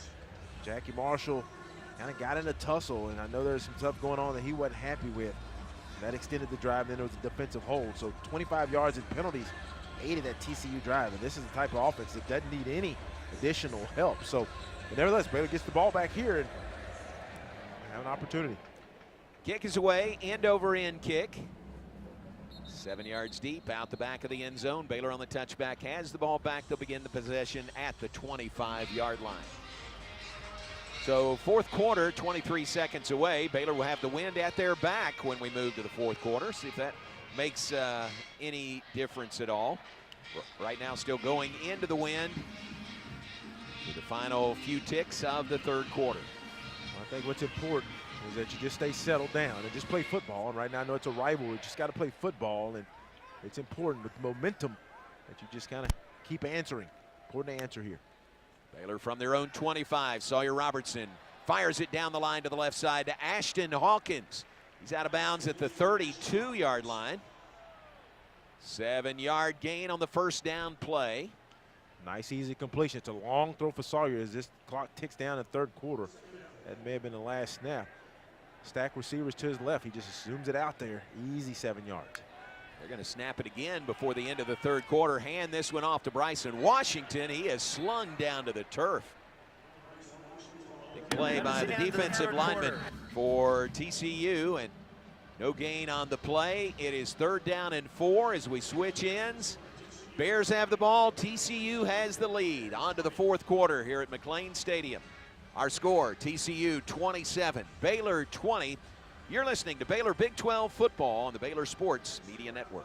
Premier ER and Urgent Care has all the convenience of urgent care with all the expertise of an ER, all under one roof. At every visit, be seen by ER-trained staff with on-site lab and CT, X-ray, ultrasound, and EKG. Here, you pay for the appropriate level of care that you receive, and we are in-network with most major insurance providers. Premier ER and Urgent Care has 4 convenient locations serving Texas: San Marcos, Temple, Waco, and Woodway. To learn more, visit www.premier.care. At H-E-B, we know that game day is about more than the game itself. The taste of victory is unparalleled, but so is the taste of H-E-B jalapeno poppers hot off the grill. Seeing the best players in their prime is truly something to behold. So is an H-E-B Prime 1 burger that you grilled to perfection. For low prices on all the things that make game day great and delicious, visit H-E-B, your official game day headquarters, or use the My H-E-B app to start prepping for game day right away.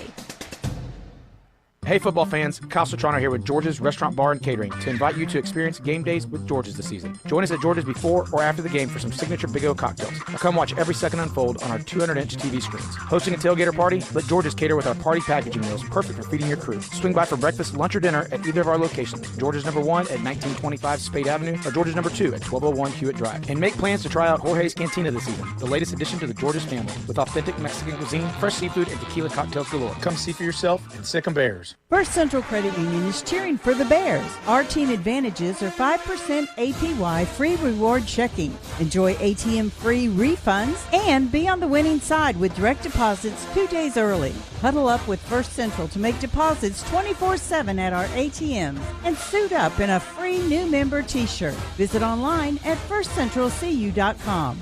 Everything we do for you. Eligibility and application requirements apply. APY equals annual percentage yield. Member NCUA.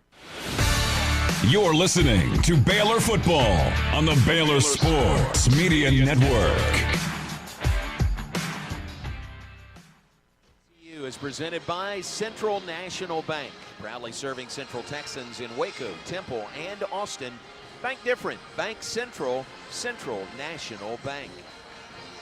On to the fourth quarter, 27-20. TCU leads Baylor. JJ, how about some stats through 3 quarters of this rivalry matchup tonight? Well, John, both teams headed to 400 yards of offense. If we keep at this pace, 345 for TCU through 3 quarters, 291 yards for the Baylor Bears. Sawyer Robertson, 13 of 24, 147 yards. Well, Baylor is equally efficient equally as productive on the ground. Bryson Washington, 14 for 102 touchdowns. Dawson Pendergast, 8 for 33 and a touchdown. Total 28 carries, 144 yards, and 3 touchdowns for the Baylor Bears.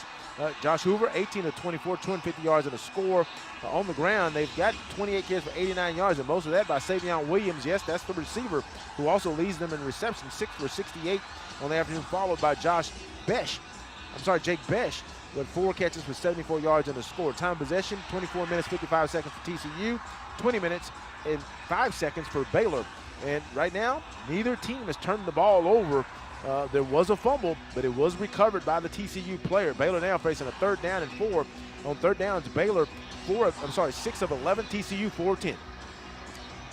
All right, that adds up to a 27-20 lead for TCU. Switch ends, Baylor traveling right to left, wind at their back as we move to the fourth quarter. First play, 3rd down and 4 play for the Bears from the 32. Run up the middle, Sawyer Robertson. He's got the first down, wraps up the football, and he's down at the 39-yard line. So called quarterback keep up the middle, first down Bears.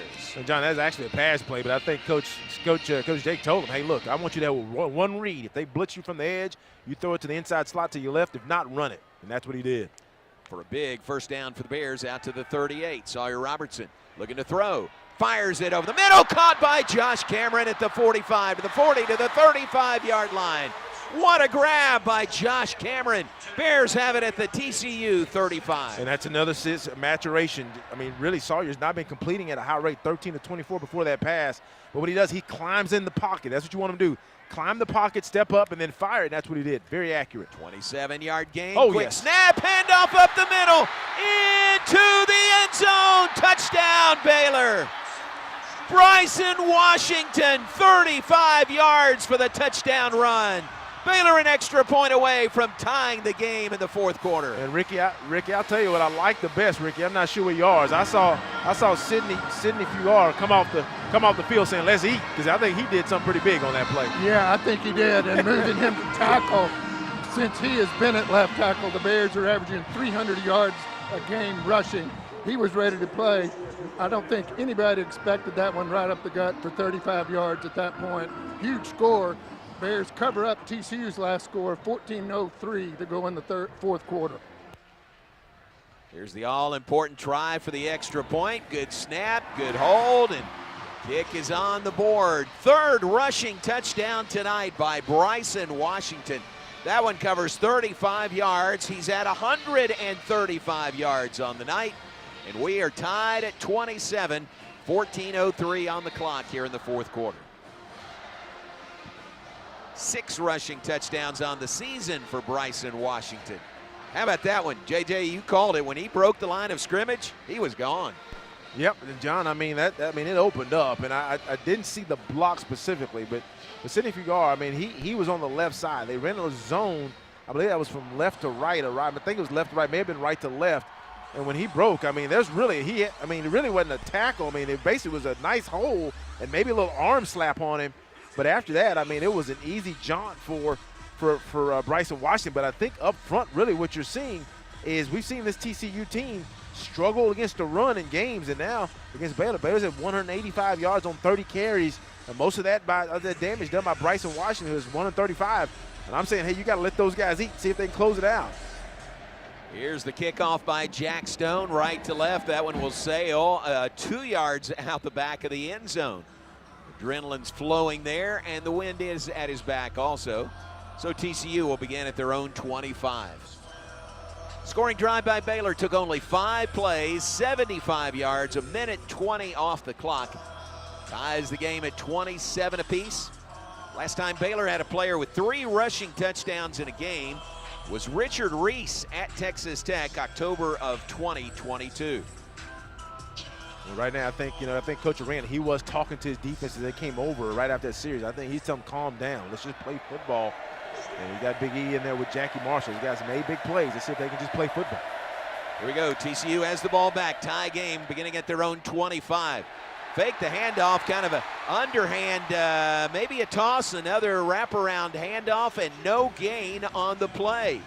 That's a nice design. They did like a little zone play with Savion. We was thinking the Baylor defense would say, hey, look, we can't let that guy run. Then they did an underneath toss to the runner, and it's nice design, but man, Baylor was waiting on that play, and huge play, 2nd down and 9. Yeah, it was a toss, wasn't it? Yeah, it was a toss forward. Short pass, yep, I guess. Yep, just short underhand toss. 1 yard to the 26 is where they spot the ball. 2nd and 9 for TCU. Crowd making their presence felt. Hoover passes, slant, right side. It is caught, then surrounded and down at the 36-yard line. Jordan Bailey with the catch. And that is a first down for TCU out to the 36. Yeah, just a nice slant. Baylor's playing a lot of zone coverage. Upside. Defense number 10, lined up in the neutral zone. That penalties decline. Result the play. Yeah, right now, Coach Aranda really has to get his veteran players to just play discipline. Right now, once again, Les Linton has been playing really well this afternoon. He's a 6-year player. You just line up in the neutral zone. That's something it doesn't really, it gives him 5 yards is what it does, and you don't need to help this TCU team after you gave him 25 yards on the previous play. So this is first down and 10. From the 36-yard line, that's where TCU sets up.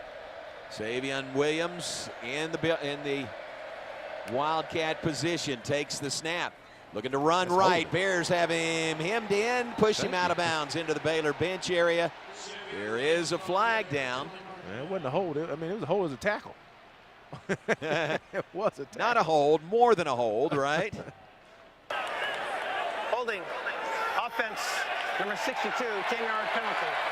Still first down. Carson Bruno, a 6'4", 305-pound junior, transferred from Louisiana Tech. He was going against, I think that was that Linton that he was going against? I believe it was. It's on the edge, either Linton or Williams, and he just wouldn't let him go. Actually, that's the side that Savion Williams took the pitch, and he went to the right side of the offense, and he just tackles him. Unfortunately, that time, the official didn't just look at it. He threw that flag. Now you got 1st and 20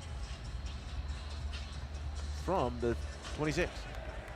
Stations give you a chance to identify yourselves following this play. 1st down and 20 for TCU. Ball back to their own 26-yard line.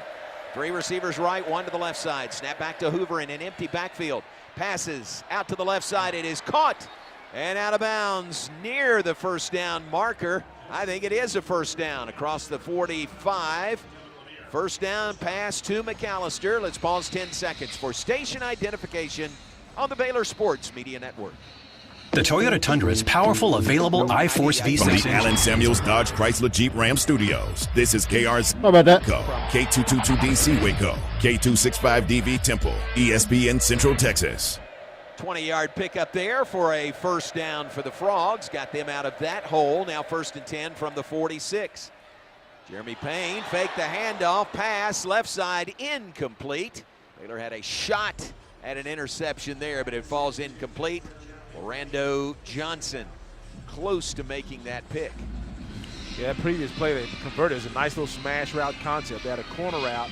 Drake Dabney actually ran kind of like a little out. He was really just running out to about like 3 or 4 yards past, the first down marker. Then he had a corner behind him.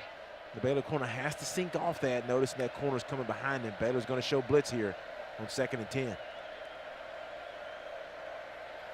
2nd and 10 from their own 46 for TCU. Tie game early 4th quarter. And the ball off, running up the middle to the 50. Gang tackled, pushed backwards.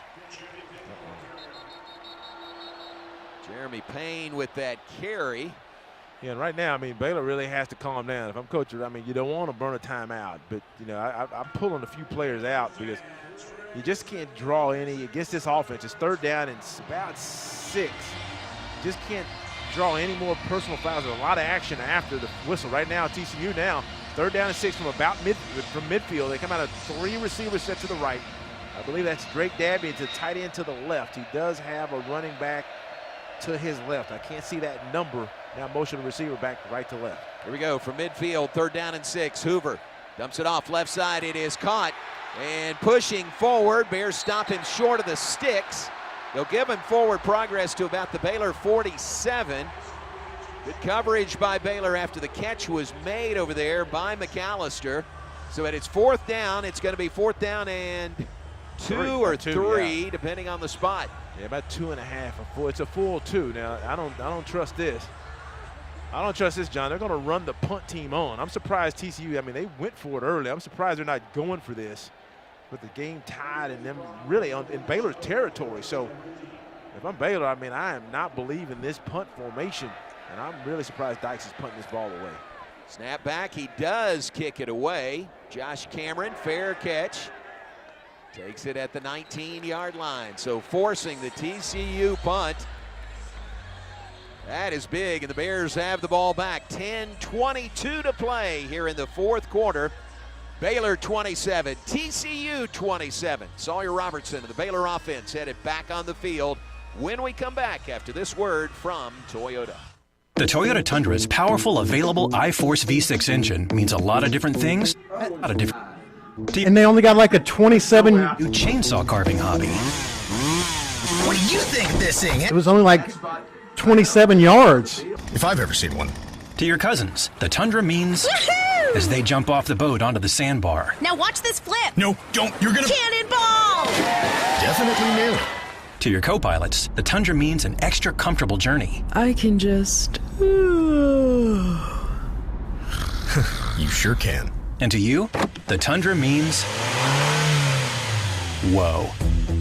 Toyota is a proud partner of Baylor Athletics. Now this is a bare necessity. From tailgating to sailgating, the 2025 Tundra is built to take you wherever the road leads, on game day and beyond. Visit your local Toyota dealer today. Toyota, let's go places. See packages and options at toyota.com for feature availability. TFNB Your Bank for Life is the official local bank of Baylor Athletics. Find out why more Central Texas are making TFNB their bank for life. Sign up for our Edge checking and savings accounts to earn interest or cash back. With 5 convenient locations and an award-winning mobile app, banking has never been easier. TFNB, your bank for life. Member FDIC.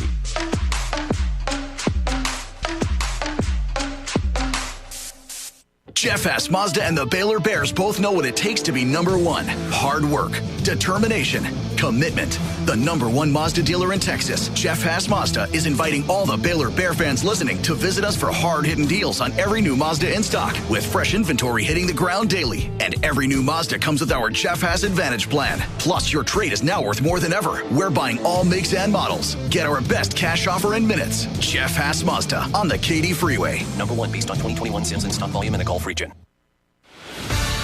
You're listening to Baylor Football on the Baylor Sports Media Network.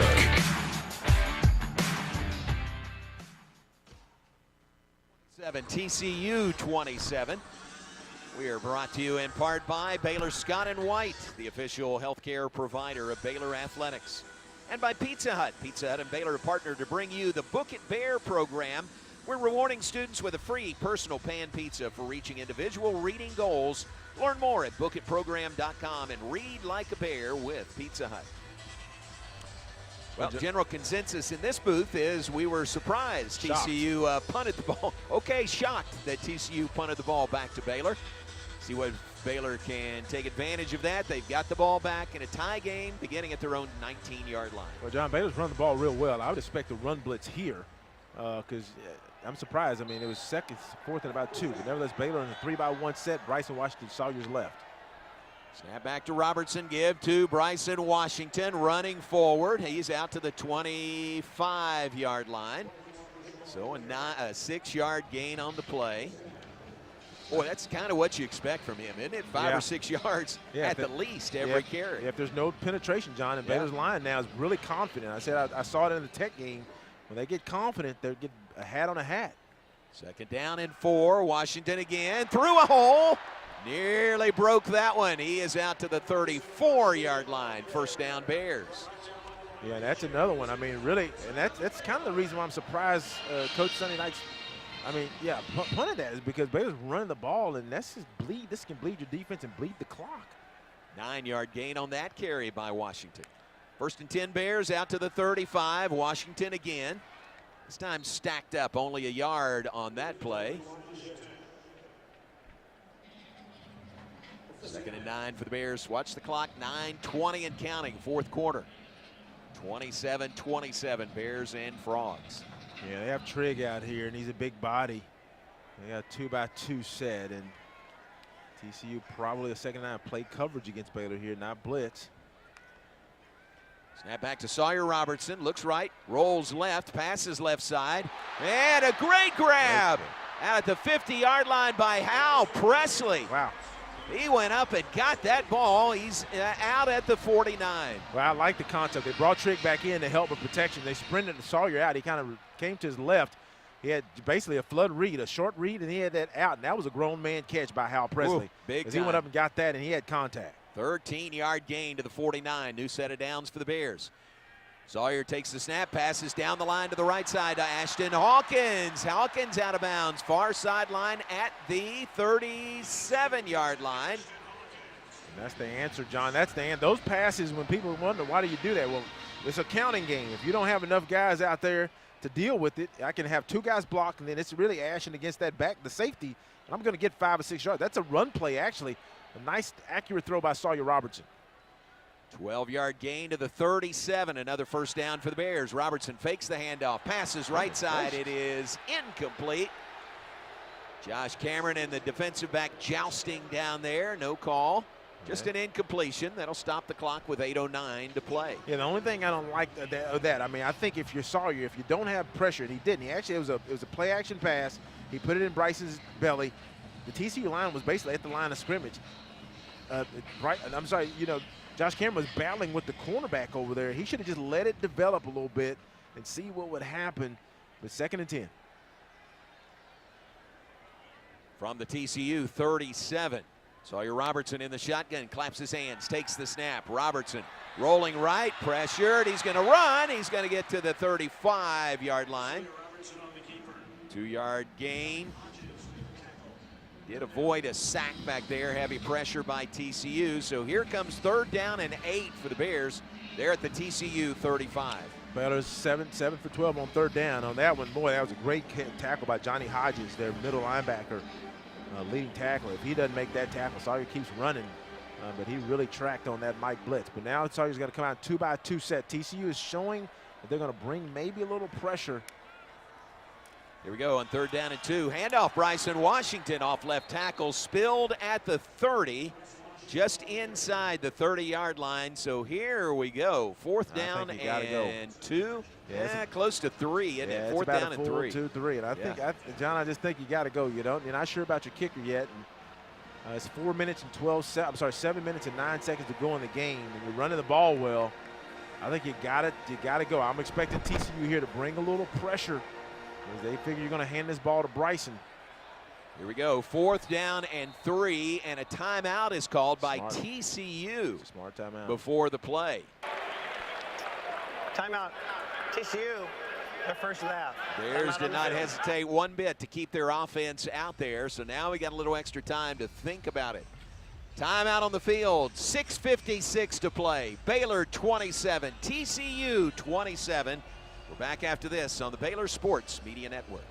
If you need a trailer, Flat Rock Trailers has got you covered. From light-duty single-axle, Then that last break for the 2-minute. duals. We also carry a full line of enclosed cargo trailers. Need a motorcycle trailer? We've got them. Need a dump trailer? We've got the largest selection in the state. Oil field trailers? We carry a full line of Big Tex trailers to handle all your needs. Trailer repairs? We repair all makes and models. We'll even rent you a trailer if you need to use one for a day. Flat Rock Trailers, your #1 source for all your trailer needs. Find us at flatrocktrailers.com. Premier ER and Urgent Care has all the convenience of urgent care with all the expertise of an ER, all under one roof. At every visit, be seen by ER-trained staff with on-site lab and CT, X-ray, ultrasound, and EKG. Here, you pay for the appropriate level of care that you receive, and we are in-network with most major insurance providers. Premier ER and Urgent Care has 4 convenient locations serving Texas: San Marcos, Temple, Waco, and Woodway. To learn more, visit www.premier.care. Baylor alumni are more than 160,000 strong. When we all join hands to support our university, we don't just move the needle, we move mountains. Working together, we create life-changing opportunities for students on the field, in the classroom, in the laboratory, and in life for generations to come. So get connected. Get involved. Learn how at baylor.edu/alumni. This is Elise McGee with Baylor Volleyball, and this is my story. Trying to balance faith, school, and volleyball has felt at times impossible. Having people around you that point you to God and His truth, I feel, is something unique at Baylor. God surrounded me with coaches, teammates, professors, and staff that intertwine Him in our daily lives. My name is Elise McGee, and this is my Champions Tribune. Read more Champions Tribune at BaylorBears.com. You're listening to Baylor Football on the Baylor Sports Media Network. And 2 opportunity, opted to punt the ball away. Baylor was glad to take it. They began this current drive at their own 19-yard line. Now, with 6:56 on the clock, Baylor has a 4th down, officially 4th and 3, knows the ball just inside the 30-yard line. And it appears that they will go for it. In fact, I don't think there's much question. Baylor will go for it here on 4th down and 3. Yeah, John, I'm really thinking, I don't think he has any choice. Because if you miss it, TCU gets it. You got 3 timeouts. You just got to hold them. Or if they score, you got to respond. So right now the question is, what does Coach Babatall call? He's got a call. He's been holding. And the question is 4th and 3, where they're going to probably bring a lot of bodies. You got to see their set. If they bring a lot of bodies, you kind of got to maybe think of an option for Sawyer to either throw it or run it.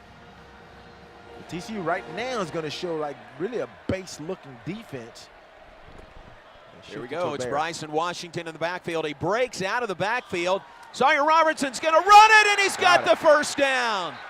Bryson Washington broke out of the backfield to the left side. Sawyer Robertson ran it off left tackle to the 26. A gain of 4 and a first down as the Bears convert on 4th and 3. Well, now if you're Baylor, you're not in a hurry. You gotta take a touchdown, you can get it. But right now, you gotta force TCU's hand here. Keep running this ball at them.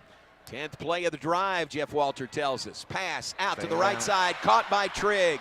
Trigg pushed out of bounds at the 15-yard line. That's a gain of 11, maybe 12 to the 14 on the pass to Michael Trigg.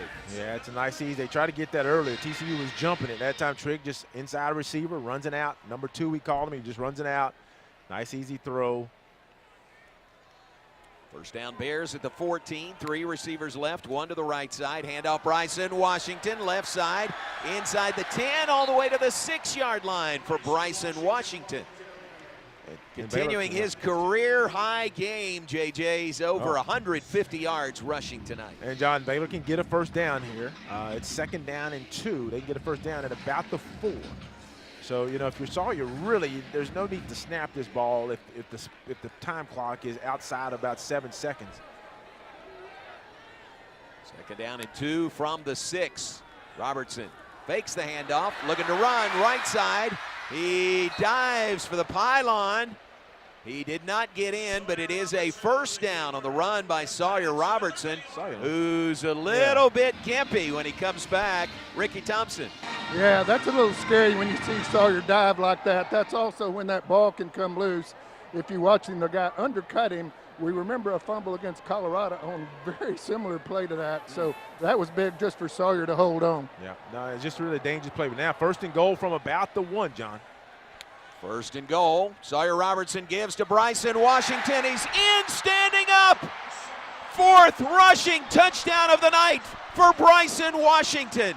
And Baylor regains the lead over TCU with 4:54 to play. 33-27 Bears. Yeah, and really the challenge for Baylor, John, is Sawyer. He's a little gimpy coming over. He is jogging. Coach Jake Spavital was talking to him like, look, dude, I need you to know down and distance. And on that play, it was 2nd down. It was 2nd down and 2, and so they could get a first down. And just for him to take that chance, knowing Quinn is not suited up, but nevertheless, Baylor pulls ahead. Extra point kick by Isaiah Hankins is true. And with 4:54 to play, the Bears complete an 81-yard scoring drive, 13 plays, 5 minutes, 28 seconds off the clock.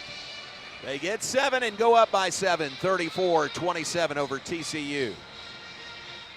We will keep it right here, but boy, what do we talk about? The team that can run the ball has a good chance to win every game they play in. Ricky Thompson, Baylor's been able to run the ball well again tonight.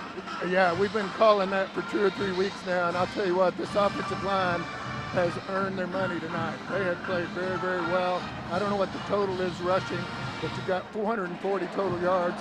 Bryson Washington, 166 alone. So a great game up front by these guys. It's opened up the passing game too. They've hit some good throws outside for first downs. Now you got to play D. 4:54 to go, up by 7. Yeah, and John, I'll tell you, I mean, that's a big boy drive, and we are right about running the ball. Right now, Baylor 39 rushes, 227 yards. Dawson 8 for 33, but Bryson Washington 21 for 166, 4 touchdowns. And Sawyer Robertson 17 of 29, 213 yards. But right now what you're seeing is the offensive line take control. And we talked about the 4th down. I mean, I'm shocked. I'm really literally shocked that Coach Sonny Dykes did not go for that in Baylor territory. It's 4th down and 3, the way his offense is moving. They have 384 yards of offense and with a quarter to play. So that may end up being a difference. We don't know because they're going to pull out all the stops to score here. Yeah, right now that's the difference. We've still got 4:54 to play, but that is the difference. TCU punting on that 4th down opportunity. Baylor going for it and converting on 4th and 3. And then completing the drive with the touchdown and going up by 7, 34-27 over TCU. Yeah, now the question really is Coach Aranda. I mean, TCU on their drives, their drives are the second half. If you think about it, Jeff told us they scored like the last 13 points at one point. But they had a 47-yard field goal attempt that they made after starting their 28-yard line with their first drive. Then they went down and scored a touchdown with their second drive, which was, I think, about 75 yards. Then on the third drive, that's the one you're talking about, that they drove the ball from their 25, got to Baylor territory, forcing a 4th and about the same exact distance Baylor had, and he seemingly decided to punt that ball away. And now they're going to get their 4th drive of the half. And because Baylor's I talked about, John, if Baylor could run the ball, that could hopefully shrink the game a little bit. And that's what it's done. This is TCU's only 4th drive, and it may be their last one of the game. Wow. Of the second half, You're right. Second half. All right, Bears will kick it off from right to left. Again, wind at their back here in the 4th quarter. Really good, engaged crowd here tonight at McLean Stadium on a blackout. Baylor folks love a good blackout. Got to finish it off with a win. 4:54 to play. 34-27. Baylor leads TCU. Jack Stone approaches the ball, kicks it from right to left. Kick will sail out the back of the end zone again. TCU has the ball back. They'll begin at their own 25-yard line, trailing by 7. Now, what you expect from Coach Rand, he's been showing it the whole day. He's been showing a big two-deep shell for the most part, trying to keep these receivers intact. Kendall Browse, when he's wanted a big play, has found a way to get one of his big-time receivers between the hashes because that's the void in a two-deep. The weaknesses of a two-deep is up the middle between the hashes and the outside, the corners outside, beyond the corner in front of the safety. Those are weaknesses. Let's see what they do here. 3-by-1 set. Hoover at quarterback. Alone in the backfield, takes the snap, passes it down the line. Savion Williams has got it. He's at the 30. He squirts forward to the 33 on the play, so an 8-yard gain on the first play. Yeah, he's their Mr. Do-It-All, and when you see him in the backfield, they'll then sprint him out to the 3-receiver side, and you know what's coming. Well, at least they're going to they use that as a decoy sometimes, but they're just going to throw it out to him. And he's back there again next to Hoover. Spotted at the 32, so a 7-yard gain on that play. Snap to Hoover, hand the ball to Savion Williams, bumps into the back of his own blocker, and then is forward to the 37. So that's a first down for TCU. Garmin Randolph gets up off the bottom of the pile. Move the chains, first down Frogs at their own 37. Yeah, that's Savion Williams, 8 carry for 57 yards. Also has 7 catches for 75, so he missed a do-it-all. And Baylor has to identify him. And what you got to do here, 3:57 and counting. You can stop him here. This may be ball game, but they're going to be a tough out with this dynamic offense. 3-by-1 set. Under 4 minutes to play, fourth quarter. TCU in no particular hurry. 1st and 10 from the 37. Hoover pressured, gets away, throws it left side. It's incomplete. That was Jackie Marshall in the face of quarterback Josh Hoover on that play. Yeah, I mean, Baylor started getting pressure on that. I mean, Hoover wanted to work his way to the left. They had a stack formation over there, but he didn't really have. He got that late pressure. And Jackie Marshall really is a good football player. If he could just control those emotions, you control those emotions and focus it, and he did a great job of putting pressure. Hoover had to make a quick decision. He's just throwing that ball away. 2nd and 10 now. And the good news for him is Savion Williams had to go out on that play. So now you're looking at a 2-by-1 set. Drake Dabney in a slot to his right. I can't see his tailback's numbers to Josh Hoover's now motioning out. It's Trent Battle in the backfield. Snap back to Hoover. Looks left. Passes. Battle dropped it. Gracious. Coming in on a slant. Oh, man, but a penalty's going to come against Baylor. This is the second one, John. We're going to get a late hit on the quarterback. And I think it's Jackie Marshall again. Yeah. Personal foul. Rough of the passer. 0 on the defense. 15-yard penalty and automatic. First down. That's big. Jackie Marshall putting pressure on, and I don't think it was anything malicious on that, but Jackie has to know that when he sees that quarterback starting to release that ball, he just has to pull up. He can't take that shot. That then puts the judgment at the official's feet, and you don't want to do that. Now TCU once again aided by a penalty, a roughing the passer penalty. 1st and 10 from the Baylor 48-yard line. Instead of 3rd and 10, back about the 37. So TCU, a new set of downs, handoff to Battle, running left. Bears have him on the ground, a yard gain to the 47. That's it. Garmin Randolph, the tackle for Baylor. 3:21 and counting, fourth quarter. Baylor 34, TCU 27. Frogs with possession of the ball. Well, they come out 2-by-2 set. Now they got, now they still have Williams back in it. But anyway, this is a normal Big 12 game, a one-score game with 3 minutes and counting. Baylor needs something big. TCU does not have a turnover today, 18 on the season. Can Baylor generate one?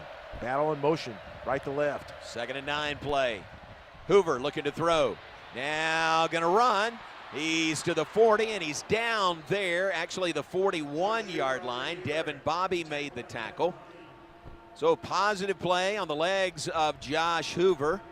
7-yard run or 6-yard run there. 3rd down and 3 coming up. TCU 4-11 on 3rd down. And John, this is 2-down territory for them. So you're on that punt. Coach going to bring Jackie Marshall back in. He's had a good talking to. But Baylor needs a play. 2:23 and counting. TCU's not in a hurry. They want to make this probably a score and then go for two type game, to be honest with you. They're not in a hurry. 3rd down and 3. Big play here. 3rd down and Empty 3 backfield. from the 41. Empty backfield. Hoover in the shotgun takes the snap. Pass. Short pass is incomplete. That was McAllister who couldn't hold on to it. Pass was on target. So here comes a 4th down play. Carl Williams on defense. Here's another 4th down play. 4th down and 3 for TCU from the Baylor 41. And you know Mr. Do-It-All is going to come in. He's been out 4th and 3. He's going to be to the right. If I'm coach right here, I'm going man across the board, and I'm bringing pressure. If they score in one play, I got the ball with 2 minutes to go. But I'm going press man, and they're going to bring, unfortunately, they're going to bring Matt Jones way out here because the running back's to the right. 2 by 2 set in motion. Nobody in the backfield. Here we go. 4th down and 3 for TCU. Pass. Savion Williams has it at the 30. Tackle made at the 24-yard line. Just a slant coming in from the right side by Savion Williams. Frogs have driven to the Baylor 24, and we are at the 2-minute timeout. Timeout on the field. 2 minutes to play. Baylor 34, TCU 27. Frogs have it at the Baylor 24-yard line. We're back after this on the Baylor Sports Media Network.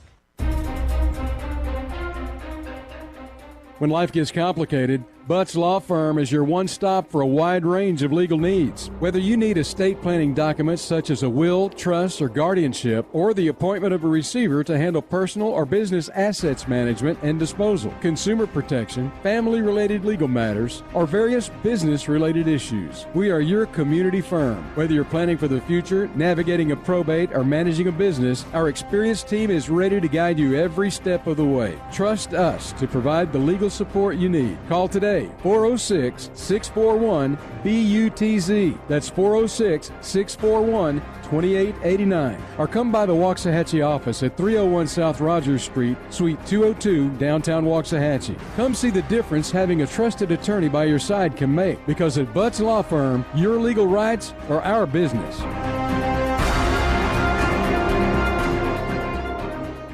Score big savings during truck season at Jim Turner Chevrolet in McGregor. Right now, get discounts on our lineup of powerful Chevy Silverados. Save on SUVs too, like the reliable Chevy Suburban or the stylish Tahoe and the Chevy Blazer EV. Hurry! The first 100 to take a test drive this month will receive a 6-pack of Dr. Pepper and a chance to win a year's supply free. Ask for details. Hi, I'm Jim Turner. Enjoy the game, then come see us at Jim Turner Chevrolet in McGregor. Together, let's drive.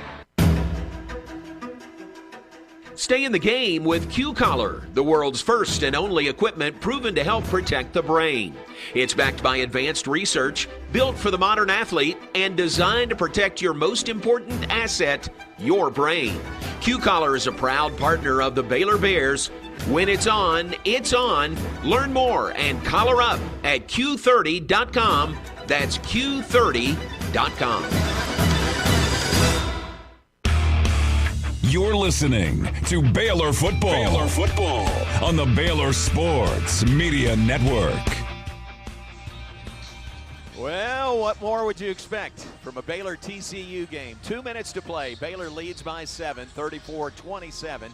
TCU has the ball. They've driven to the Baylor 24-yard line. Bears have 3 timeouts left. Should that be a factor? TCU has 2 remaining. And JJ down to the wire. Who would expect anything less? John, nothing. I wouldn't expect anything less. This is a Big 12 game. All Big 12 games seem like they'll go down to, especially between evenly matched teams, to the wire. But right now, Baylor in a position with the defense going to have rest after this timeout. TCU's going to have the ball at the Baylor 24-yard line, 1st and 10.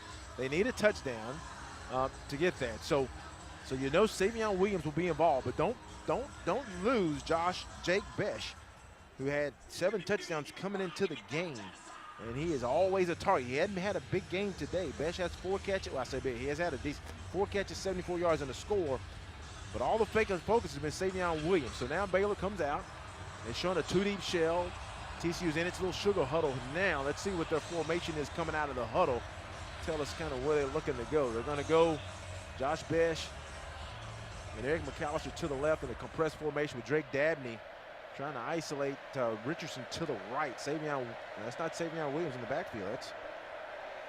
That's Jeremy Payne in the Jeremy Payne. backfield, yeah. Here we go from the 24. Snap back to Hoover. Hoover looking to throw. Wide open. Pass, touchdown, TCU. Kind of take that, though. Slant route to Jack Besh. Hit him in stride, and a touchdown for TCU. They're an extra point away from tying the game, or do they go for 2 here in the lead with a minute 55 to play? I think with this much time, John, all you can do is tie it up, because I just think, Baylor has, basically 2 minutes to go and 3 timeouts, and if the 2-point would win it for you, you do it. But if you miss the 2-point now, you basically gave the game away. So TCU's lining up now, at least to kick the field goal. If you're Baylor, I'm not trying to block this. I'm just playing it safe. Get ready to play offense. Extra point kick to tie the game at 34. Good snap, good hold, and the kick is good. And we are tied at 34 with a minute 55 to play in regulation between Baylor and TCU. Well, that play was the one we've seen. We've seen that play 3 times, I think 4 times. 3 times they've had a big play. One time they dropped it. And all it is basically he's got a little influence. I mean, actually Hoover had great protection. And then he's looking to his left, and then he knows if he can just influence those safeties. They have somebody holding the safety to his right outside. To his left, he's looking left outside to keep that safety wide. And he knows Besh, who starts outside, is going to run a switch route and come to the post between those safeties. And if he just holds it long enough, gets protection, it's been open all day. And they take advantage of it because it's between those 2 safeties that are outside those hashes. And that's the easy void. So, but John, the scene right now is Baylor has a minute 55 seconds. TCU's about to kick the ball off, and I believe the wind is swirling, but he's kicking into the wind. So Baylor has the opportunity here to be able to put themselves in position to potentially win this game here as they take possession with about a minute 50. Absolutely. Let's go down to Ricky. Hang on. 2 guys. TCU has 2 timeouts, so if the Bears don't pick up this first down, they will be calling timeouts. Oh, smart. Fair catch taken at the 3-yard line, so a ball will come out to the 25 on that. So that's where we'll begin this possession for the Bears. Josh Hoover in 15 starts has now thrown for over 300 yards in 11 of those. He's at 333 passing on the night, including that 24-yard touchdown pass to Jack Besh. Now it's the Baylor offense out on the field. Well, you got your runner. Bryson's in the game. He's the hot hand, and you got to believe TCU knows that. And I don't think they're going to let you milk him. So I would expect the run blitz on this first down series to try to get you in 2nd and long. 1:55 on the clock, 4th quarter. Snap back, handoff, Bryson Washington. He's out to the 30-yard line on that first down carry, 5-yard gain. And you take that for first down. That's a nice run, inside run. You take care of the ball. Saw you did a good job of, right now TCU is trying to sub here. 3-by-1 set for Baylor. Sawyer Robertson may be changing the play. Takes the snap, hands it off again to Washington. Washington 3 yards forward. Finally, they blow the whistle. They never got him on the ground. They'll give him 4 yards to the 34.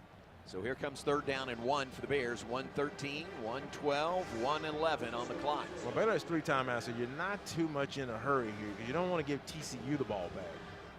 So TCU's not going to burn theirs. So what Baylor's going to do is probably hand this ball off again, or Sawyer will take it and try to get this 3rd and 1. Give to Washington again. He's got the first down and out to the 40-yard line on the first down carry. 6-yard gain. Bears have it out to the 41. Under a minute on the clock. Clock stops on the first down to the 49. 49 seconds. Yeah, surprised he's not burning one there. 2-by-2 set. Now if you're Baylor, you got to get aggressive. Snap back, Sawyer Blitz coming Robertson. from the field. Time over the middle. It is incomplete.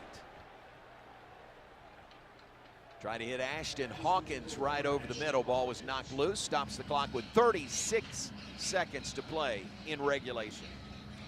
Yeah, you got to be smart here. And now you got a 3-by-1 set. Sawyer has to know I got 3 timeouts.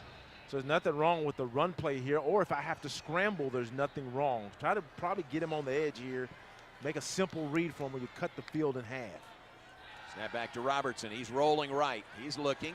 He passes right side. Josh Cameron's got it. Steps out of bounds at the 44-yard line. First down Bears. That's the 44 of TCU. So the Bears have crossed midfield. 30 seconds on the clock. And John, with that's a little delayed sprint. He takes it, he looks, then he sprints out. What that does is it simplifies the reads for him. He's got a high-low read. If he doesn't have it, he runs. Now they're finna bring a little pressure on him, so he has to expect it. He can probably take a shot here. First and 10 Bears. Small ball spotted at the 45 of TCU. Sawyer Robertson looking left. He does take a shot. Left side, ball's in the air, well overthrown. Threw it out of bounds. Al Presley, the intended receiver for the Bears.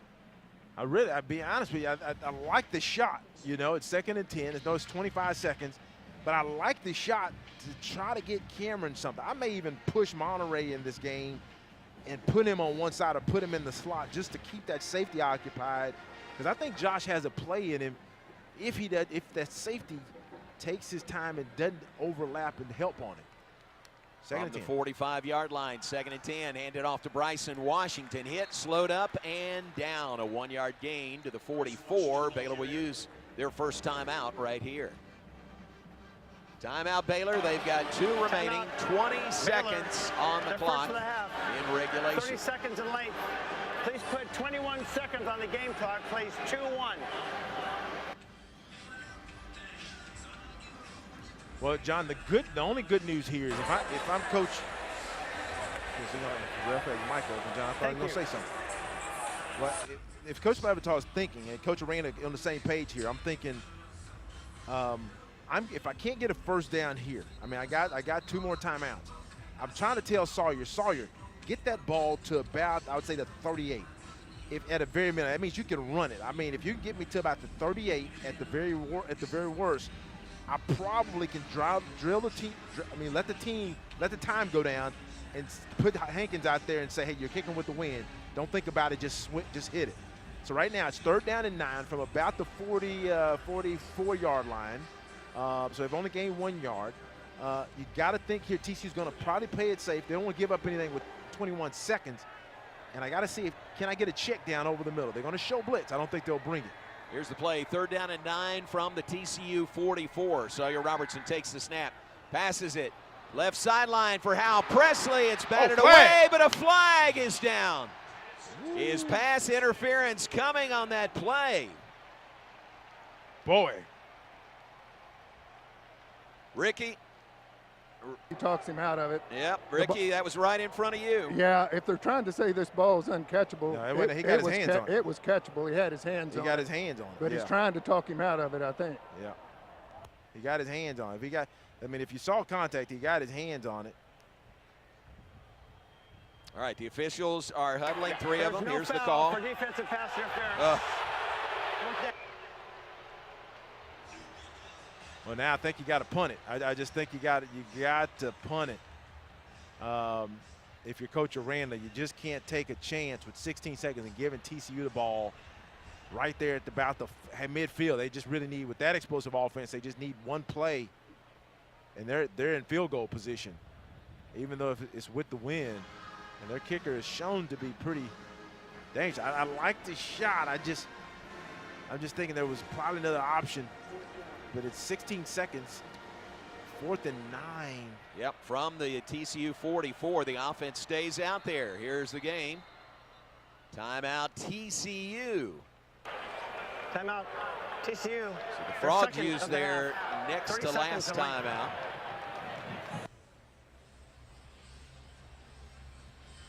Well, so it's 4th down and 9. The ball's at the TCU 44-yard line. 16 seconds on the clock. Ricky, what do you think? I think you got to kick this. I don't know if they will, but a little surprised that they went deep 2 plays in a row on this last series. I thought maybe the last one, try to pick up 5, 6, 7 yards, get it in field goal position, let the clock run down, 2 deep shots. Hal Presley was really close to making that play. Really good defensive play on the ball by the corner. I don't know what they thought they saw as far as an interference call, but obviously waved it off. All right, it's a short timeout, and as the timeout ends, it's the offense that goes back out there. They Don't see Palmer Williams at all. It is quarterback Sawyer Robertson in the Baylor offense for a 4th down and 9 play from the TCU 44. 16 seconds to play, tie game.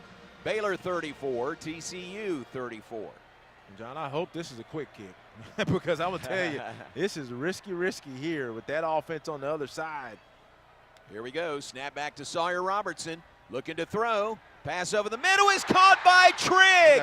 He's down at the 29-yard line. Timeout, Baylor. Dave Aranda gets the quick timeout. Bears have it at the 29-yard line. They convert on 4th down and 9. I guess that's why they pay him the big bucks, John, to make that call. Because I'm telling you, I would have punted that ball 6 days ago. Because Ricky, the football sense in me tells me I can't give that offense the ball at midfield, and they went for it as a great catch by Trigg. Well, it was a great catch. I saw Trigg coming across the middle. I was hoping that's where he was going with the ball, but that was not an easy throw. Sawyer had a defensive lineman right in his face, the nose guard.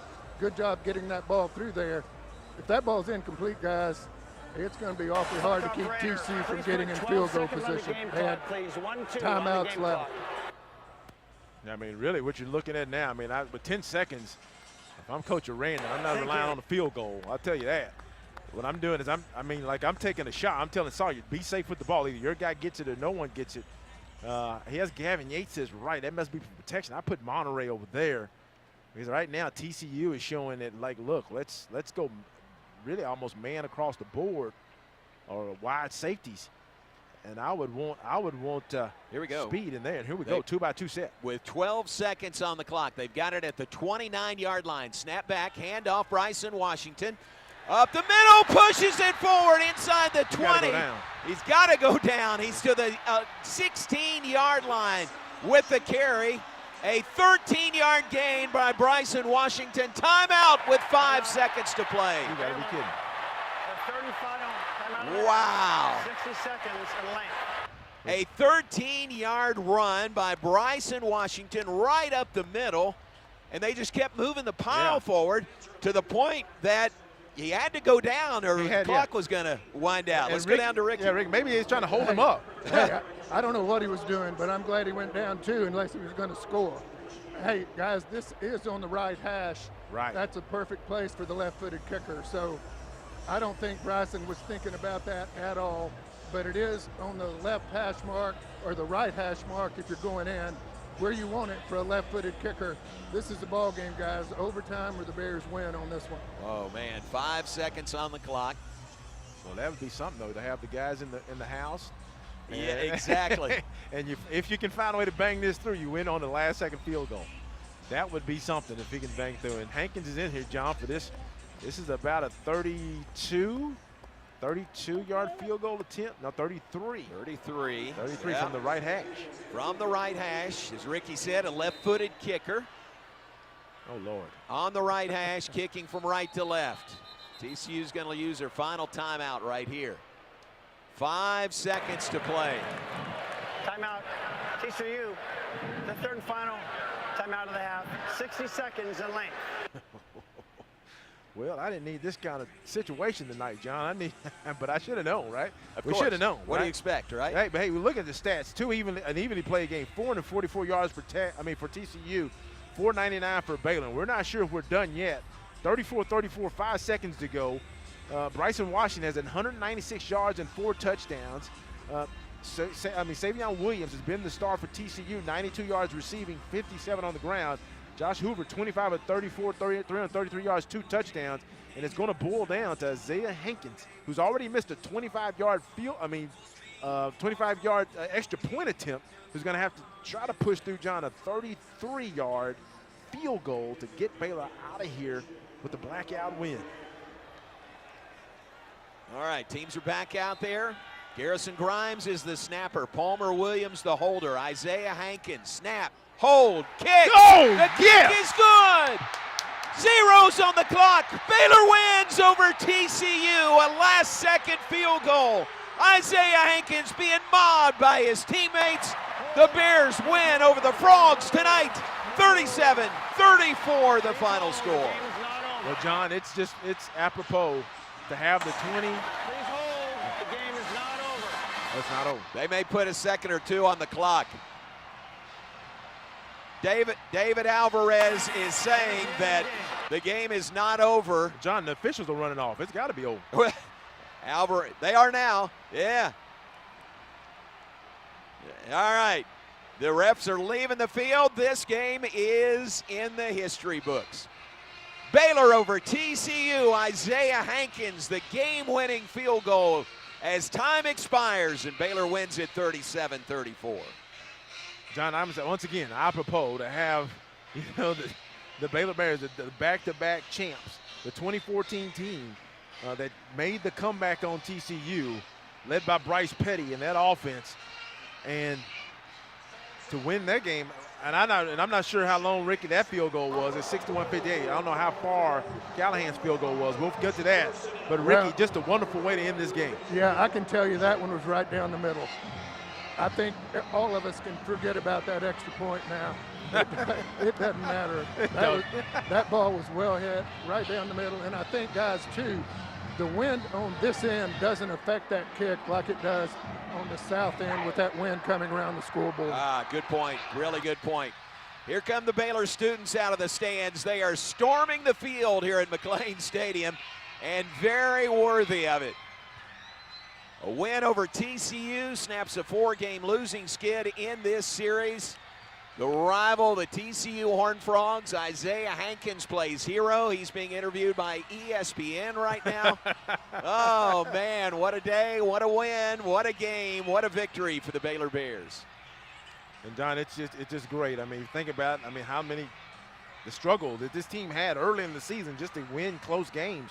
And now, toward the middle part, end of this season, they've seemingly started to put it together a little bit to start winning these tight games. They're not paying. They're making plays. They're running the ball better.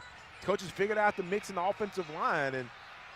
And what I love about it, though, and Ricky, this isn't beating like a championship team, but it's getting these kids back into, hey, we can win here, but wonderful close to the game. Yeah, but this is a good TCU football team. I think we've seen that. They've lost a couple of tough games, but remember how they came back to beat Tech in Fort Worth just last week. And I'm telling you, I don't know if the Big 12 fines kids for storming the field, but Baylor just needs to pay it. Yeah. I agree with you, Rick. Let them go. It's a great scene on the field here as the students continue to pour out of the stands onto the field. Most wearing black for the blackout. The gold in there is the gold jerseys of the Baylor line. And celebrate a great memory for these kids. This will be as good a memory for them as that 61-58 was for the group that was here in school 10 years ago, 2014. And John, you're right. And for them, and you got to think about it, like the last couple of years have not been great, right? So while this is just a step to me, and really what this does to me is it now gets these students, kind of a relationship with this program, the football program, that's positive, and that's what this means to me by having everybody on the field. Plus, Ricky, everybody likes to beat TCU, right? Yeah, absolutely. There's nothing better. Well, maybe a couple. Yeah, a couple, yeah. Well, I tell you what, go back, JJ, to that last TCU drive, and we talked about that touchdown pass. As hard as it was to give that up, they did that, and the Bears were able to run the clock down to 5 seconds. If they would have taken more time to punch that thing in, this game's in overtime, and who knows how that ends up. How about that last drive by Baylor? They got the ball with 1:55 to play and drove it down for a very makeable field goal. It wasn't even a stretch for Isaiah Hankins, and it was 11 plays. They had 11 plays in that drive, 11 plays, 59 yards in that 1:55. Set up the 33-yard field goal by Isaiah Hankins, and as Ricky said, he absolutely nailed it. No question about that whatsoever. And the Bears, that's the game-winning points, 37-34 over TCU. Bears have won 3 straight now since the open date. They are 5-4 on the season, and they are at 3-3 in Big 12 conference play with the win also with 3 consecutive conference wins. The win in Lubbock over Texas Tech, the win at home over Oklahoma State on homecoming, and the win tonight over TCU in dramatic fashion, 37-34. Let's go back down to Ricky. Hey, guys, let's go back to, remember, TCU punted the ball away at about the 50-yard line, the 46, 47 on 4th and 3 or 4. Punted it back to the Bears. That was another scoring opportunity they had. Then the Bears, much to our chagrin at the time, on 4th and 9, went for it, picked it up, punched it down, kicked the short field goal, and win the game. So you've got two different scenarios there of going and not going on 4th down. Yeah. Well, and Baylor went for it a couple of times on 4th down late. Once they went for it and then ended up in the end zone with the touchdown to take the lead. And then on that last drive, as you said, went for it on 4th and 9 and converted. That led to the game-winning field goal. Well, John, I think this game, not that it boiled down to that, but I think Ricky and John, TCU deciding to punt on that did it to me. Because both offenses were moving, and it kind of reminds me. Not to bust it, but I remember we were playing Texas, and I forget which year it was. Maybe it was 2011. I forget when it was. And I remember asking Coach Browse one time. We punted. It was like a 45-52 game. Okay. And we punted at the 50. We punted, and it was 4th and 5. And I remember asking him, and he got mad at me. I asked him, I said, why'd you punt this? I figured we got to win on offense. And he asked me that like 3 weeks later. I punted, didn't I? But, this game reminded me of that. Like, you don't need a punt. The punt is not going to help you at that time in the game. So. Yeah, wow. Now, great scene on the field here. Students have almost filled the complete playing surface here at McLean Stadium. Golden Wave Band doing their thing in the north end of the stadium. Everybody is jumping around and enjoying a 37-34 win over TCU tonight. Tough loss for the Frogs. It is, man. They had tied it with, a minute 55 or 2 minutes to play? It's minute 55, John, I think, when they scored, wasn't it? Right. 2 minutes. Right after that. Right after that 2-minute timeout. Frogs lose in Waco for the first time in 10 years since that 2014 61-58 Baylor win. So another dramatic victory here. Great shots on the Baylor Vision board. Isaiah Hankins is the mayor of Waco right now. And it couldn't happen to a better guy either. So that is tremendous. We thought early on that missed extra point might cost Baylor at some point in the game. Ended up not doing so. You don't know how things would have played out if he'd hit that extra point. But, boy, at the end of the night, he is the hero. And a 33-yard field goal, the game-winning points on the field goal by Isaiah Hankins. Well, you can light the tower green. The Golden Wave Band is playing that good old Baylor line.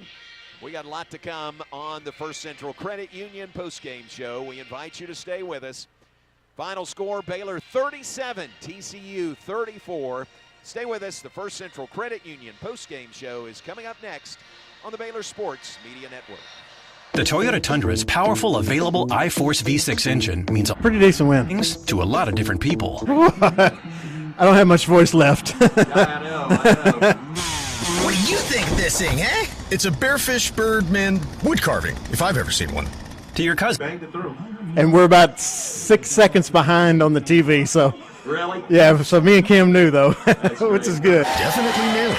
To your co-pilots, the Tundra means an extra comfortable journey. I can just... You sure can. And to you, the Tundra means... whoa. Toyota is a proud partner of Baylor Athletics. Now this is a bare necessity. From tailgating to sailgating, the 2025 Tundra is built to take you wherever the road leads, on game day and beyond. Visit your local Toyota dealer today. Toyota, let's go places. See packages and options at toyota.com for feature availability. TFNB Your Bank for Life is the official local bank of Baylor Athletics. Find out why more Central Texas are making TFNB their bank for life. Sign up for our Edge checking and savings accounts to earn interest or cash back. With 5 convenient locations and an award-winning mobile app, banking has never been easier. TFNB, your bank for life. Member FDIC.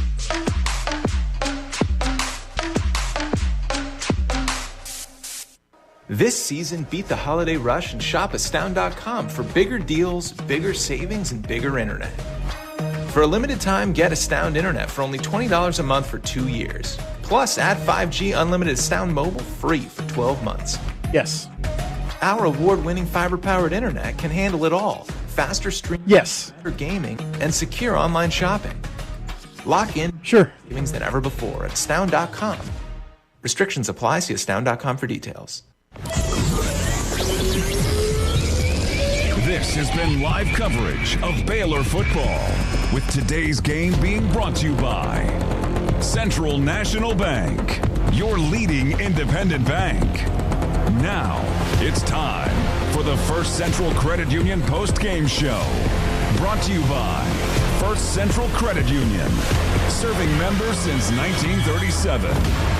Stay tuned as we break down the game, listen to highlights, talk with Coach Aranda, players, and more. All coming up on the Baylor Sports Media Network. Post-game show. It's brought to you by the First Central Credit Union. Everything we do for you. We got a lot to cover tonight in our First Central Credit Union post-game show as the Bears win on a last-second field goal over TCU, winning 37-34 the final score. Frogs fall to 5-4 on the season. They are also 3-3 in conference play. Bears snap a 4-game losing skid in this series, and TCU, in fact, had won 8 of the last 9 games, but the Bears get the big win tonight in dramatic fashion. Isaiah Hankins, a 33-yard field goal for the game-winning points, 37-34 the final. JJ, huge win for the Bears, the way it played out, but just the fact that it's a 3rd consecutive win for Coach Aranda and the Bears, and now they take this momentum into another open date coming up next Saturday. Yeah, John, I mean, to me, it shows the growth in the team, and that's what you want. You want your team to get better towards the end of the season, and I think, you look at, even a Utah game in the second game of the season where Baylor had a chance to pull in and win that game, or at least pull it even, couldn't do it, and ended up being an 11-point loss. And then, of course, the Colorado game, we all remember that one. You just couldn't close it. BYU, you lost by 6, had 3 times. Down by 6 to score, couldn't get it done. And then all of a sudden, you go to Iowa State, you're in it to about halftime, then you lose it when they come out and really blitz you in the second half. But so to see this team find a way last week to fight it and not have their best game and pull it out at the end and win by 10, that really was a one-score game for the most part. And then tonight win it to make the plays. It's really special to see the development. I know sometimes it's great to see like the 2013, 2014, 2021 teams, but to see a team improve throughout the season and start to kind of realize some of its potential is great to see the journey, man. It's just watching the journey, and it's often more special than the destination. Man, that's really well said, and it is fun to see. Baylor wasn't as bad early in the year as their record indicated, right. But they were 0-3 in conference play, yeah. And now they are 3-3 in conference, 5-4, a game away from bowl eligibility. And I think the goal is not now to be bowl eligible. Yep. It is to just continue this run that they started after the open day. Well, and then it's, John, before you go, it's just the confidence that it brings. All of a sudden now, it's funny how sport is. It's just like we really have short memories. So you have 3 weeks now that can start forming that you just feel like, hey, we're in this situation when we go to West Virginia. We feel confident we can do it. Not that you'll do it, but that you can, and that goes a long way. Ton of confidence. Let's pause here 10 seconds for station identification. Back in 10 seconds on the Baylor Sports Media Network. From the Allen Samuels Dodge Chrysler Jeep Ram Studios, this is KRZI Waco, K222DC Waco, K265DV Temple, ESPN Central Texas. Let's take a break, and we'll continue on the First Central Credit Union post-game show in a moment. Bring in Ricky Thompson when we come back from down below. Still to come, we'll visit with a Baylor player or two, and certainly Coach Dave Aranda share all the final stats from this huge Baylor win over TCU, 37-34 the final score. More when we come back on the First Central Credit Union post-game show. It's brought to you by the First Central Credit Union. Everything we do for you. Tonight, following a 37-34 Baylor win over TCU here at McLean Stadium. Back after this on the Baylor Sports Media Network. Ask for Kasasa Checking. It's our superpower. You should have it, John. An APY on your checking account. There's no penalty in this game. Get great returns. let me know. Complete access to your cash. Get in motion with First Central's reward checking that refunds ATM fees nationwide. Enjoy an automatic savings. I guess John left. The snap to apply online at First Central. You gotta go look away. Oh, no worries. Come back. How long we got at this break? Eligibility and qualification. You got about another 90 seconds. Premier ER and Urgent Care. Okay, I'll cue you. Of urgent care with all the expertise of an ER, all under one roof. At every visit, be seen by ER-trained staff with on-site lab and CT, X-ray, ultrasound, and EKG. Here, you pay for the appropriate level of care that you receive, and we are in network with most major insurance providers. Premier ER and Urgent Care has 4 convenient locations serving Texas, Waco, and Woodway. This one feels good. Care. Stay in the game with Q-Collar, the world's first and only equipment proven to help protect the brain. It's backed by advanced research, built for the modern athlete, and designed to protect your most important asset, your brain. Q-Collar is a proud partner of the Baylor Bears. When it's on, it's on. Learn more and collar up at Q30.com. That's Q30.com. Hi, this is John Morris for Green Eye Associates. Let Green Eye Associates, Doctors Leanne Green and Avery Platt help you see Waco clearly. Their experienced team enjoys making your eye exam fun, easy, and accurate, providing trustworthy and honest communication about your eyes and eyewear. Visit them on Lake Air Drive or at greeneyeassociates.com to see their services and a wide selection of eyewear made on-site by experts. Green Eye Associates, official optometrist of Baylor Athletics. You're listening to Baylor Football on the Baylor Sports Media Network. Okay, here we go. Back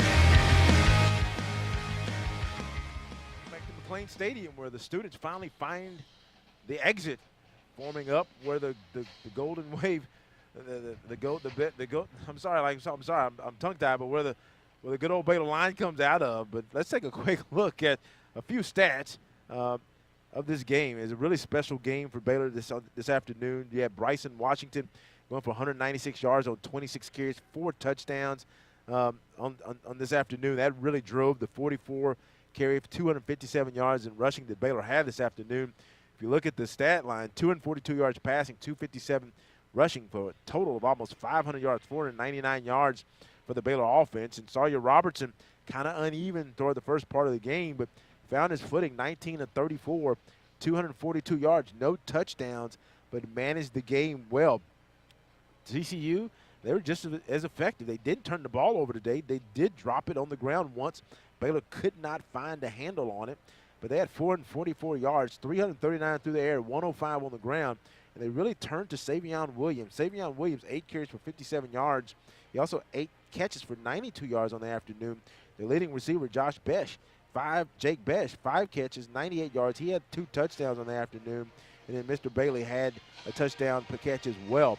TCU, really, if you look at the stat line, you wonder how did you lose the game? And the only way you can tell is you just can't yield 257 yards. One of the keys coming in, we said Baylor, if they could rush for at least 150, that would help keep that TCU offense on the sideline. But TCU time of possession, 31 minutes, 35 seconds.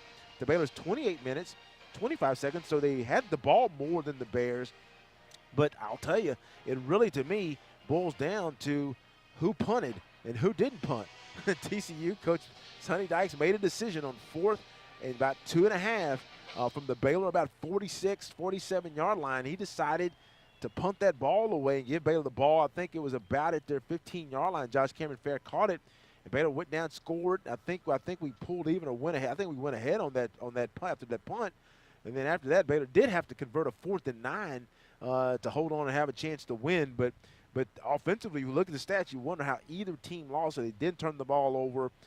Really productive. 3rd downs, Baylor was 8 of 15. TCU, that's the one area where they weren't good. They were 4 of 12 on the afternoon on 3rd downs.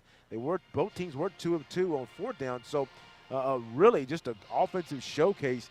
And overall, Baylor was able to get that one extra possession.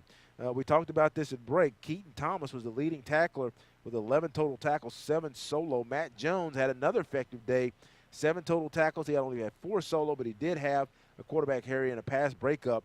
And really, be frank with you, Jackie Marshall. Jackie Marshall actually played a really good game. He only had 3 total tackles, 3 solo, but he had a couple of errors that, really I know Coach talked to him about with those penalties, a late hit on the quarterback, and then, of course, an unsportsmanlike that you just don't want from one of your veteran players. But, John, overall, just from a stat line, if either team, you're looking at the stats, you think, hey, man, how do we lose? And if you're TCU, say, hey, look, we gave up 257 yards rushing, and that was part of the formula for us not being able to come out of here with the W. All right, huge win for the Bears, 37-34 over TCU. Welcome back into the First Central Credit Union post-game show, brought to you by the First Central Credit Union. Everything we do for you. Let's, Ricky, you there? I'm here. All right, Ricky is down there, and I'm guessing you might can hear a little celebrating through the walls down there outside the locker room. Well, yeah, I think so. They were all very slow to get in here. Yeah. And Linton was the first one in, and you could hear him scream. He ran into the corner, and he was the only one in there. So he didn't have anybody to play with once he got into the locker room. That's so great. They were very slow getting in here, but I tell you, I don't blame them. I would have stayed out there as long as they could and enjoy it and soak this up. You don't get many like this, and this is a team that has really battled back, and they're 5-4. And I don't think any of us thought that 3 or 4 weeks ago, and they've just done an amazing job of turning this thing around and playing good football, and it's primarily been running the football, JJ. Once they started running it, that's opened Sawyer's passing game up. I thought Sawyer struggled a little bit early, but once the running game got going, he was able to hit some big throws, particularly on that last drive on the 4th down play, and punch it in and win this game on the field goal. And I tell you, I mean, overall, to me, that's, Ricky, you're exactly right. I mean, now the opponents changed some. Of course, early in the season it was BYU. But even I thought, while Colorado was better on defense, I still thought we should have run the ball a little bit better, but we couldn't. The coaches made a few shifts in that offensive line. And I'll tell you, whenever you can run the ball, it simplifies the game for the quarterback, because all of a sudden you get 1 or 2 or 3 coverages, and that really helps you. Now, TCU played a lot of games tonight with Sawyer, and he was kind of confused early. But once they ran the ball and then Coach got him a couple easy completions, in that second half I thought he settled down some. But it's a special to see that running game develop and to see Bryson Washington. Dawson jumps in there a little bit. We didn't see much Richard Reese tonight, but we didn't have to, because when you got a hot hand, you stick with that hot hand, man. He got 196 yards. I'm leaving that guy in. He was the hot hand for sure. Huge game, career game for Bryson Washington. 196 yards on 26 carries and 4 touchdowns in the win over TCU this evening. Ricky, for Baylor, we made the point as you were making your way inside that a big win, standing on its own, but it's a 3rd straight win for Baylor, also coming off the open date and heading into another open date now with so much confidence and so much momentum, really, with 3 straight wins. Well, it really is, and if you remember, this offense was really struggling, and you're 1 yard away from your 3rd straight 500-yard game offensively. That's pretty amazing coming from where you were. So I think this team has hit its stride. I know there's still some things, particularly defensively, that Coach Aranda is going to want to work on and want to get better at. But remember, TCU's thrown for over 400 against several teams this year, and you held them to 333 and 34 points and 3 less than the Bears had, and that's what counts. Yeah. 37-34 the final. Baylor over TCU. Crowd and the students, for the most part, being helped off the field. They'll move their celebration elsewhere, but that was so fun to see. And it's great. Baylor may be fined for, the students storming the field, but I think there would be a lot of people that would contribute to whatever that fine might be, because it is so cool to see, the students enjoying it. I got a text from Art Wellborn, a picture looking out on the field with the students out there, and he said, it's fun again. Yep, exactly, yeah. And that's right. I mean, it's a memory, and it's fun, and it's a huge win over a huge rival, and it is so very memorable here tonight, 37-34 over TCU. Plenty more to come. Let's take a break. Back with more on the First Central Credit Union postgame show in a moment. We're also brought to you by Premier ER and Urgent Care, the place to go when you're not sure where to go. Open 24/7 and just a short walk across campus. No appointment necessary. Just walk in. Visit premier.care to learn more. We're also brought to you by Rudy's Barbecue. Rudy's is a proud sponsor of Baylor football. Be sure to stop by your local Rudy's or Rudy's.com for some real Texas barbecue. enjoy 100% oak smoked meats, delicious sides, and Rudy's signature sauce. Don't forget Rudy serves breakfast tacos every day until 10 a.m. Back with more on the First Central Credit Union postgame show in a moment. Brought to you by the First Central Credit Union. Everything we do for you. 37-34 the final. Baylor over TCU tonight here at McLean Stadium. Here on the Baylor Sports Media Network. When life gets complicated, Butts Law Firm is your one stop for a wide range of legal needs. Whether you need estate planning documents such as a will, trust, or guardianship, I'll be right back, John. A receiver to handle. Hey, did you get that highlight? You should have got it. And okay, cool. Hey, and we can, like, I can't get you all of them, but if you specific ones like that, we can do that pretty easy now. Okay. Since that was kind of a test run, and I was like, okay, yeah, we can do that. Our experienced team is ready to guide you every step of the way. Trust us to provide the legal support you need. Call today, 406-641-BUTZ. That's 406-641-2889. Or come by the Waxahachie office at 301 South Rogers Street, Suite 202, downtown Waxahachie. Come see the difference having a trusted attorney by your side can make, because at Butts Law Firm, your legal rights are our business.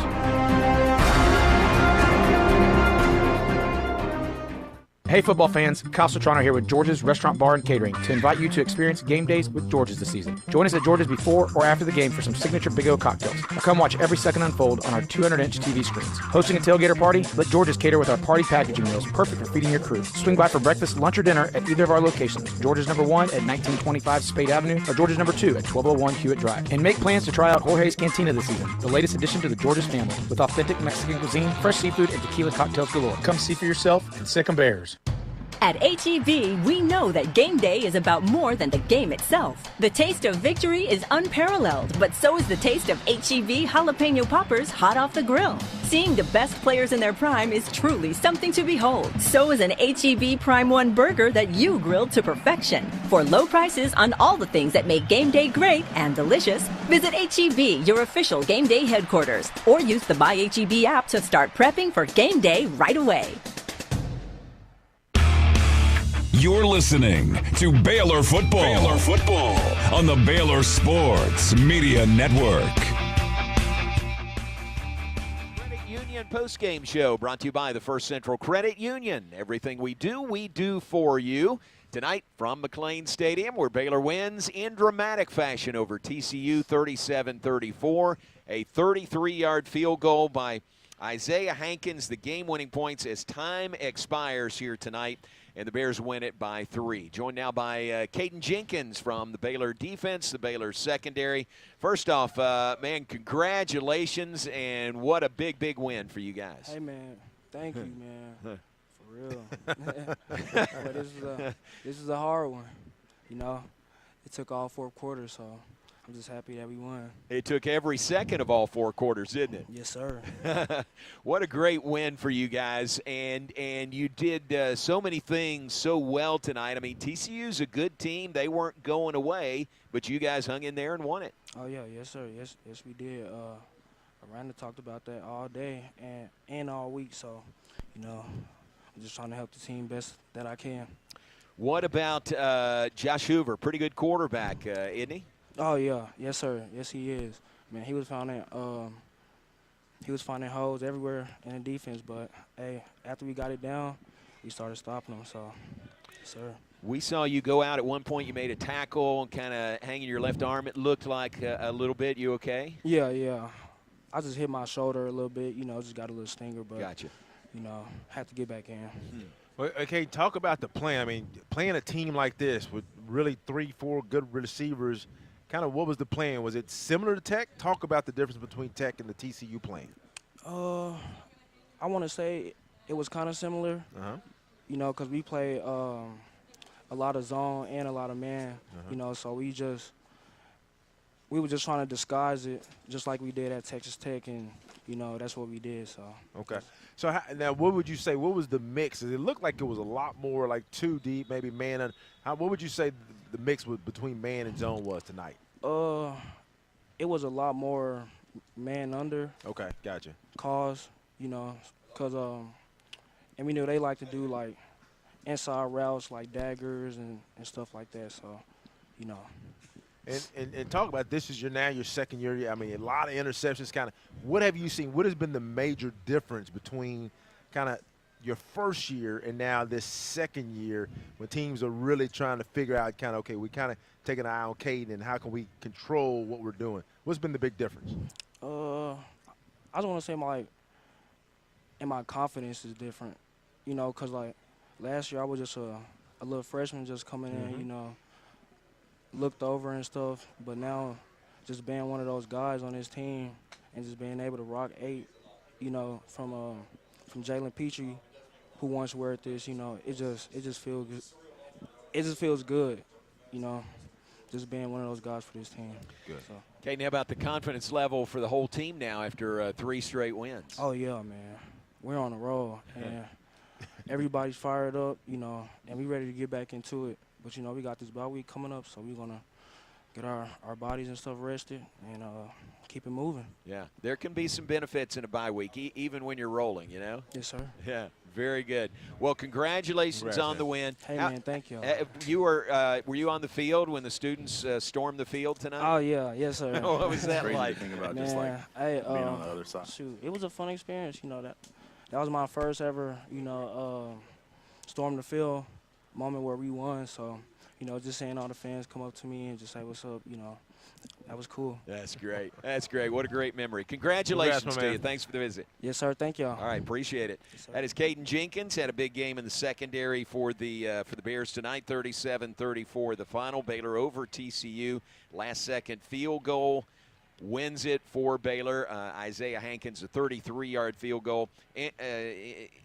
By the way, we were asking, or the question was, how long was Chris Callahan's field goal that won? Yes. 28 yards. It was a 28-yarder. Oh, Yeah. wow, okay. So very similar. Yeah. And that was after a huge Baylor comeback from 21 points down to beat TCU 61-58 10 years ago right here in the first season at McLean Stadium. All right, very good. Let's do that. Let's visit with a member of that Baylor offensive line that helped pave the way for 499 yards of offense tonight. Ryan Lingell joins us, and congratulations. Big, big win for you guys. Thank you so much. Very big. The running game, we've talked a lot about it. You're a big part of that in the offensive line. It has just been so good, especially the last 3 weeks and 3 straight wins. Yes, sir. I think that we took a little bit of time and took some looks at what we needed to improve on during the last bye week. And we've been following through with our plan, and now we've been running down people, running up the hashes. The running backs have been doing amazing. We hope to take another look at ourselves again this bye week and hope we can improve. Yeah, very good. And that's a big part. I mean, if you can run the ball, you got a chance against anybody you play. Yes, sir, and especially with our offense, they know we're running up the A-gaps. People got to load the box against us. That opens up the pass game. They empty up the box. It opens up the run game. What about Big Washington tonight? 26 carries, 196 yards, and 4 touchdowns. That young man is having a phenomenal season. I couldn't be prouder to block for him. And, you know, if we mess up, he makes us right. He runs like his hair's on fire. I've said it before, and I'll say it again. And so he's making us look good. Well, Ryan, talk a little bit about, you know, I mean, those last 3 weeks. I know you guys kind of made some shifts in guys' position on the offensive line. You moved up, somebody moved out. Talk about just the big difference between what it was going on before the bye week and after that bye week. Yeah, you know, I mean, we have a group of guys that play amazing, and then sometimes, you know, they just make shifts and changes to put the best 5 out on the field. We did that, and we've been producing well, and so I think we're going to keep rolling with this. And talk a little bit about tonight. Tonight, it looked like, for the most part, y'all felt confident that, hey, look, we can block these guys pretty well. What coming in, did you feel that way, and then did anything change during the game? I think that certainly, you know, having our 300 rushing yards the last 2 weeks, I think that helps. You know, we have a little bit more confidence just walking around. You know, we have a little bit of a chip on our shoulder knowing what we got to do. And then certainly just trying to win and, you know, rivalry game, TCU. A lot of us remember the last couple of years of how it's been, and so we wanted to change that. And Omar has been preaching all week that we beat him once in 5 years or something like that. And so he's saying that he said tonight we need to change that. Tonight we're going to make history. And so we did our best to try and open up holes for the running backs. All right, I guess my last question here is it's 4th and 9. Y'all at midfield. They have explosive offense. What was the conversation like on the field when I guess the decision's made? We're going to go for this. What was the conversation like?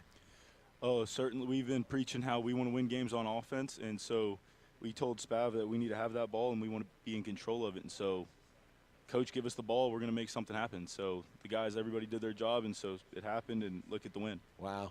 Did you have to talk them into it a little bit, or were they all in going for it on 4th and 9? I think they were all in, but Yeah. I think it gives them a little bit of a confidence to see all the guys saying, we want that ball, let us do our thing. We didn't really want to risk it going to overtime, and so they saw that we had confidence. That gives them belief in us, and that we were able to do our job. Wow, huge win going into a second open date this week. You guys can heal up a little bit, get ready for West Virginia coming up in 2 weeks. Yes, sir. Thank you for the visit. We appreciate it. Thank y'all.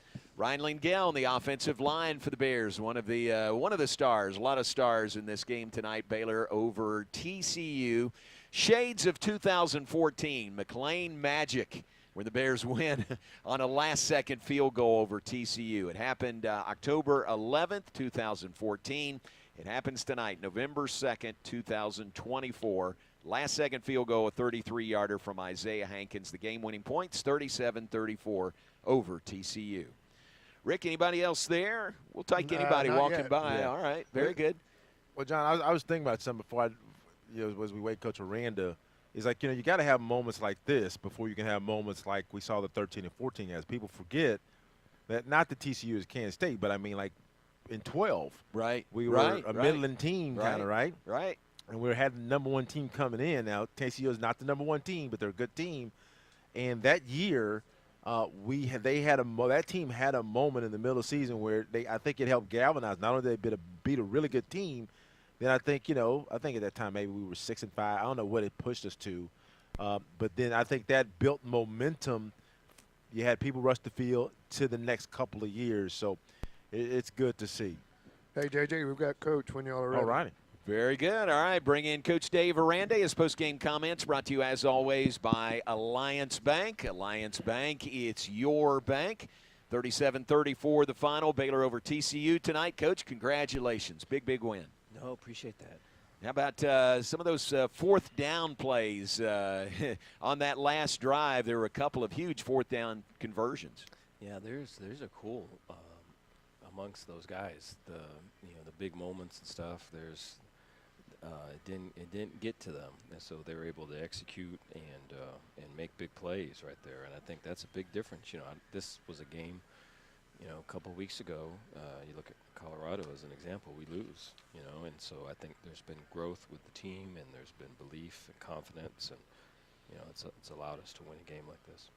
We made the point, TCU, I guess their next to last possession, or their last possession, they had a fourth down opportunity just past midfield. They didn't go for it. They punted the ball away, and the way things turned out, big difference. You guys going for it made the difference in the game. Yeah, it's hard. Just speaking for us, when you go for it like that, it's way risky because, if it doesn't work out, where all the blame's going, and so it's always hard. And we've lived through that here just recently, and so it's something you got to believe in what you're doing, believe in your guys, and try to be on the attack as much as you can. Another big rushing game for you tonight, and Bryson Washington led the way.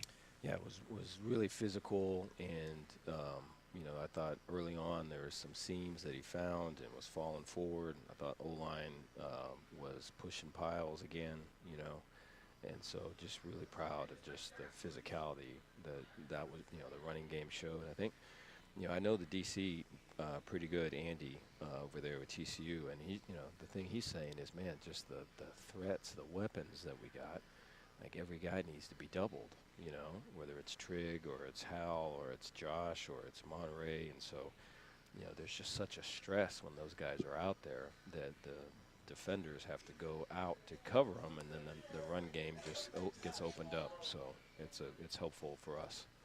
And Coach, coming in, facing this offense, really dynamic with those receivers. It seems like your approach was similar to Tech, but they didn't run the ball like Tech did with Taj Brooks. Talk about the plan coming in. Yeah, I'm sorry, you're talking about defensively? Yeah, defensively, yes. I'm sorry, defensively. Yeah, yes. yeah. We have to get better there. I just thought that, front seven-wise, I thought there were some positive things. I think, Jackie and those two penalties. Yeah. leads to a score, and it's just we have to be better. I mean, we're aiding the other team, and I don't know. I probably shouldn't speak like that, but that's what it was. Everyone saw that, and we just can't. In games, we're fortunate to overcome it. There's going to be more times than not we're not going to be able to overcome it, and to be honest, we need to be past that, way past that. So that's way disappointing. Outside of that, I thought front seven was able to get pressure when we did pressure. We hit the quarterback a couple times, and then I thought run game wise, there's a lot of wildcat. They're in +1 type stuff all the time. And they're trying really hard to get a run game going, and I thought we continued to play well. I think secondary, we just need a lot of work. We're struggling right there just to play consistently and play to our help and make plays when the ball's in the air, you name it. And so we're in a bit of a tailspin there. The bye has come at a good time because we're going to have to be able to get this fixed. I think we can't be winning games despite of what we're doing in the back end. And, Coach, that's a question I think, I saw that TCU seemed to really find that space between the safeties. Was that just kind of that's the design, that's just the gap we have, and if they hit it, or do you feel like those were some probably just assignment type errors? One of them, I mean, is both. So there's a pressure early on, and there should be a post player. Is the one where the guy dropped, he was wide open. There's a post player that Corey Gordon's got to play the post, and we've got to help him to coach him better so that he plays the post. I take responsibility for that. I obviously didn't get him prepared well enough to do that, and then I just think that when we're matched up tight right now, we get identified that we're in man, and then we get picked on one-on-one, and then we struggle with defensive PIs and pass interference. When we don't get tight in man and we play zone, we struggle with windows that are open, and so it's you name it, and so that's a problem, and so we've got to be able to get that fixed. Dave, as great a season as 2021 was, best season in Baylor football history, I don't think there was a game like this. A last-second field goal, students rush the field. Well, what's that experience like and worth to your team to be able to celebrate with the student body? Yeah, I think there's been, I think probably, hey, prove it on one side. There's, I think we're good enough. Are we bad? I guess we're bad. Can we do this on the other side? And so to get past all of that and just be kind of one team and celebrate together, I think it will be good for everybody. Terrific. Congratulations. Yeah, let's go. Okay, thank you. Thank you very much. Coach Dave Aranda with us. Post-game comments brought to you, as always, by Alliance Bank. Alliance Bank, it's your bank. Ricky is rejoining us now from down below, and guys, just so much momentum for this team. 3 straight wins, and not just the win tonight, but the way they won it, Ricky, that's going to carry them forward through the open date and through the last 3 games of the season after that. Yeah, I think so, and go back to Oklahoma State too, guys. That was a 31-28 game late. Oklahoma State scored, went for 2, made it a 3-point game, and the Bears drove straight down, scored, made it 38-28. So they've done this. They've done it a couple of weeks in a row, but this was a big one. It was a big one because it was TCU, and that's been a struggle as of late. And the way they won this game, TCU drove down after the Bears had scored to go up 34-27 late and drove straight down, scored with 1:55 to go in the ball game, and the Bears go down, get the field goal, 5 seconds to go, clock ran out as it goes through the upright. So what a win over a rival team, but more importantly, it's 3 in a row, and this team is really starting to gel. I would say it's interesting talking to Coach now, because it's like, he's always that thought-provoking, but now, as defensive coordinator, it's different because, after the game, he still would be very detailed, like, hey, we need to play better, but, now, he's you can see he's processing everything wrong with the defense, right, more so than anything. So not that he would enjoy it any differently if he was just the head coach, but it's interesting to hear him focus on that. But nevertheless, I'm glad that he is starting to see some success with some of the seeds that's been sown, because I remember, I think it was the 21 team. The interesting thing I saw with a ring of the teams is typically they fixed stuff when they had problems. They would actually come back the next week. Like we had penalties. I remember the first game we had like 13 penalties. Yeah, that's right. Next week it just dropped and it stayed down. So, and that's what's good to see with this team is like he's talked about it and he seems like his approach works. But the question was, could they do enough to winning and kind of being patient enough to get to the point to where now they start to see it? And I think this team, not that they, I'm not saying that we'll win the rest of them, but they should be in the rest of the games.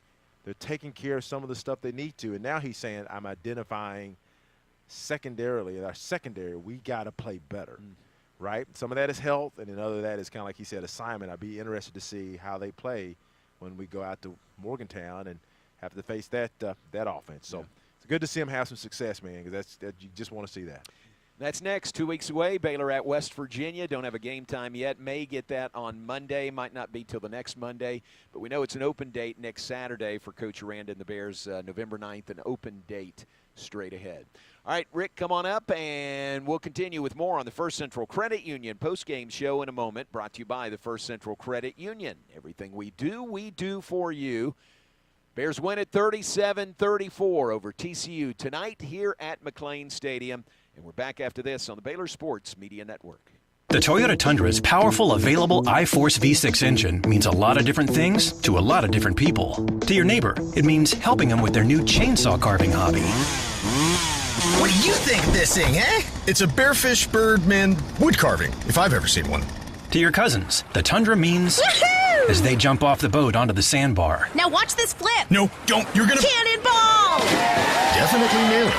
To your co-pilots, the Tundra means an extra comfortable journey. I can just... You sure can. And to you, the Tundra means... whoa. Toyota is a proud partner of Baylor Athletics. Now this is a bare necessity. From tailgating to sailgating, the 2025 Tundra is built to take you wherever the road leads, on game day and beyond. Visit your local Toyota dealer today. Toyota, let's go places. See packages and options at toyota.com for feature availability.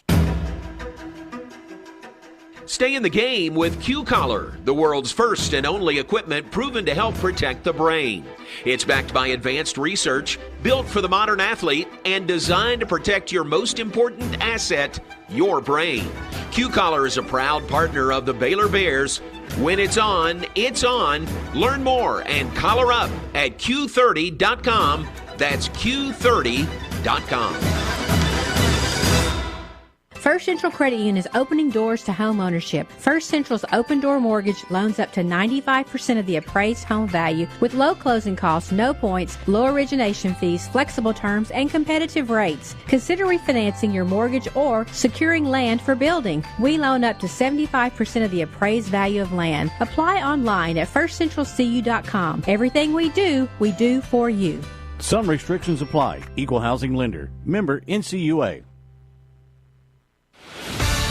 You're listening to Baylor Football on the Baylor Sports Media Network. Back as we continue on the First Central Credit Union postgame show. It's brought to you by the First Central Credit Union. Everything we do for you. The hour's getting late, but want to wrap things up here. Coming up in just a few minutes on the First Central Credit Union postgame show. Reminder again about a really neat deal coming up on Monday you can be a part of. Baylor football and GXG Elite will be hosting a community toy drive on Monday at 6 to 8. It's at Foster Pavilion. Bring one new toy per family as admission. Enjoy games, photo ops, crafts, and autographs with the players. This is the entire Baylor football team that will be out there. All toys will be donated to Mission Waco to bring holiday cheer to local kids. Don't miss the chance to have fun and to give back. It is this Monday, November 4th at Foster Pavilion. See you there from 6 to 8 on Monday. That would be a lot of fun and a really cool deal Coach Aranda and the Bears are doing, heading into an open date. Let's do one final break here in the postgame show. We'll come back, take a look at scores, and wrap things up on the First Central Credit Union postgame show. Brought to you by the First Central Credit Union. Everything we do for you. 37-34 the final. Baylor over TCU tonight here at McLean Stadium and here on the Baylor Sports Media Network. When life gets complicated, Butts Law Firm is your one stop for a wide range of legal needs. Whether you need estate planning documents such as a will, trust, or guardianship, or the appointment of a receiver to handle personal or business assets management and disposal, consumer protection, family-related legal matters, or various business-related issues, we are your community firm. Whether you're planning for the future, navigating a probate, or managing a business, our experienced team is ready to guide you every step of the way. Trust us to provide the legal support you need. Call today, 406-641-BUTZ. That's 406-641-2889. Or come by the Waxahachie office at 301 South Rogers Street, Suite 202, downtown Waxahachie. Come see the difference having a trusted attorney by your side can make, because at Butts Law Firm, your legal rights are our business.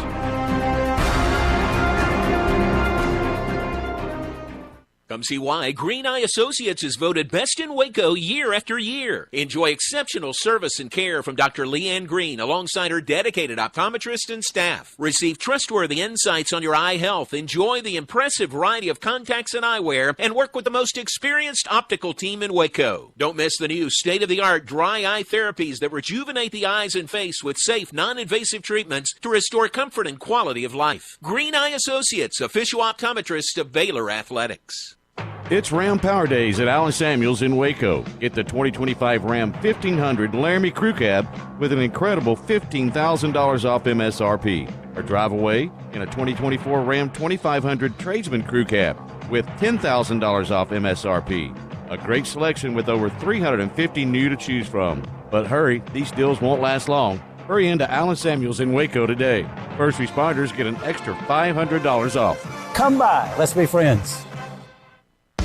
You're listening to Baylor Football on the Baylor Sports Media Network.